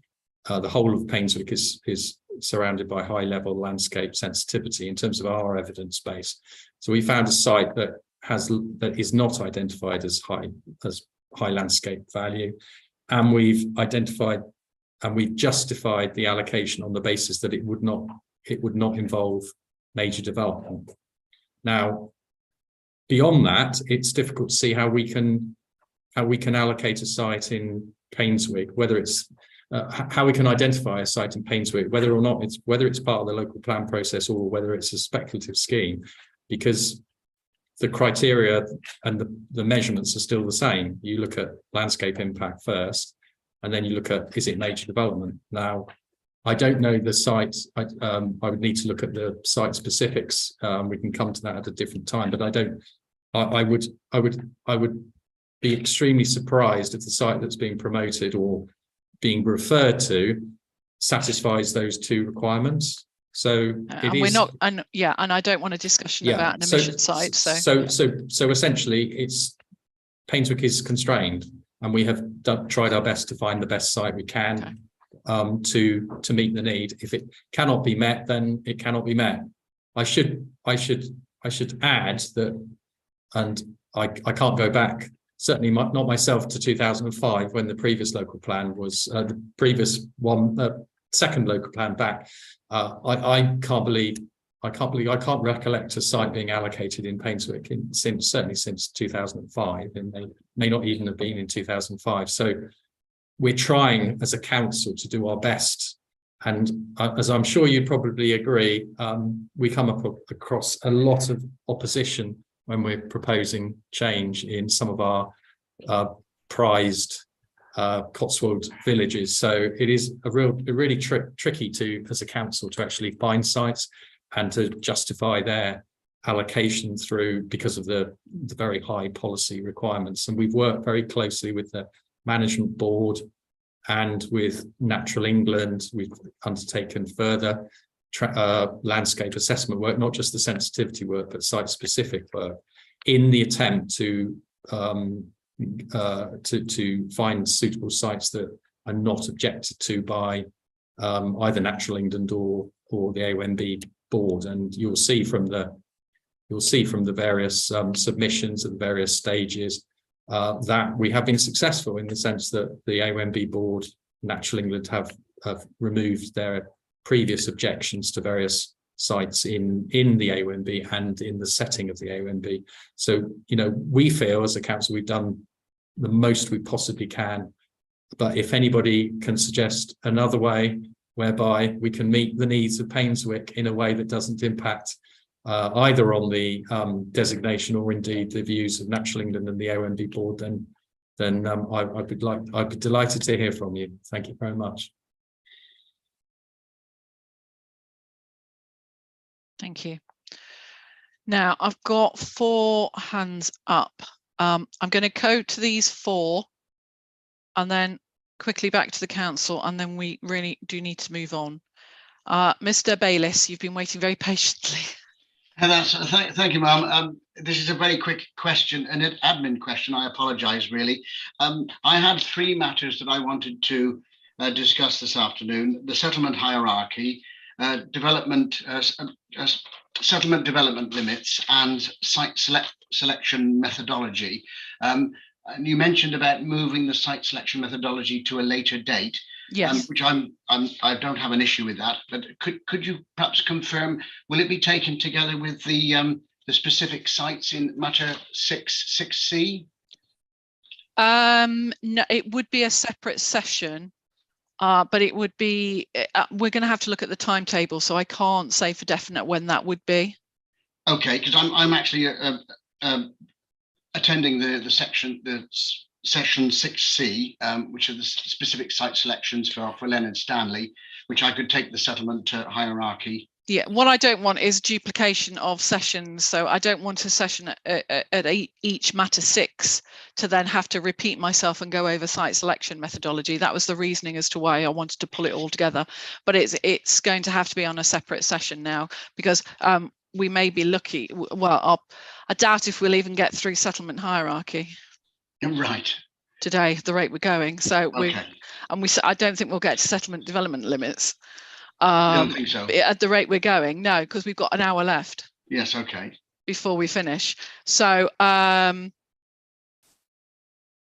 think we're going to have to put in another session, but that will mean changing the programme again, which is absolutely fine. We're just going to have to roll the program, because I need to do the site selection methodology before we start looking at sites.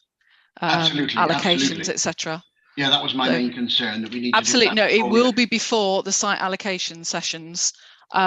Exactly when, I can't say, because I need to look and go through the programme again. Okay, thank you. Apologies for that. No, that's absolutely fine, but thank you for highlighting that. I'll come back in on the settlement hierarchy then when you get to that later. I'm hoping that we'll at least get through the settlement hierarchy element.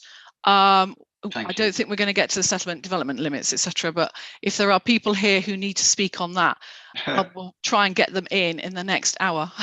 Okie dokie. Thank you very much. So people are going to have to be very choosy on putting their hands up in future. Not saying anything about the people who've got their hands up now, because you've had their hands up for a while. So Mr. Danks, please. Thank you, ma'am. I'm afraid I'm going back to the bottom-up position here. This is obviously a spatial strategy discussion. Tiers 3B and 4 have no spatial element to them. So all those settlements are spread across the district. So what we don't know from the table is, for example, one settlement, has there been any growth whatsoever at one settlement, or is it all in another settlement? So I'd like to make a request, ma'am, if tiers 3B and 4 could also have the spatial element, because obviously there's no allocations there either. And I think it's important looking forward when we get onto the debate around settlement limits and the settlement hierarchy, which I will save that for a moment. Thank you, ma'am. Thank you. Mr. Flanagan, please. Thank you, ma'am. Just a quick, my ears pricked when you were asking Mr. Russell about the AONB approach there in respect of our interest in Nailsworth. Similar to Painswick, got constraint on it. But the council's response to limiting growth in Nailsworth, for example, the AONB, appears to be hinged on their interpretation of the PPG. Now, you have that in paragraph 2.25.7 of the Council's Matter 2 statement. However, I think in that section of the PPG, the word unlikely is quite important. It's not an absolute barrier to development, but rather it is part of the balancing exercise to deliver socially, economically, and environmentally sustainable development, and to deliver a spatial strategy that responds to climate change. So conversely, if you want to compare, if you look at Greenbelt policy, very clear what certain types of development are allowing. Greenbelt AONB policy, we would say it's more vague than that. It's not as clear. It's about a judgment and balance of considerations. So if you just take that a little further, if taking up EB 37, which is the Cotswolds AONB management plan, which Mr. Russell referred to as well, and we go there to page 20, the local distinctiveness, and the second paragraph, it says there, perhaps the most distinctive and quintessential feature of the Cotswolds AONB is the unity provided by its underlying geology and the visible character of this stone, which is seen in buildings, walls, and other structures throughout the AONB. The distinctive vernacular architecture of the AONB using the local building stone, which varies markedly in colour across the AONB, contributes to a wonderful sense of coming together between the landscape of towns and villages. So the point there is that the built form, and this is where I think there's a degree of caution in taking a national policy which is relevant to AONBs all across the country, and taking that as rather, not applying what is the uniqueness here in the Cotswolds. Buildings form a huge part of the character of the Cotswolds. So as long as you control that appropriately in the development management and process to make sure that the quality is there, you can deliver development and plan for development in this landscape. Thank you, ma'am. Thank you.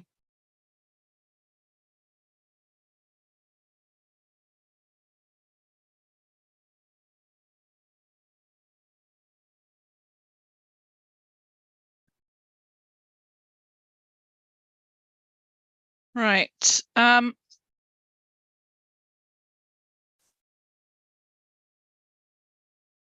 Just going to go back over my notes to just make sure there's nothing further.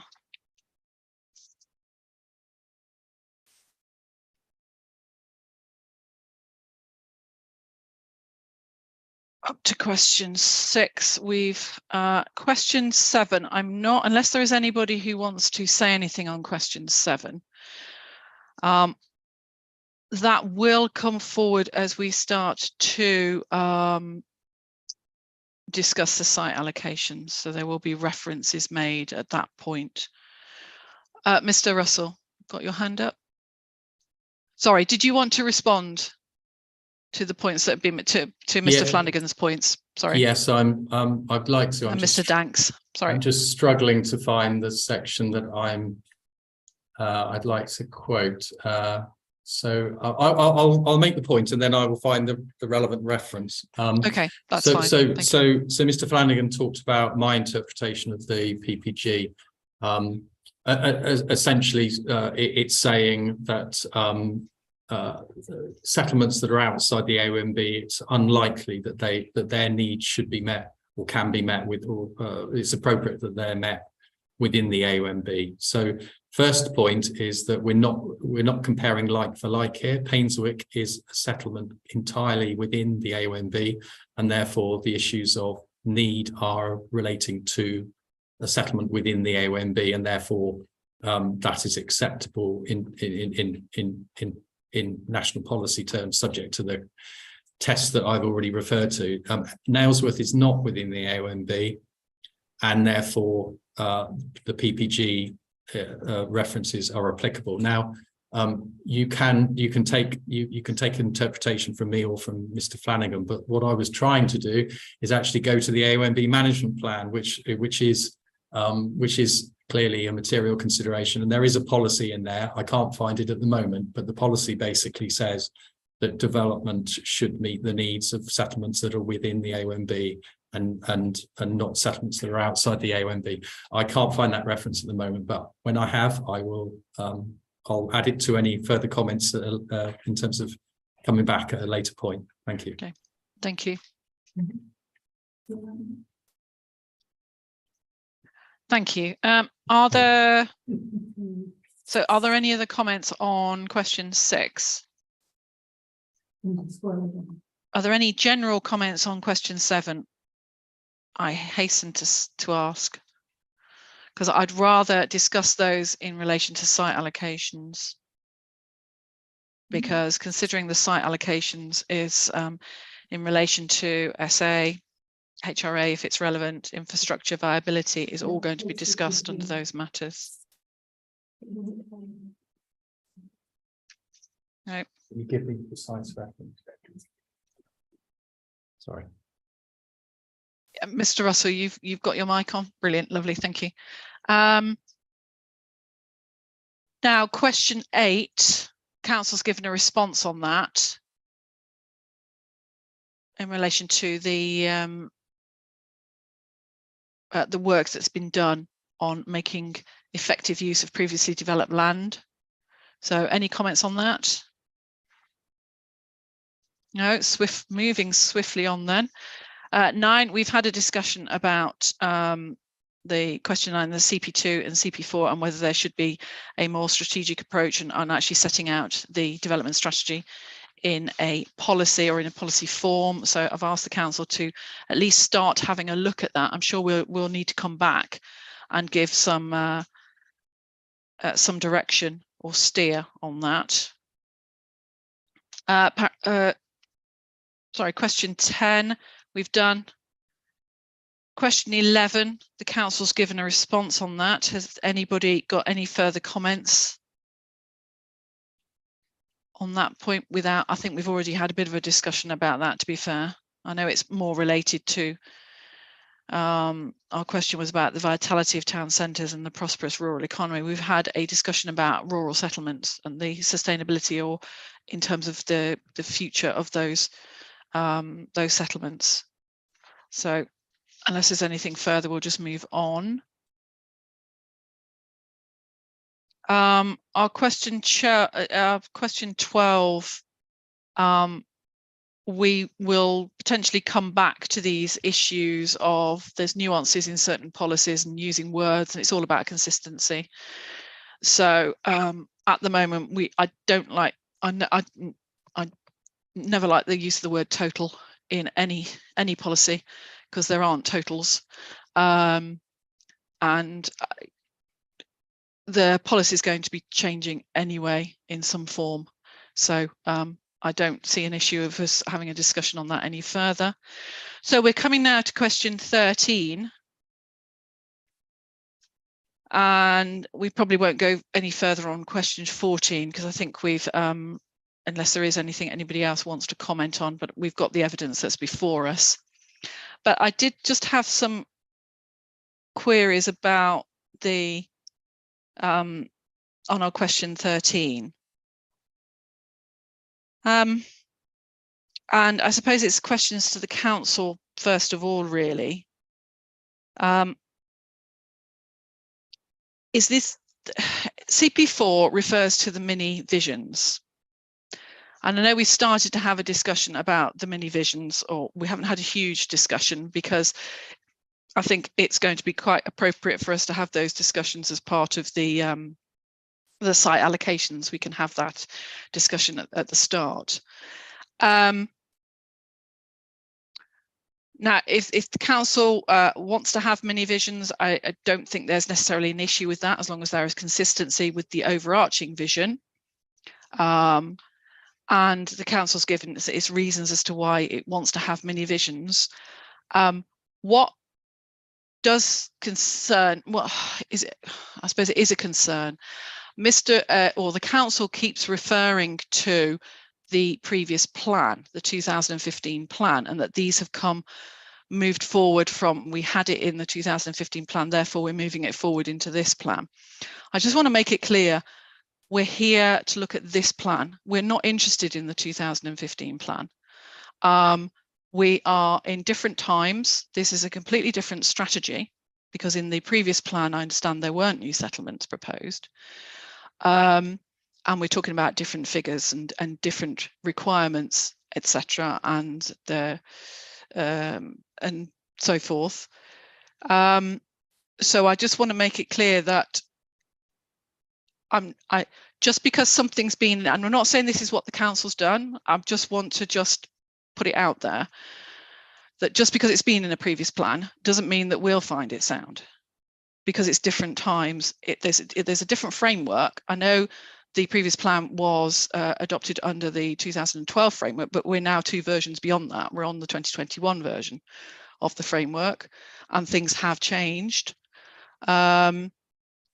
So I just want to make it clear that, so when council, if you can respond, so Mr. Russell, when you respond to things, try not to revert back to the 2015 plan. In terms of your evidence, we want to know why you've done something, not, well, it was in our 2015 plan.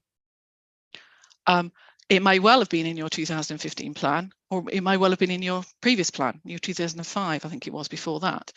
That's absolutely fine that it was in there, but what we want to know is, okay, what's your robust evidence for having it in this plan now? Okay, so if you can just be aware of that. I'm not saying that you're doing that, but I know reference has been kept being made to the 2015 plan, and we have no interest in that plan, because we're here to determine this plan independently on its own basis, based on the evidence that we've got before us. So just to make that clear. So these mini visions, the council has told us they've been carried over or been brought, they were in the previous plan, been brought over, but we do need to know whether those mini visions are, excuse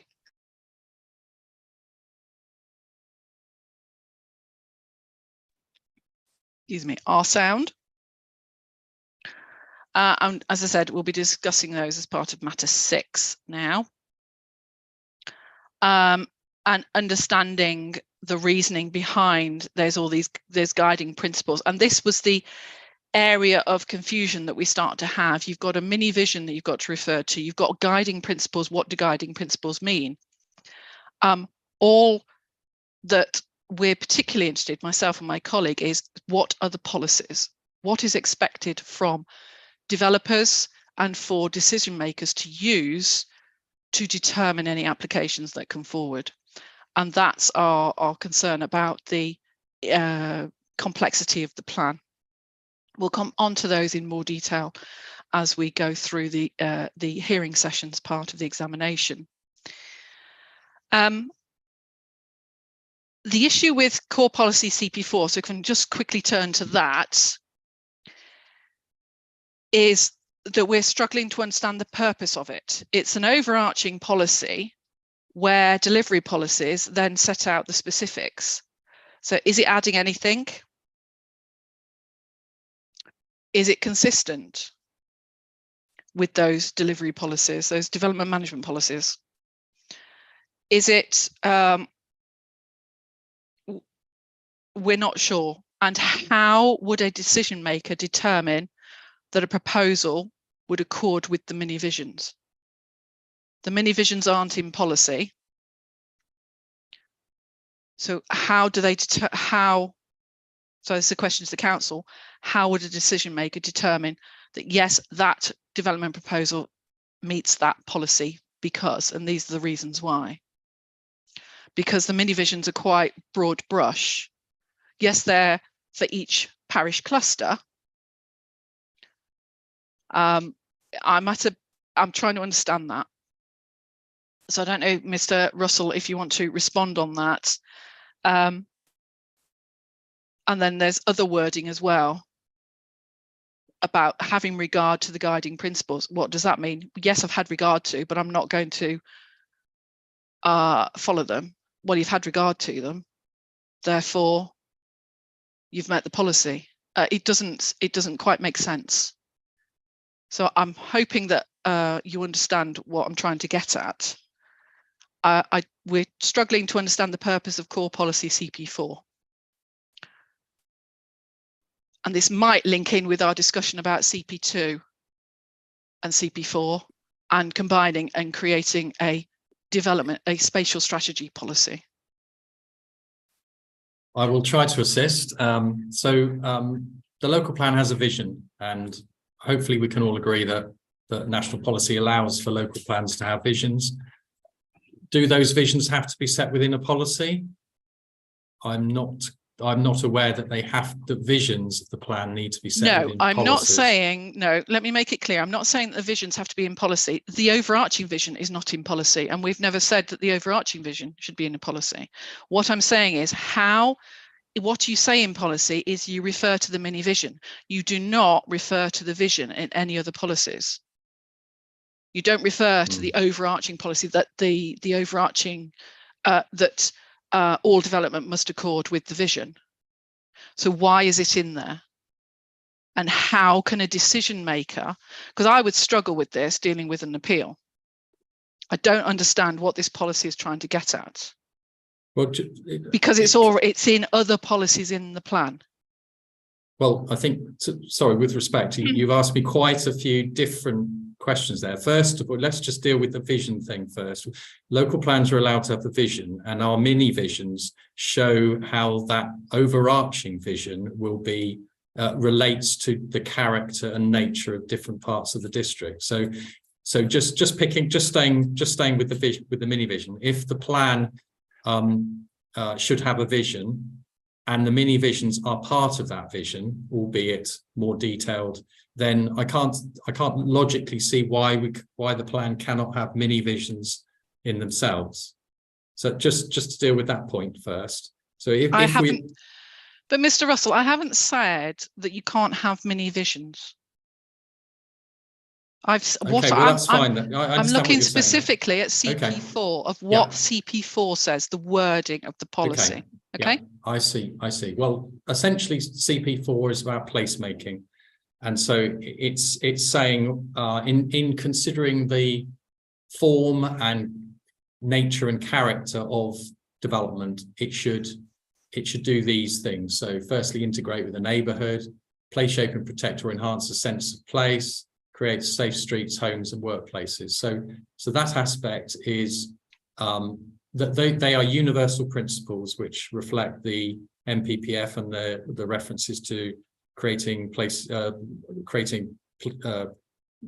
good quality places using good quality design. So that aspect of the policy, I think, is appropriate to have in a strategy to reflect, as I said earlier today, seems like years now. It does, doesn't it? Yeah, yes. I said, the principle of having a reference to place shaping and it's not just about quantum and location, it's also about the quality of the place. I think that is completely legitimate to have that within those core policies.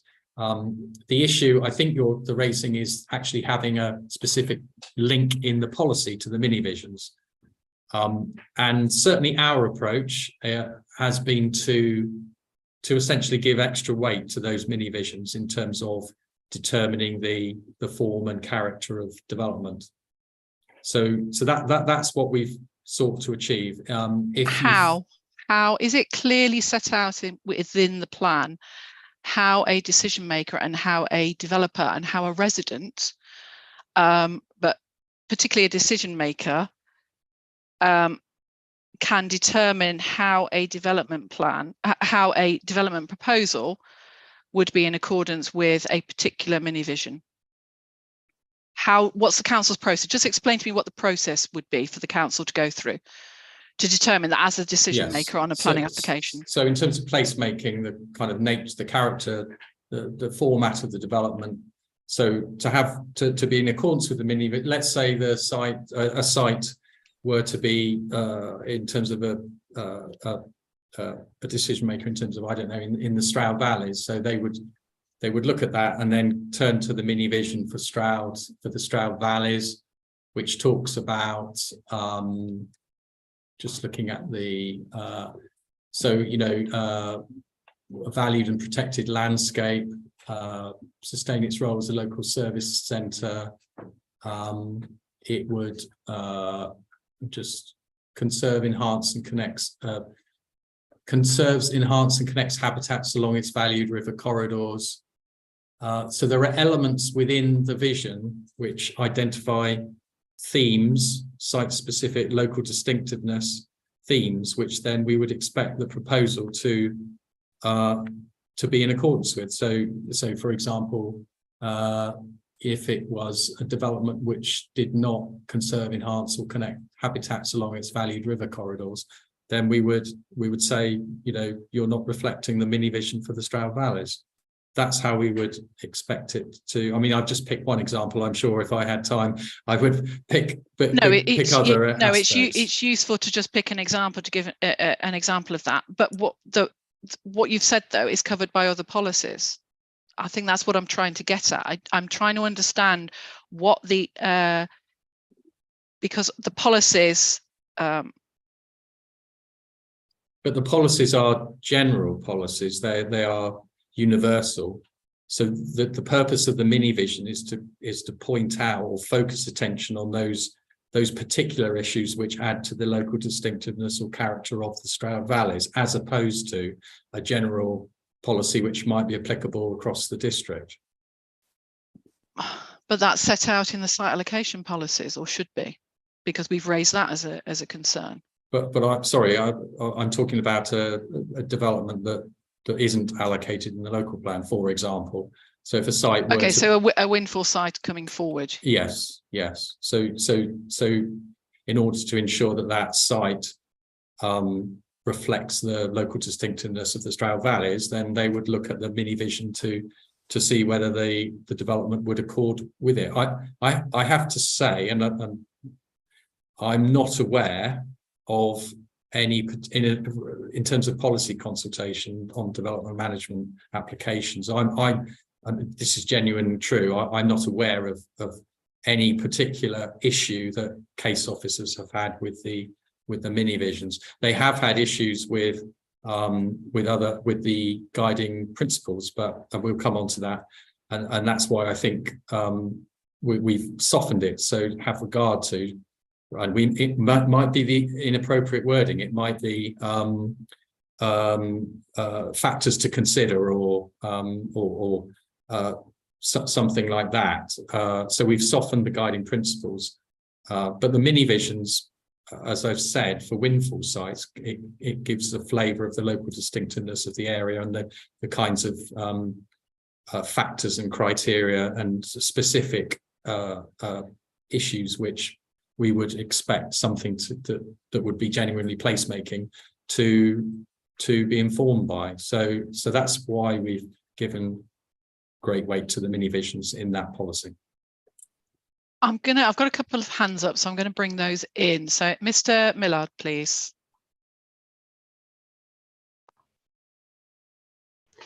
Thank you very much. Just on the point on the mini visions and the guiding principles, as we set out in our hearing statements, the concern that we have is that the reference to them within CP4 elevates them to policy status, not just in terms of guiding principles or the themes that they contain. And if they're going to be elevated to policy status, then they should be clear in terms of how adherence to them and how consistency with or inconsistency with those provisions are measured. And quite frankly, I struggle to understand how there is a measurable and defined way that compliance against those aspects of the mini visions and the guiding principles can be can be articulated in terms of a policy requirement. Mr. Millard, the wording in relation to guiding principles is have regard to. Now that has been that's been used previously, not on I don't know if it's used elsewhere in this plan, but on previous plans that I've looked at, that's been used in relation to SPD, for instance, because obviously SPD isn't policy, and therefore you can't say must accord with SPD, because if that's the case, it has to be in the plan. So what would be from your perspective, the use of the word have regard to the guiding principles? And do you have any concerns with that? I'd still feel it's somewhat ambiguous, but my main point on CP4 is whether it's actually needed in any event. If the policy, if CP4 wasn't in the plan, would it somehow undermine the objectives and other policies that are contained? I note this morning we were talking about the repetition and duplication of policy requirements. I think CP4 is a classic example of such repetition and duplication. Well, we've raised that. That's why we've raised the issue of the CP2 not having a spatial strategy, and it's CP2 and CP4 that would come into that. The purpose. That's why we're struggling to understand the purpose of CP4 and the repetition that is within the plan on that basis. And these, I don't like these overarching policies. They don't actually mean anything if they don't have substance behind them. An overarching spatial strategy policy is different because you're defining distinctly the growth strategy. This placemaking policy doesn't, struggling with the meaning behind it, and I'm looking at it from a decision maker perspective and whether it's effective, and as it stands it's not effective. So either it needs to be either elements need to be combined, or it needs to be removed, or something needs to be done with it. But it doesn't mean we have to don't have to make that decision yet. I want the council to go away and have a look at CP2. It could be that in looking at CP2, you have a look at CP4 as well, because as I said, if there is duplication, duplication is something that national policy says shouldn't be in there. So duplication and repetition, because it's not effective, and there can then be inconsistencies. So thank you for that. I've got Mr. Fong and then Mr. Austin Fell.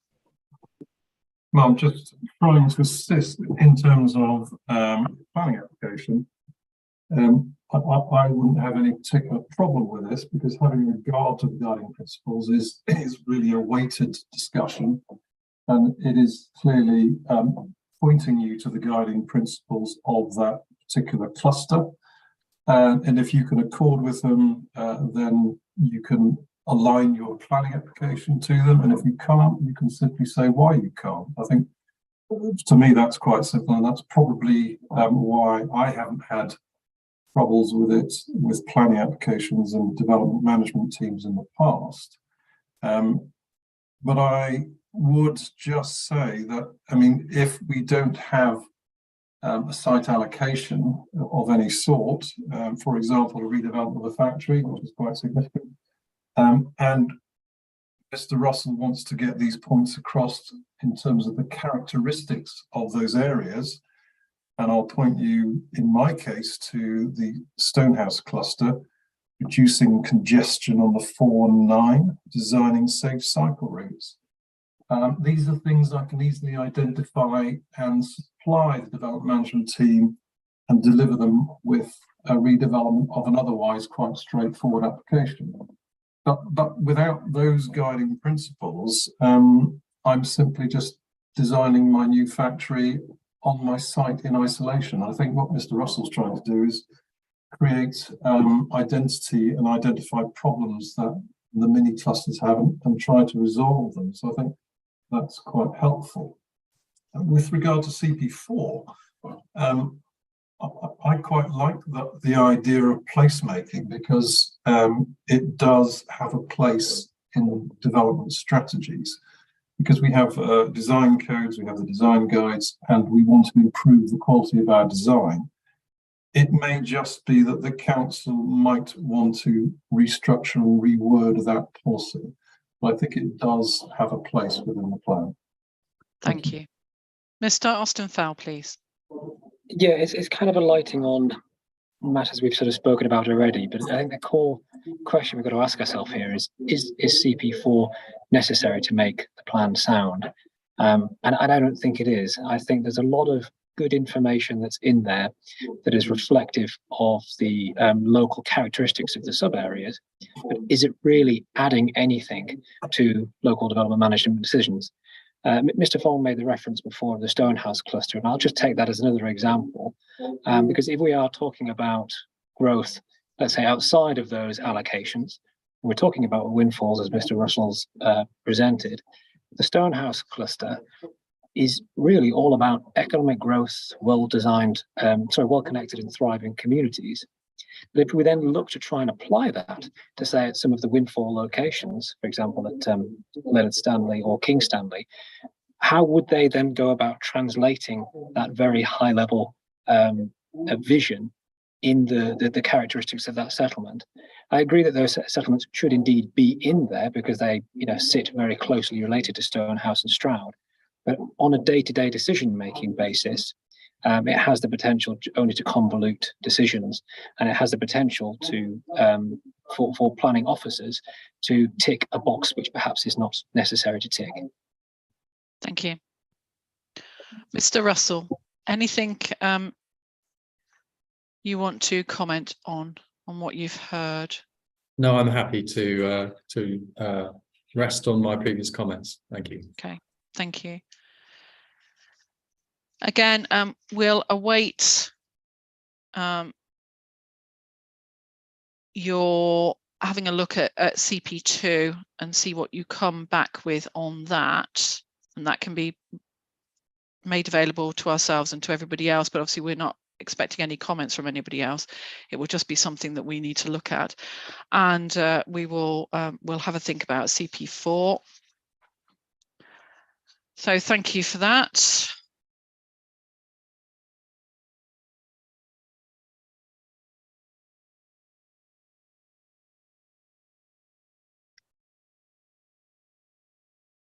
And I recognise in the council statement that under R13C, you've recognised that there needs to be a factual update because reference needs to be made to the updated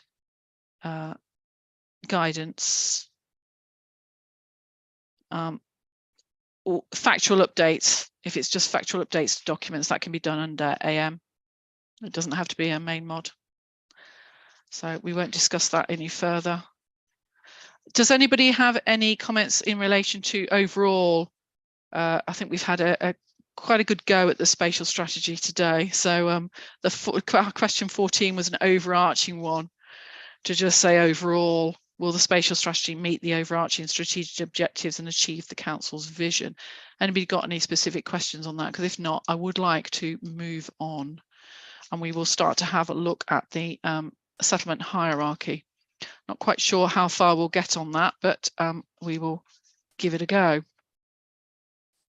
Now, before I make a start on that, nobody's put their hands up. Before I make a start on the settlement hierarchy, is there anybody present who needs to go?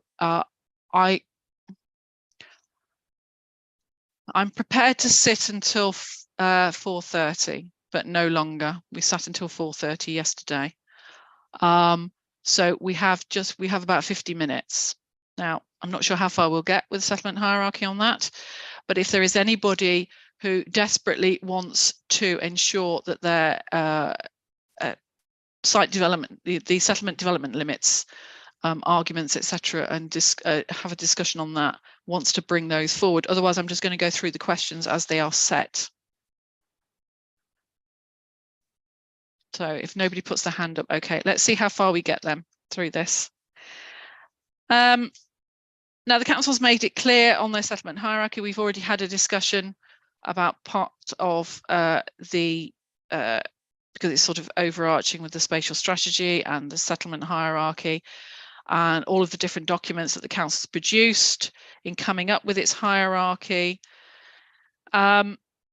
And this is where we do specifically start to refer to core policy CP3. Some of our questions get down to nitty-gritty elements because, again, I won't apologise for being quite pedantic on policy wording, because the tighter it is, the easier it is for everybody to understand, whether it be local residents, developers or decision makers, to understand exactly what that policy is requiring. And it makes it very clear and certain, and it provides that sort of certainty and ensures effectiveness. So there is an element of getting down to the nitty-gritty really of what the policies are, what CP3 is saying, because obviously that's where the settlement hierarchy is set. So our first questions in relation to this is question 15,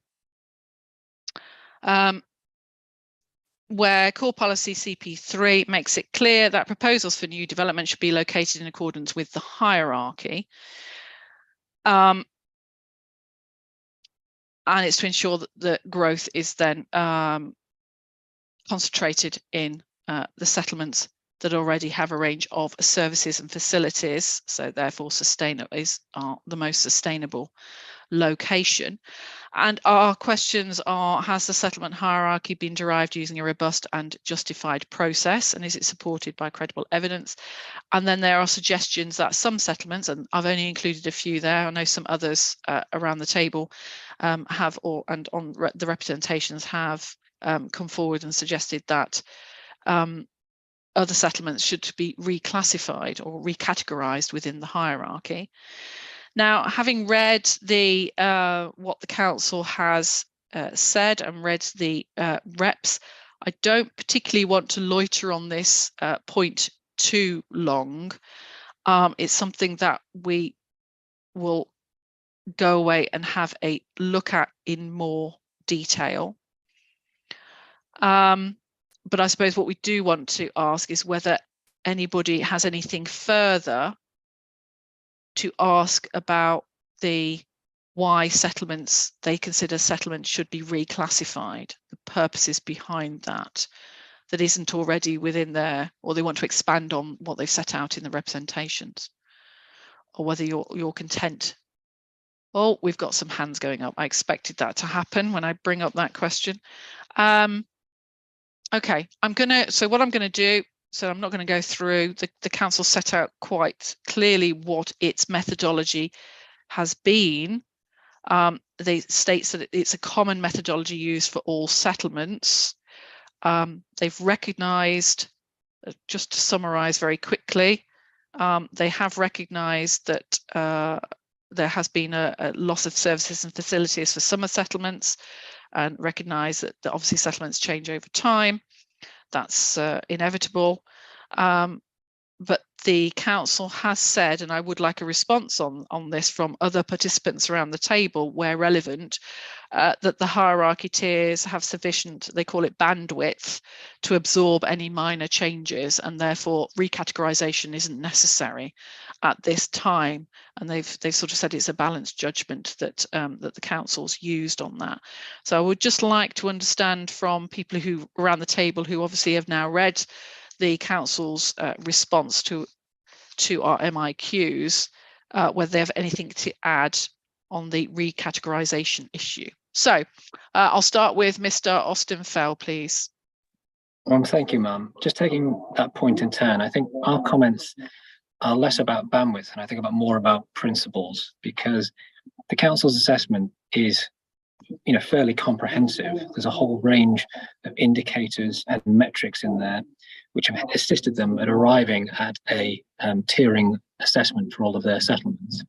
The concern that we have, and we've made it in the submission, so I don't need to labour it too hard, is that we don't consider that the council have considered the Leonard Stanley and King Stanley, collectively the Stanleys, in the correct way. they've approached them in a separate manner, both of those large settlements, and looked at the considerable amount of services and facilities in each, but they then grade them in a separate way, which perhaps belies the ability of those combined settlements to generate a higher sustainability metric. And it is somewhat unusual because, you know, we see reference elsewhere within the plan to Cam and Dursley being considered within a single kind of entity. I do accept that they are separate settlements, as I do accept King's Stanley and London Stanley as separate settlements. But the fact that they share a flowing border and that both have access to equal access and opportunity to the services within them, it sort of stands to reason that it would make sense to at least consider the collective sustainable weight between them. The council even recognised this if we turn to map 3 of the plan, where anecdotally on one of the proposals maps, the sites are referred to as the Stanleys. And I think it's perhaps in part this characterisation of those two settlements as to why the villages haven't been given what I consider to be ample allocations through this plan. So despite the fact they're both regarded as large villages, they're both sustainably located to Stroud and Stonehouse, we only have a very meagre allocation of 40 dwellings, or 47 now if we consider the cumulative total that we've just been provided over lunchtime. And again, I say this sort of belies where those settlements sit within the council's mini vision, because we can see quite clearly from Stonehouse that the council accepts that this area is well connected. This area is in close proximity to areas of economic growth and should be growing. If the council thought anything differently, they could well have included the Stanleys within the area of the Stroud Valley, which perhaps would have reduced the emphasis of growth within that location. So in total, in summary, ma'am, we don't have any particular criticism of the way that the council has gone about looking at the services and facilities, but throughout the planning process, it has not regarded those Stanley settlements in the correct way, because it has ignored the cumulative potential that they both can be considered in the context of sustainability if you were to look at them collectively. Thank you. Oh, ma'am, if I can just add a final point. I want to raise this earlier after Miss Fortune made her comment in relation to Hardwick, but having seen the schedule that was prepared earlier by Mr. Russell, Hardwick does stand out, as he mentions, very much as an outlier. It is very plain that as a category 3A settlement, it doesn't seem to fit well there. And perhaps there might be further discussion on the placement of Hardwick in the future. But from my perspective, it would seem more appropriate not to rank it as a 3A settlement, but almost to rank it as a location adjacent to Gloucester. I think it's very difficult, I think, to try and use a metric for Hardwick in the context of Stroud's existing settlements, when in reality it serves a very different purpose. So I think if we're talking about a realignment of the settlement hierarchy, as well as my comments on the Stanleys, I think Hardwick itself should be recategorised. And that's something that's consistent not only with what the council was suggesting here, but the view of the 2015 inspectors report. Thank you. Thank you.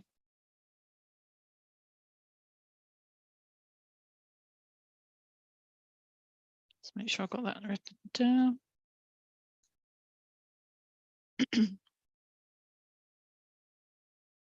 Thank you. Mr. Raby-Smith, please. Thank you, ma'am. I'll try to be brief.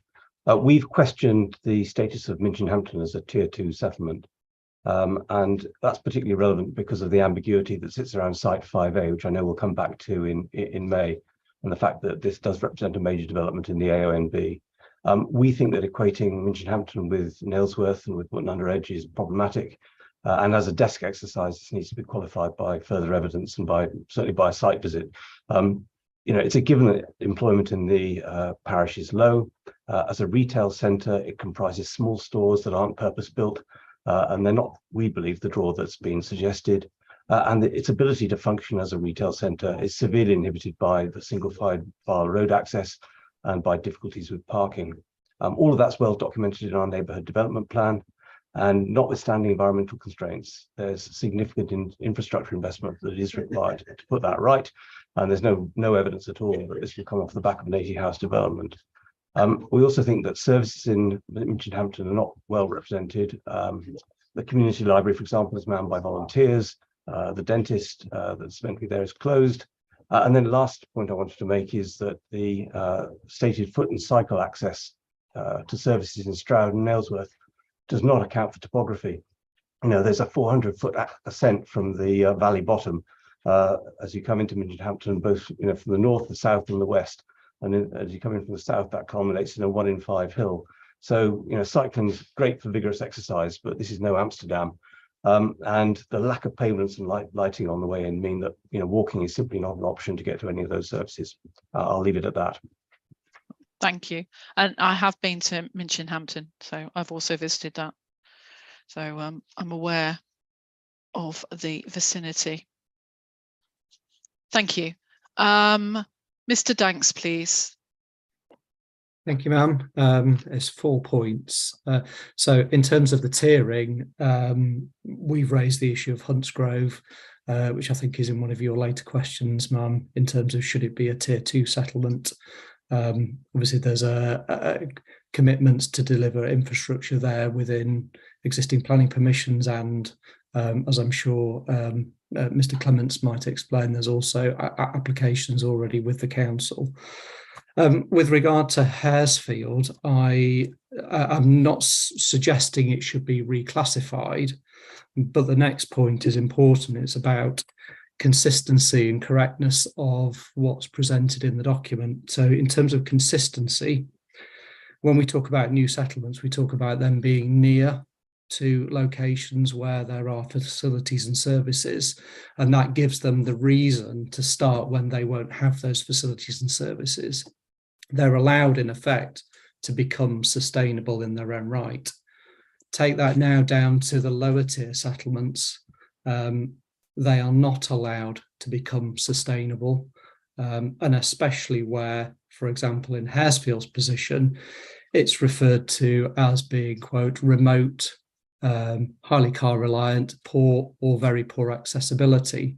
It's put in a category with Mizardon, Sheepscombe, Cranham, Oakridge Lynch and Bisley.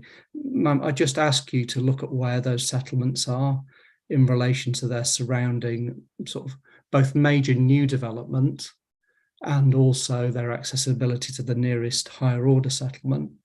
And then I'd ask, ma'am, if you'd look at Haresfield and the 800 metres to the strategic employment or 2 strategic employment allocations, the proximity to Huntsgrove, and also to the facilities and services at Gloucester, and the expectation within this plan to improve things like local transport along the road that goes to Haresfield. So I think there's a material difference there, ma'am, in terms of Haresfield. So that's raising the incorrectness of the way Haresfield is described in that document. My final point, ma'am, then is just on sustainability and travel. And as I say, if this plan is about carbon reduction, sustainable travel, then it's about distance travelled, not simply whether there's a, if a settlement has not got a shop, but it's got a primary school, the primary school will generate an awful lot more travel if people drive to the primary school because there's not enough children to support it within the settlement. And I think that's a misunderstanding of sustainability within the settlement hierarchy. So it's about how you use it, ma'am, and I'm sure we'll come on to that. Well, it's slightly difficult because that's spatial strategy, isn't it, ma'am? And there are no allocations at Haresfield. So there won't be any other discussion on that settlement. So unless, ma'am, you get into looking at emission sites. No, we won't be moving into emission sites. The only way that emission sites would even be considered would be if we were to say to the council that some of the sites are not sound and therefore some of the allocated sites are not sound, therefore had to be removed from the plan. The council would then have to go and find more sites. So it would be up to the council to decide. And then whatever sites they bring back, if, and this is all if, There's no decisions or anything made. But if that is the case, then they would come back with more sites. It would be up to them to decide where that would be. So Mum, in which case then it's important that the plan allows places like Haresfield specifically to be able to sustain itself. You've got our representations on the ageing population, the impact on local services, the loss of local services, because as we go back to, as I say, wanting to split out that table, there are no allocations, and I'd be surprised if there's been any development there, or if it is, it'll be 1 or 2 houses. So we're talking about a 20-year period where there's no growth whatsoever to support the primary school, the local facilities. So from your that's missing at the moment. Sorry, ma'am. So from your perspective then, in relation to Haresfield being a tier 4B category, and what the plan says about that in relation to it does allow some small development. Up to 9 dwellings, ma'am. Yes. So your thoughts on that? Because obviously we've raised that as to understand why the 9 dwellings, but the council's responded on that, and we'll come to that in a moment. But your take on that? The 2 things: 9 dwellings doesn't necessarily deliver any substantive affordable housing, and it will all depend on how tightly you draw the boundaries. So, because it's 9 dwellings within the boundary. So if you have a tight boundary, you're not going to deliver 9 dwellings. If you have a looser boundary, then you might. If the proposal is to allow, I'm seeing Mr. Russell shaking his head, if the proposal is to allow development outside the settlement, he's nodding his head. That's the adjoining, yes. It's adjoining. That's what it says. I haven't got the policy in front of me. You'll have to forgive me. Okay. No, the policy does allow adjoining the settlement development limits, i.e. the settlement boundary, does allow developments. It does allow exception sites. That's 100% affordable housing. But that goes with that's normal policy anyway. Single plots, small schemes of up to 9 dwellings, and that's all outside, and live work development outside. Exactly what that means, I'm not quite sure, but in this day and age, maybe so as well. Well, but just coming back to your point about the 9 dwellings, and sorry, this is slightly outside of no, that's fine. We've got limited time to discuss, so bring in your points now. There is no reasonable basis for 9 dwellings. How do we know 9 dwellings will deliver? Let's say development, because the whole point of this should be development is able to bring and improve the sustainability of a local community. What happens if that's 11 dwellings? Is that inappropriate all of a sudden? It needs to be based upon demonstrating local need or local improvement, and I find it very difficult when you have a policy which says 9 dwellings. We have raised that as a question. Yeah. I don't think, and that's not something that's set out in national policy as in the 9 dwellings, but the national policy does talk about market housing supporting the delivery of affordable housing where you're not achieving exception sites. Okay. But I think just my final point, it does come back to, if you're looking at sustainability, you should be looking at those villages which are sustainable, which are close to major employment, which are going to see change in the local vicinity. Where I'll stop there, man. On the bell. Okay. Thank you. Mr. Bayliss, please. Thank you, ma'am. I wanted to come in on the settlement hierarchy. Obviously, I'm going to be talking parochially for Leonard Stanley, but I was a little bit nonplussed by comments made by Mr. Austin Fell a few moments ago, where he certainly seems to be advocating that King Stanley and Leonard Stanley settlements should be taken as one. and I believe by implication he's advocating that they should be moved up to tier 2 as development settlements. Unsurprisingly, we've always regarded King Stanley and Leonard Stanley as separate settlements. King Stanley has slightly more facilities than Leonard Stanley. We have very few, and people largely rely on the bigger settlements such as Stonehouse and Stroud or even Gloucester for facilities. We found the categorization for Leonard Stanley slightly odd, contradictory to an extent, in that quite a number of if you look at the facilities criteria, quite a number of the settlements in category 3B have got significantly more local facilities within their villages than we have in Leonard Stanley. And that has prompted us in the past to advocate to the council in our submissions to the local plan review that Leonard Stanley should be moved to category 3B rather than where we are in 3A. My second point on this from my parish's point of view is the table. In fact, the table that Mr. Russell provided for us at lunchtime just actually makes me more alarmed than I was before. It mentions, for example, on the housing allocations, the commitments and the allocations of 47. And I think Mr. Austin failed to take into account the fact that only as recently as 2018, Leonard Stanley had 150 extra dwellings built within our parish. Now, if you take that as a proportion of the existing number of dwellings in Leonard Stanley, that is an enormous increase in our population. Obviously, in Mr. Russell's table here, he mentions commitments of 7 and allocations of 40. But when development as recently as 2018 has delivered 150 extra houses within our parish, we would then say that that should be taken into account when allocations are made. And certainly I would disagree with Mr. Austin in saying that there isn't sufficient allocation there for Leonard Stanley.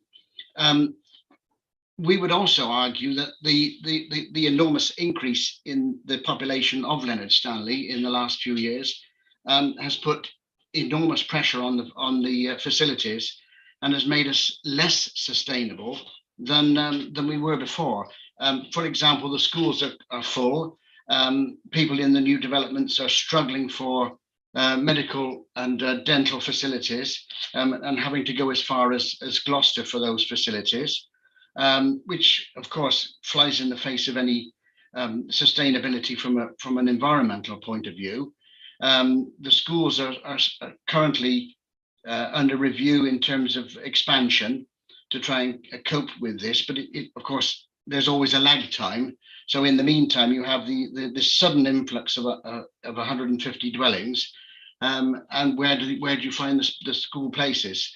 So we become, as I say, speaking parochially, we become in Leonard Stanley significantly less sustainable than we would have been a few years ago. And we are arguing that we should be perhaps recategorized for the foreseeable future in terms of future development. I did have a number of comments to make on the settlement development, but I will defer those, Ma'am, until you reach that particular point. But I think that's all I want to say on the settlement hierarchy. We have some significant issues with the methodology and with the figures that have been produced. We are certainly under pressure, you could say, in Leonard Stanley, with a massive increase in our population over a very, very short period of time. Those houses were built in a period of less than 2 years. So it's changed the nature of the settlement very, very substantially. If you add that to development in King Stanley next door as well, then we certainly are expanding at rapid rates. So those are my comments. Thank you, Ma'am. Thank you, Mr. Bayliss. If I bring in Ms. Hamilton-Foyne, please.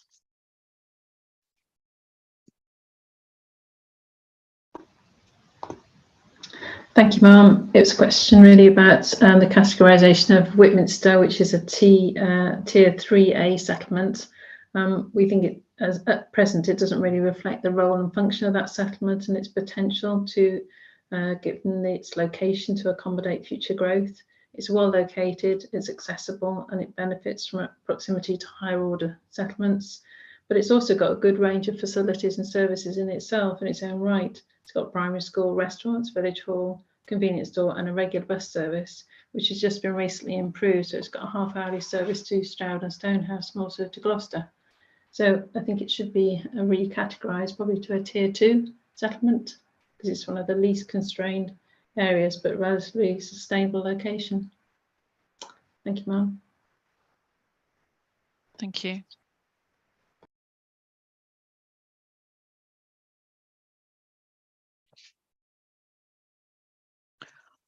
Mr. Bayliss and Ms. Hamilton-Foyne, if you can put your hands down.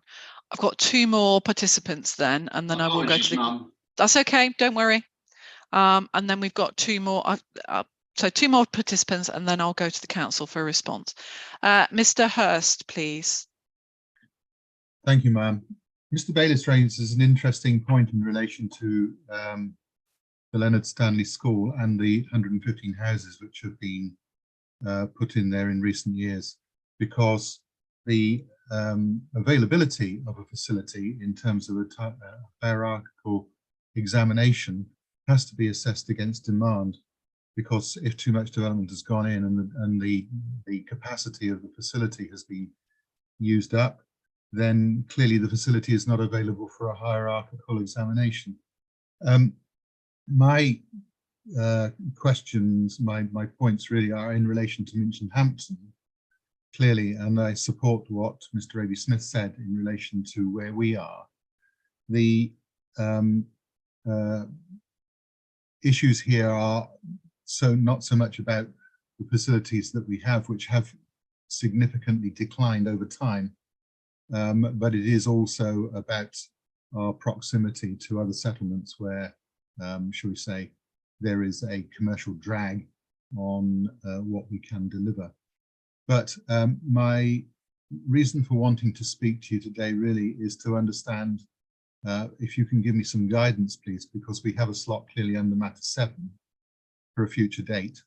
I would like some guidance on what I regard as lack of joined up thinking between Stroud District Council's departments, where the housing needs assessment in terms of social affordable housing is allocated on a district-wide basis rather than a specific locality basis, and whether that has any bearing on whether sites allocated within any given parish are assessed against that local assessed need rather than against the district-wide need. That will obviously feature in our conversations about PS05 when it is considered, but it does seem to me to be relevant to the whole process. I was also noted that Mr. Russell commented that the AONB view on settlement development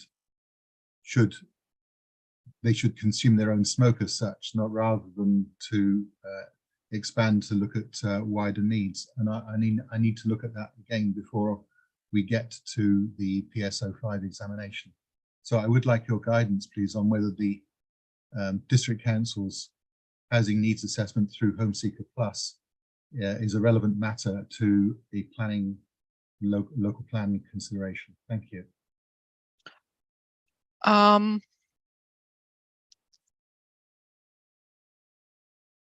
I don't know what Home Seeker Plus is. I'm not. I know it's in your representations. I know you've referred to it. I've read about it. Yes. It is up to this is the council's plan. So the council decides through its evidence, through its democratic process, decides where it wants to put housing, employment, any other proposals that it has put forward. It is mine and my colleagues' job to assess whether that evidence is sound. So, and whether the allocations and whether where the council is proposing to put that development is sound, based on the evidence that's been put in front of us, based on the evidence of identified need, in accordance with the local housing needs assessment, which is required by policy, by national policy. Okay, I'll think about that then, if I may. Maybe so it may be worth you having a discussion with the council outside the remit of this conversation that we're having now, and just seeing what, so that the council is aware. I'm sure the council is aware of your concerns anyway, and or to then understand whether it's something that they've considered as part of the. I'm not, because I don't know what Home Seeker Plus is. Yes. It's not something that I've dealt with before as part of a local plan examination. Okay, I am a district councillor as well, as you probably realise, and yes. So what I will do maybe is write you a short note if you're prepared to accept it. Well, if on the first instance, if you can have a well, can I ask Mr. Russell to respond on this point? Yes, please. First of all, I'm trying to understand whether I need to go down that route. I really don't want to open up and provide and have yet more evidence. We've got evidence coming out of our ears for the Stroud, for this plan. So I'm really trying to keep it down to a minimum. But obviously, if it's absolutely essential, but I'm trying to understand whether I even need to go there. So, Mr. Russell. Well, Minchinhampton is wholly within the AONB. So if there is, but it has settlement development limits. So within Minchinhampton itself, the local housing needs assessment, which is part of our core documents, would be applicable in terms of identifying overall needs from the district, and if a suitable site can be found then within the Minchinhampton settlements, then that's appropriate for that to be located there and to satisfy general need. The issue with the site on the edge of Minchinhampton outside settlement development limits is that is subject to local housing needs survey, specific one relating to the parish, to justify whether development should be allowed within the AONB outside of the settlement limits. So it's kind of both. The development within the settlement limits is appropriate to consider general objectively assessed need, and outside the settlement limits in terms of the allocation, that's where we've had to specifically justify it on the grounds of a local housing needs survey. So the reference to Home Seeker Plus is that if there is a site available for affordable housing, then it will go to the person on the top of the district waiting list. If it is a site that's in the plan which requires a local housing needs survey, and the policy wording refers to affordable housing to meet local needs, then Home Seeker Plus wouldn't apply, and the person who would occupy that dwelling would have to demonstrate that their need is from the parish. So there is a different approach because of the AONB to the general issue of local housing needs assessment. But that's about the occupation of the dwelling. Yes, and okay. I've just tried to explain. Okay, yes, no, exactly. thank you for that. No, we don't deal with the occupation of dwellings. Yeah.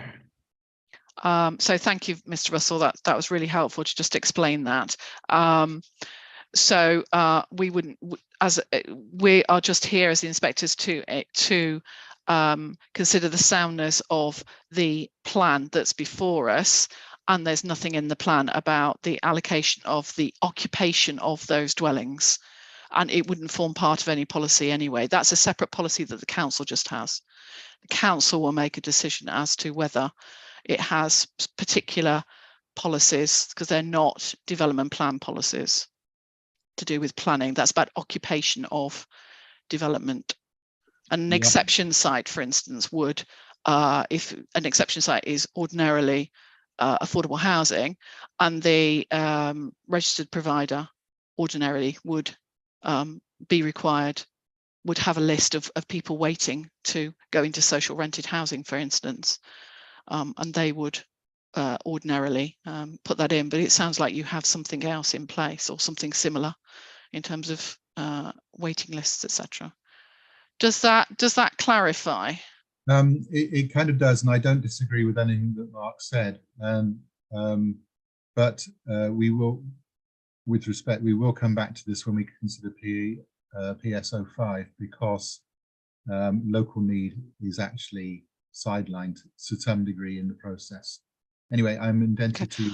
We can raise it, certainly raise it as part of when we come to that matter 6 that deals with Minchin Hampton. Thank you, ma'am. Okay, thank you. Mr. Hayes, please. Thank you, ma'am. Just have 2 points I'd like to raise regarding the settlement hierarchy and the associated evidence base, specifically the settlement role and function study, EB72. The first point I wanted to make was about this idea of accessibility or sustainability by association.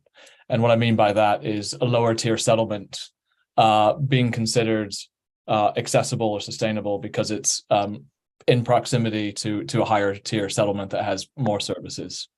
In the settlement role and function study, paragraph 3.28, it states there that some of our smallest and lowest tier settlements have really good accessibility by virtue of close proximity to higher tier settlements, or proximity to key transport corridors, or good regular bus services, or all of the above. In some cases, a good level terrain for walking and cycling.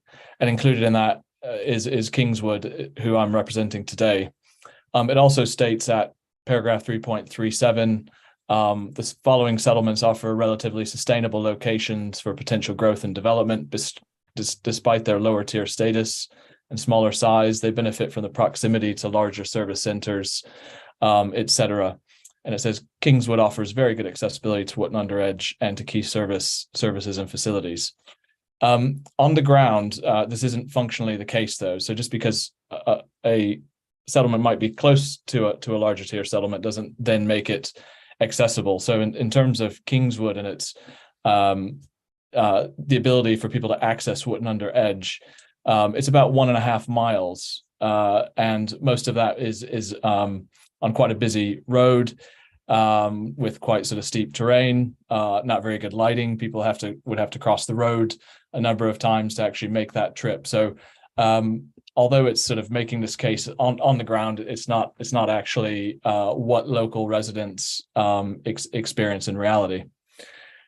My second point is about the sort of scoring itself in the settlement and function study.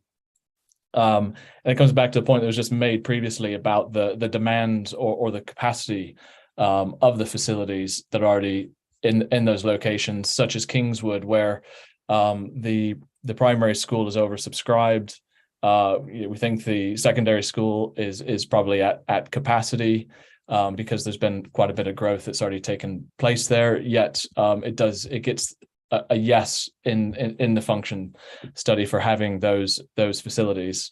And just to say as well that the 84 and 85 bus service in Kingswood is, as we understand it, being withdrawn as well. So sort of reduces the services that are located there, and that needs to be picked up in the evidence base.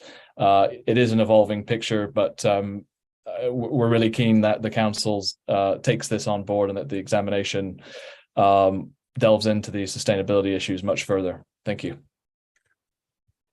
Thank you, Mr. Hayes. Mr. Washington, please. Thank you, ma'am. I was going to rely on my hearing statement in relation to this matter because we cover it quite extensively. But I just wanted to pick up on some of the comments Mr. Hayes has just raised in relation to the relationship between Kingswood and Wootton Under Edge.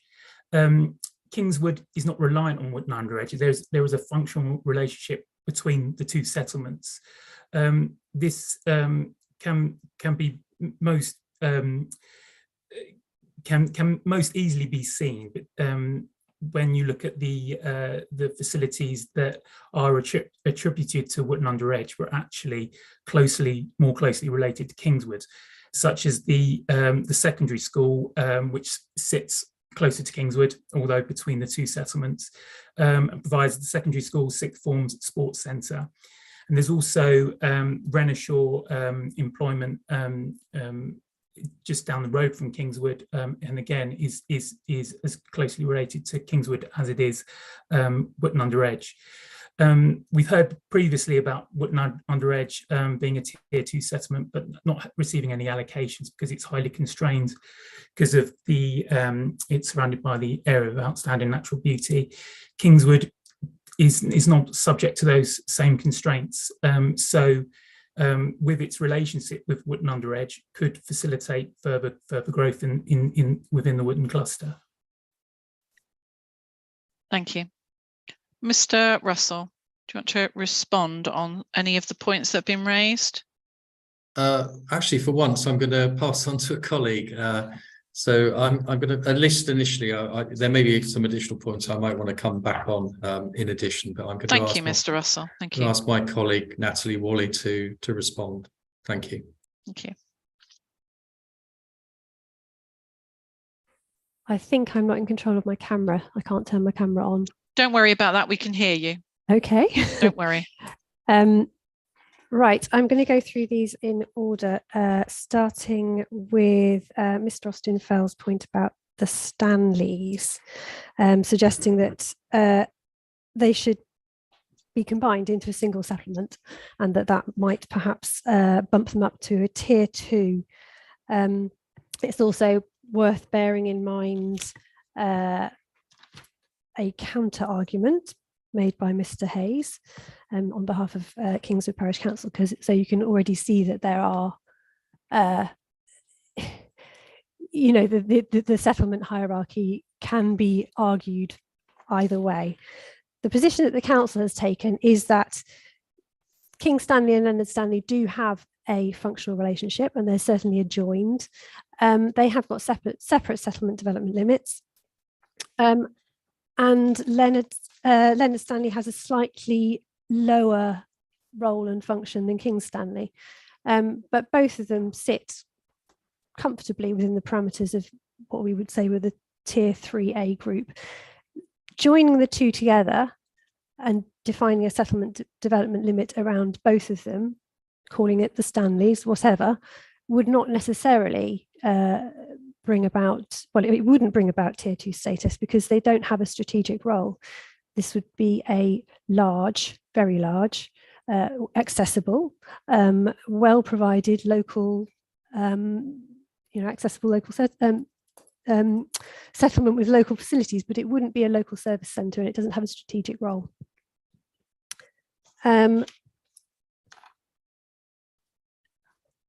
Minchinhampton. Actually, there was another one about, Minchinhampton. So Mr. Roby Smith and Mr. Councillor Hurst have both raised points about Minchinhampton. I think a lot of the argument relates to the level of service provision on offer at Minchinhampton and whether it does have a role as a local service centre and whether that centre is comparable with the role performed by Nailsworth, for example, which is nearby and which a lot of residents of Minchinhampton and surrounding villages also use as a local service centre.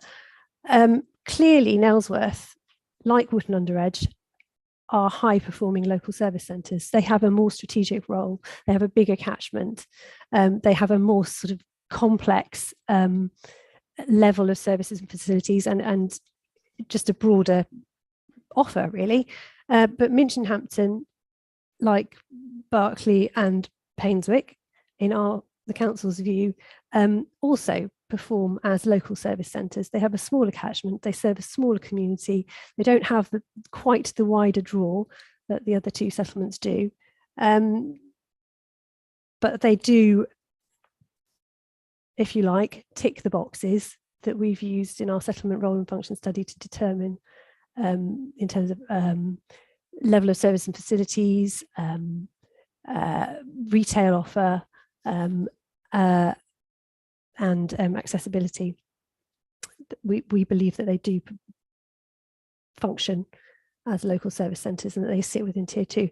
Now, we could go down the route of separating off Wootton and Nailsworth as sort of 2A and the others as 2B, and you could go on infinitely, separating all the tiers, saying that the top few of Tier 3A are better performing, bigger, slightly different from, they're very different from the smaller and less complex settlements in 3A, and you could sort of separate them. But at some point, you have to look more broadly at the sort of character, the role and the function of these places, and accept that they do have some things in common and they do have some differences, but broadly they perform a role, whether that's one that just serves the immediate resident community or one that draws shoppers and workers and students in from a much wider catchment.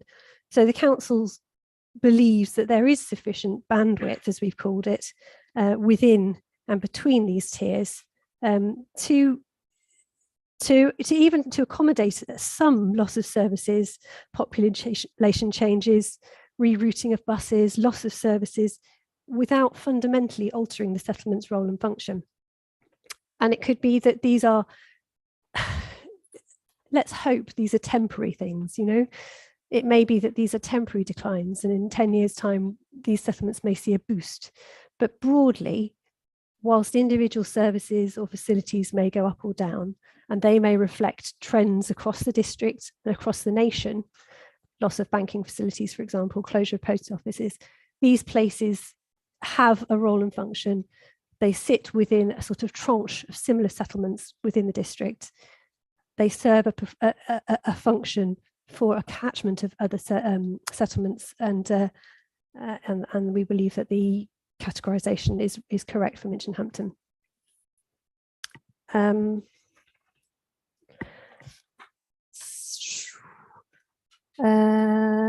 Haresfield, Mr. Danks suggested that this should be, not suggesting that it should be reclassified, but the accessibility, it doesn't take sufficient account of accessibility in proximity to Gloucester.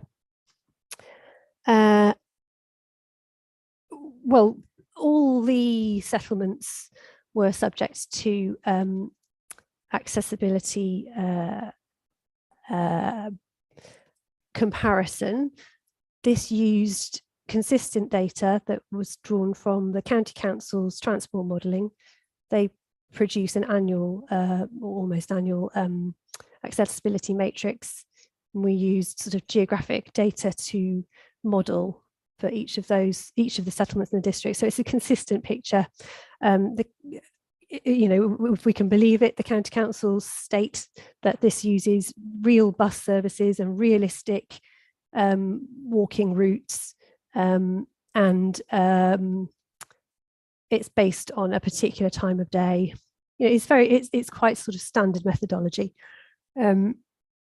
So whilst we do accept that there will be changes that have occurred since the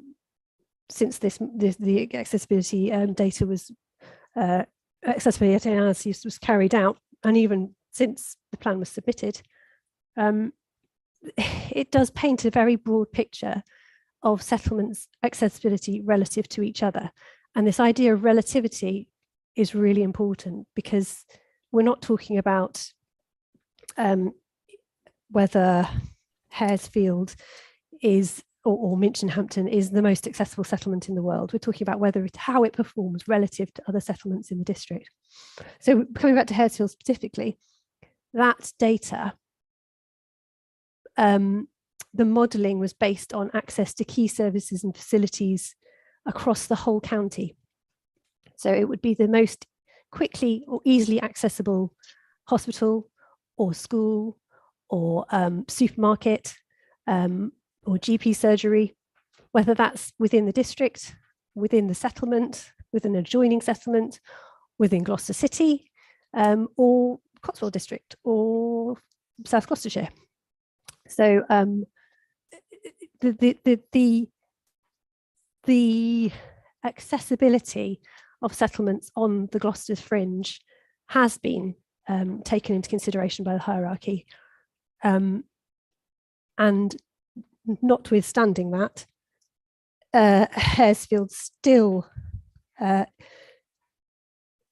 we consider that it is justified to be a 4B settlement.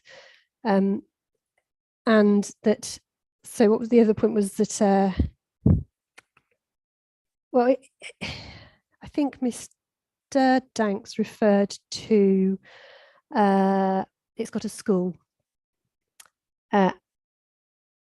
Well, almost all the settlements that are included in the hierarchy have got schools. So what we're looking at is for added value. Does Haresfield perform significantly better or worse than other settlements? And that's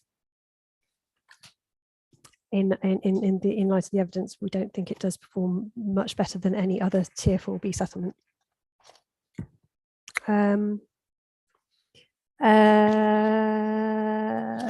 Ms. Hamilton-Foyne talked about Whitminster should be recategorised to Tier 2. The council believes that the classification is correct because Whitminster doesn't have a strategic role. It doesn't. It's a very accessible, good performing Tier 3A settlement, and it sits very comfortably within the 3A categorisation.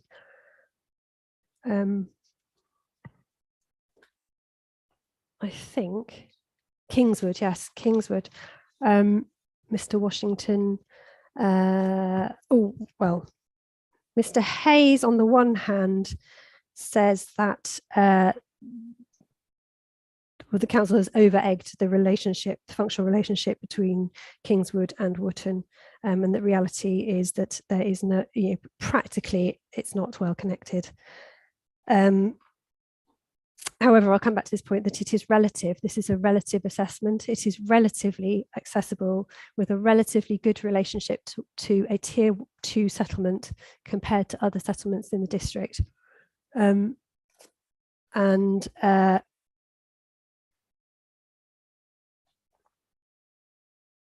has good access to strategic facilities, including the secondary school, which is actually on the very periphery of Kingswood, what we would consider to be within the orbit of Wootton, the strategic service provider of the area. But that just demonstrates that Kingswood had very good access to these strategic services. I think that's all those specific points addressed from my point of view. Thank you. Can I just add? Sorry, I don't know if you want a response to the Mr. Dank's point about the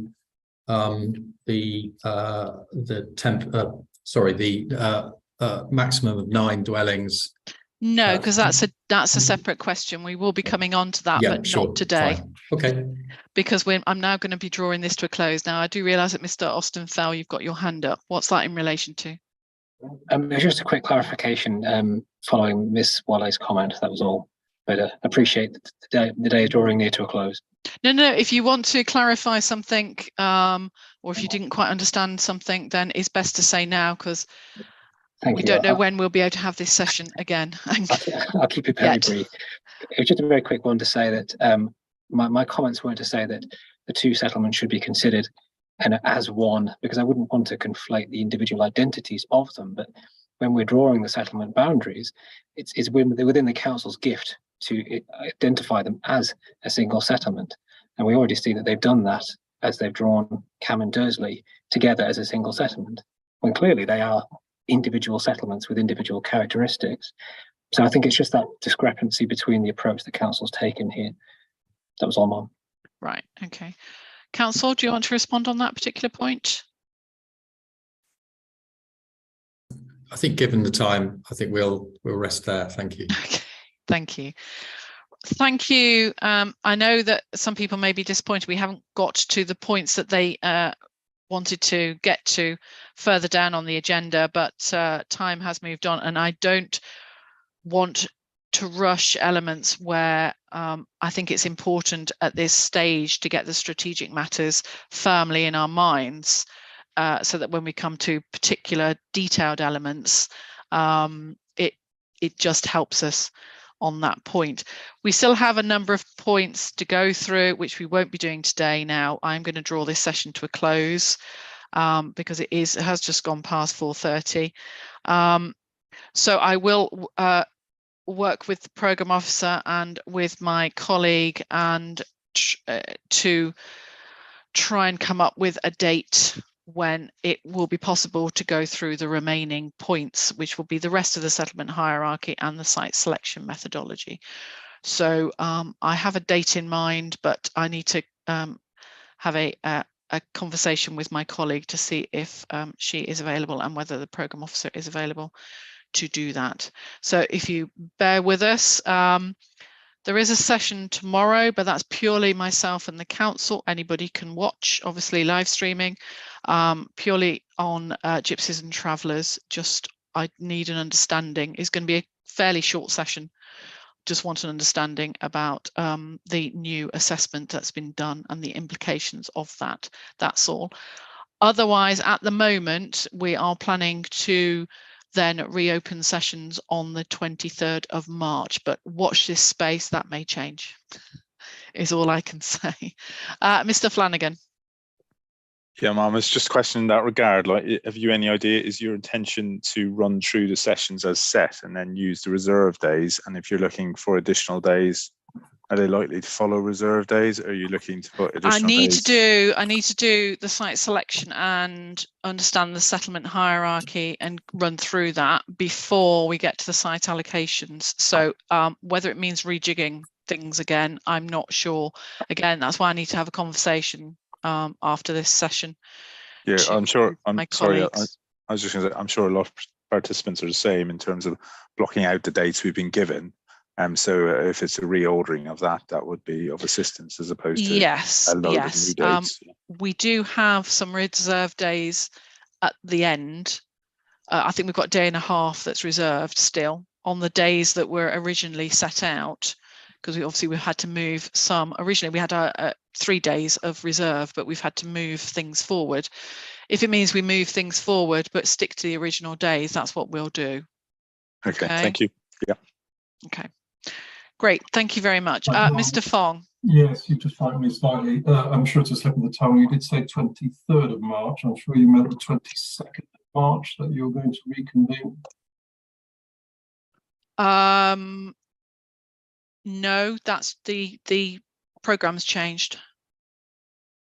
Because the matter 5 was scheduled for the 22nd. Is that now changed? Yes. Right, we weren't aware. The programme was issued yesterday. Bear with me. So we're now sitting on the Thursday and the Friday of that week. Now, it's been, sorry, I was just going to say it has been sent to be published, so it should be published. Has it not been published yet? Not yet, but it should be, and I'm going to send it out today. Okay. I need to have a discussion with my colleague and with the programme officer to see whether we could in any way utilise the 22nd, but there's a particular reason why we weren't able to do the 22nd, so I don't think we can use that day.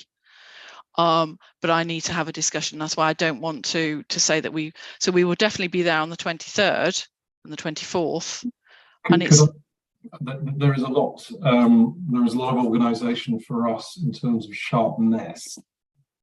Yes. Can I get clarity from Charlotte Glancy on when matter 5 is rescheduled for, so I can start that work now? Yes, I can send you the programme now. That would be helpful. I'll send it to you now. Okay.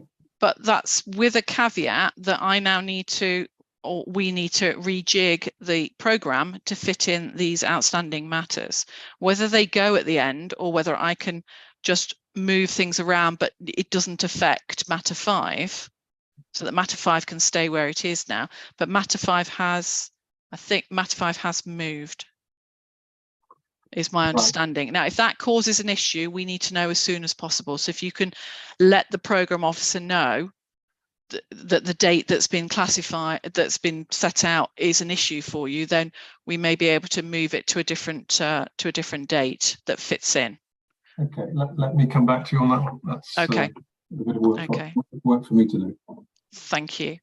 So thank you, ladies and gentlemen, for your contributions today. It's been really helpful.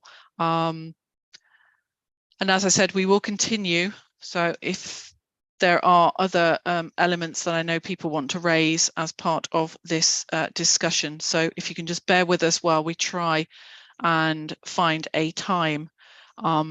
We know that there is quite a gap in between the end of March sort of sessions, the 23rd, 24th now. It was the 22nd, 23rd, 24th, but there's a reason why I can't do the 22nd now. And then May, but again, that's for particular reasons. So unfortunately, we won't be able to have any dates in between those times, but we will try and sort this out as soon as possible. So although the programme is about to be published, just be aware that that may change again because I've now got to rejig it for this. So just that's a caveat. So it could be we hold off publishing that programme at the moment because it may cause some issues. Mr. Bayliss. No, just a thumbs up there. It's just a thumbs up. I thought it was your hand up, sorry. No, it's sorry, just I saying didn't thank see you very it. much. Okay, thank you, Mr. Bayliss. As I said, thank you very much for your contributions, and I will leave you to go and have a lie down after that session. That was a lengthy afternoon session. I would ordinarily have a break, but I was hoping we would finish a little bit sooner. So I thought no point in having a break. We might as well just keep going. So my apologies if that's caused issues for anybody. That's not my norm. But thank you for your contributions, and I will see you again on another day. So thank you. I'll adjourn for now. Thank you.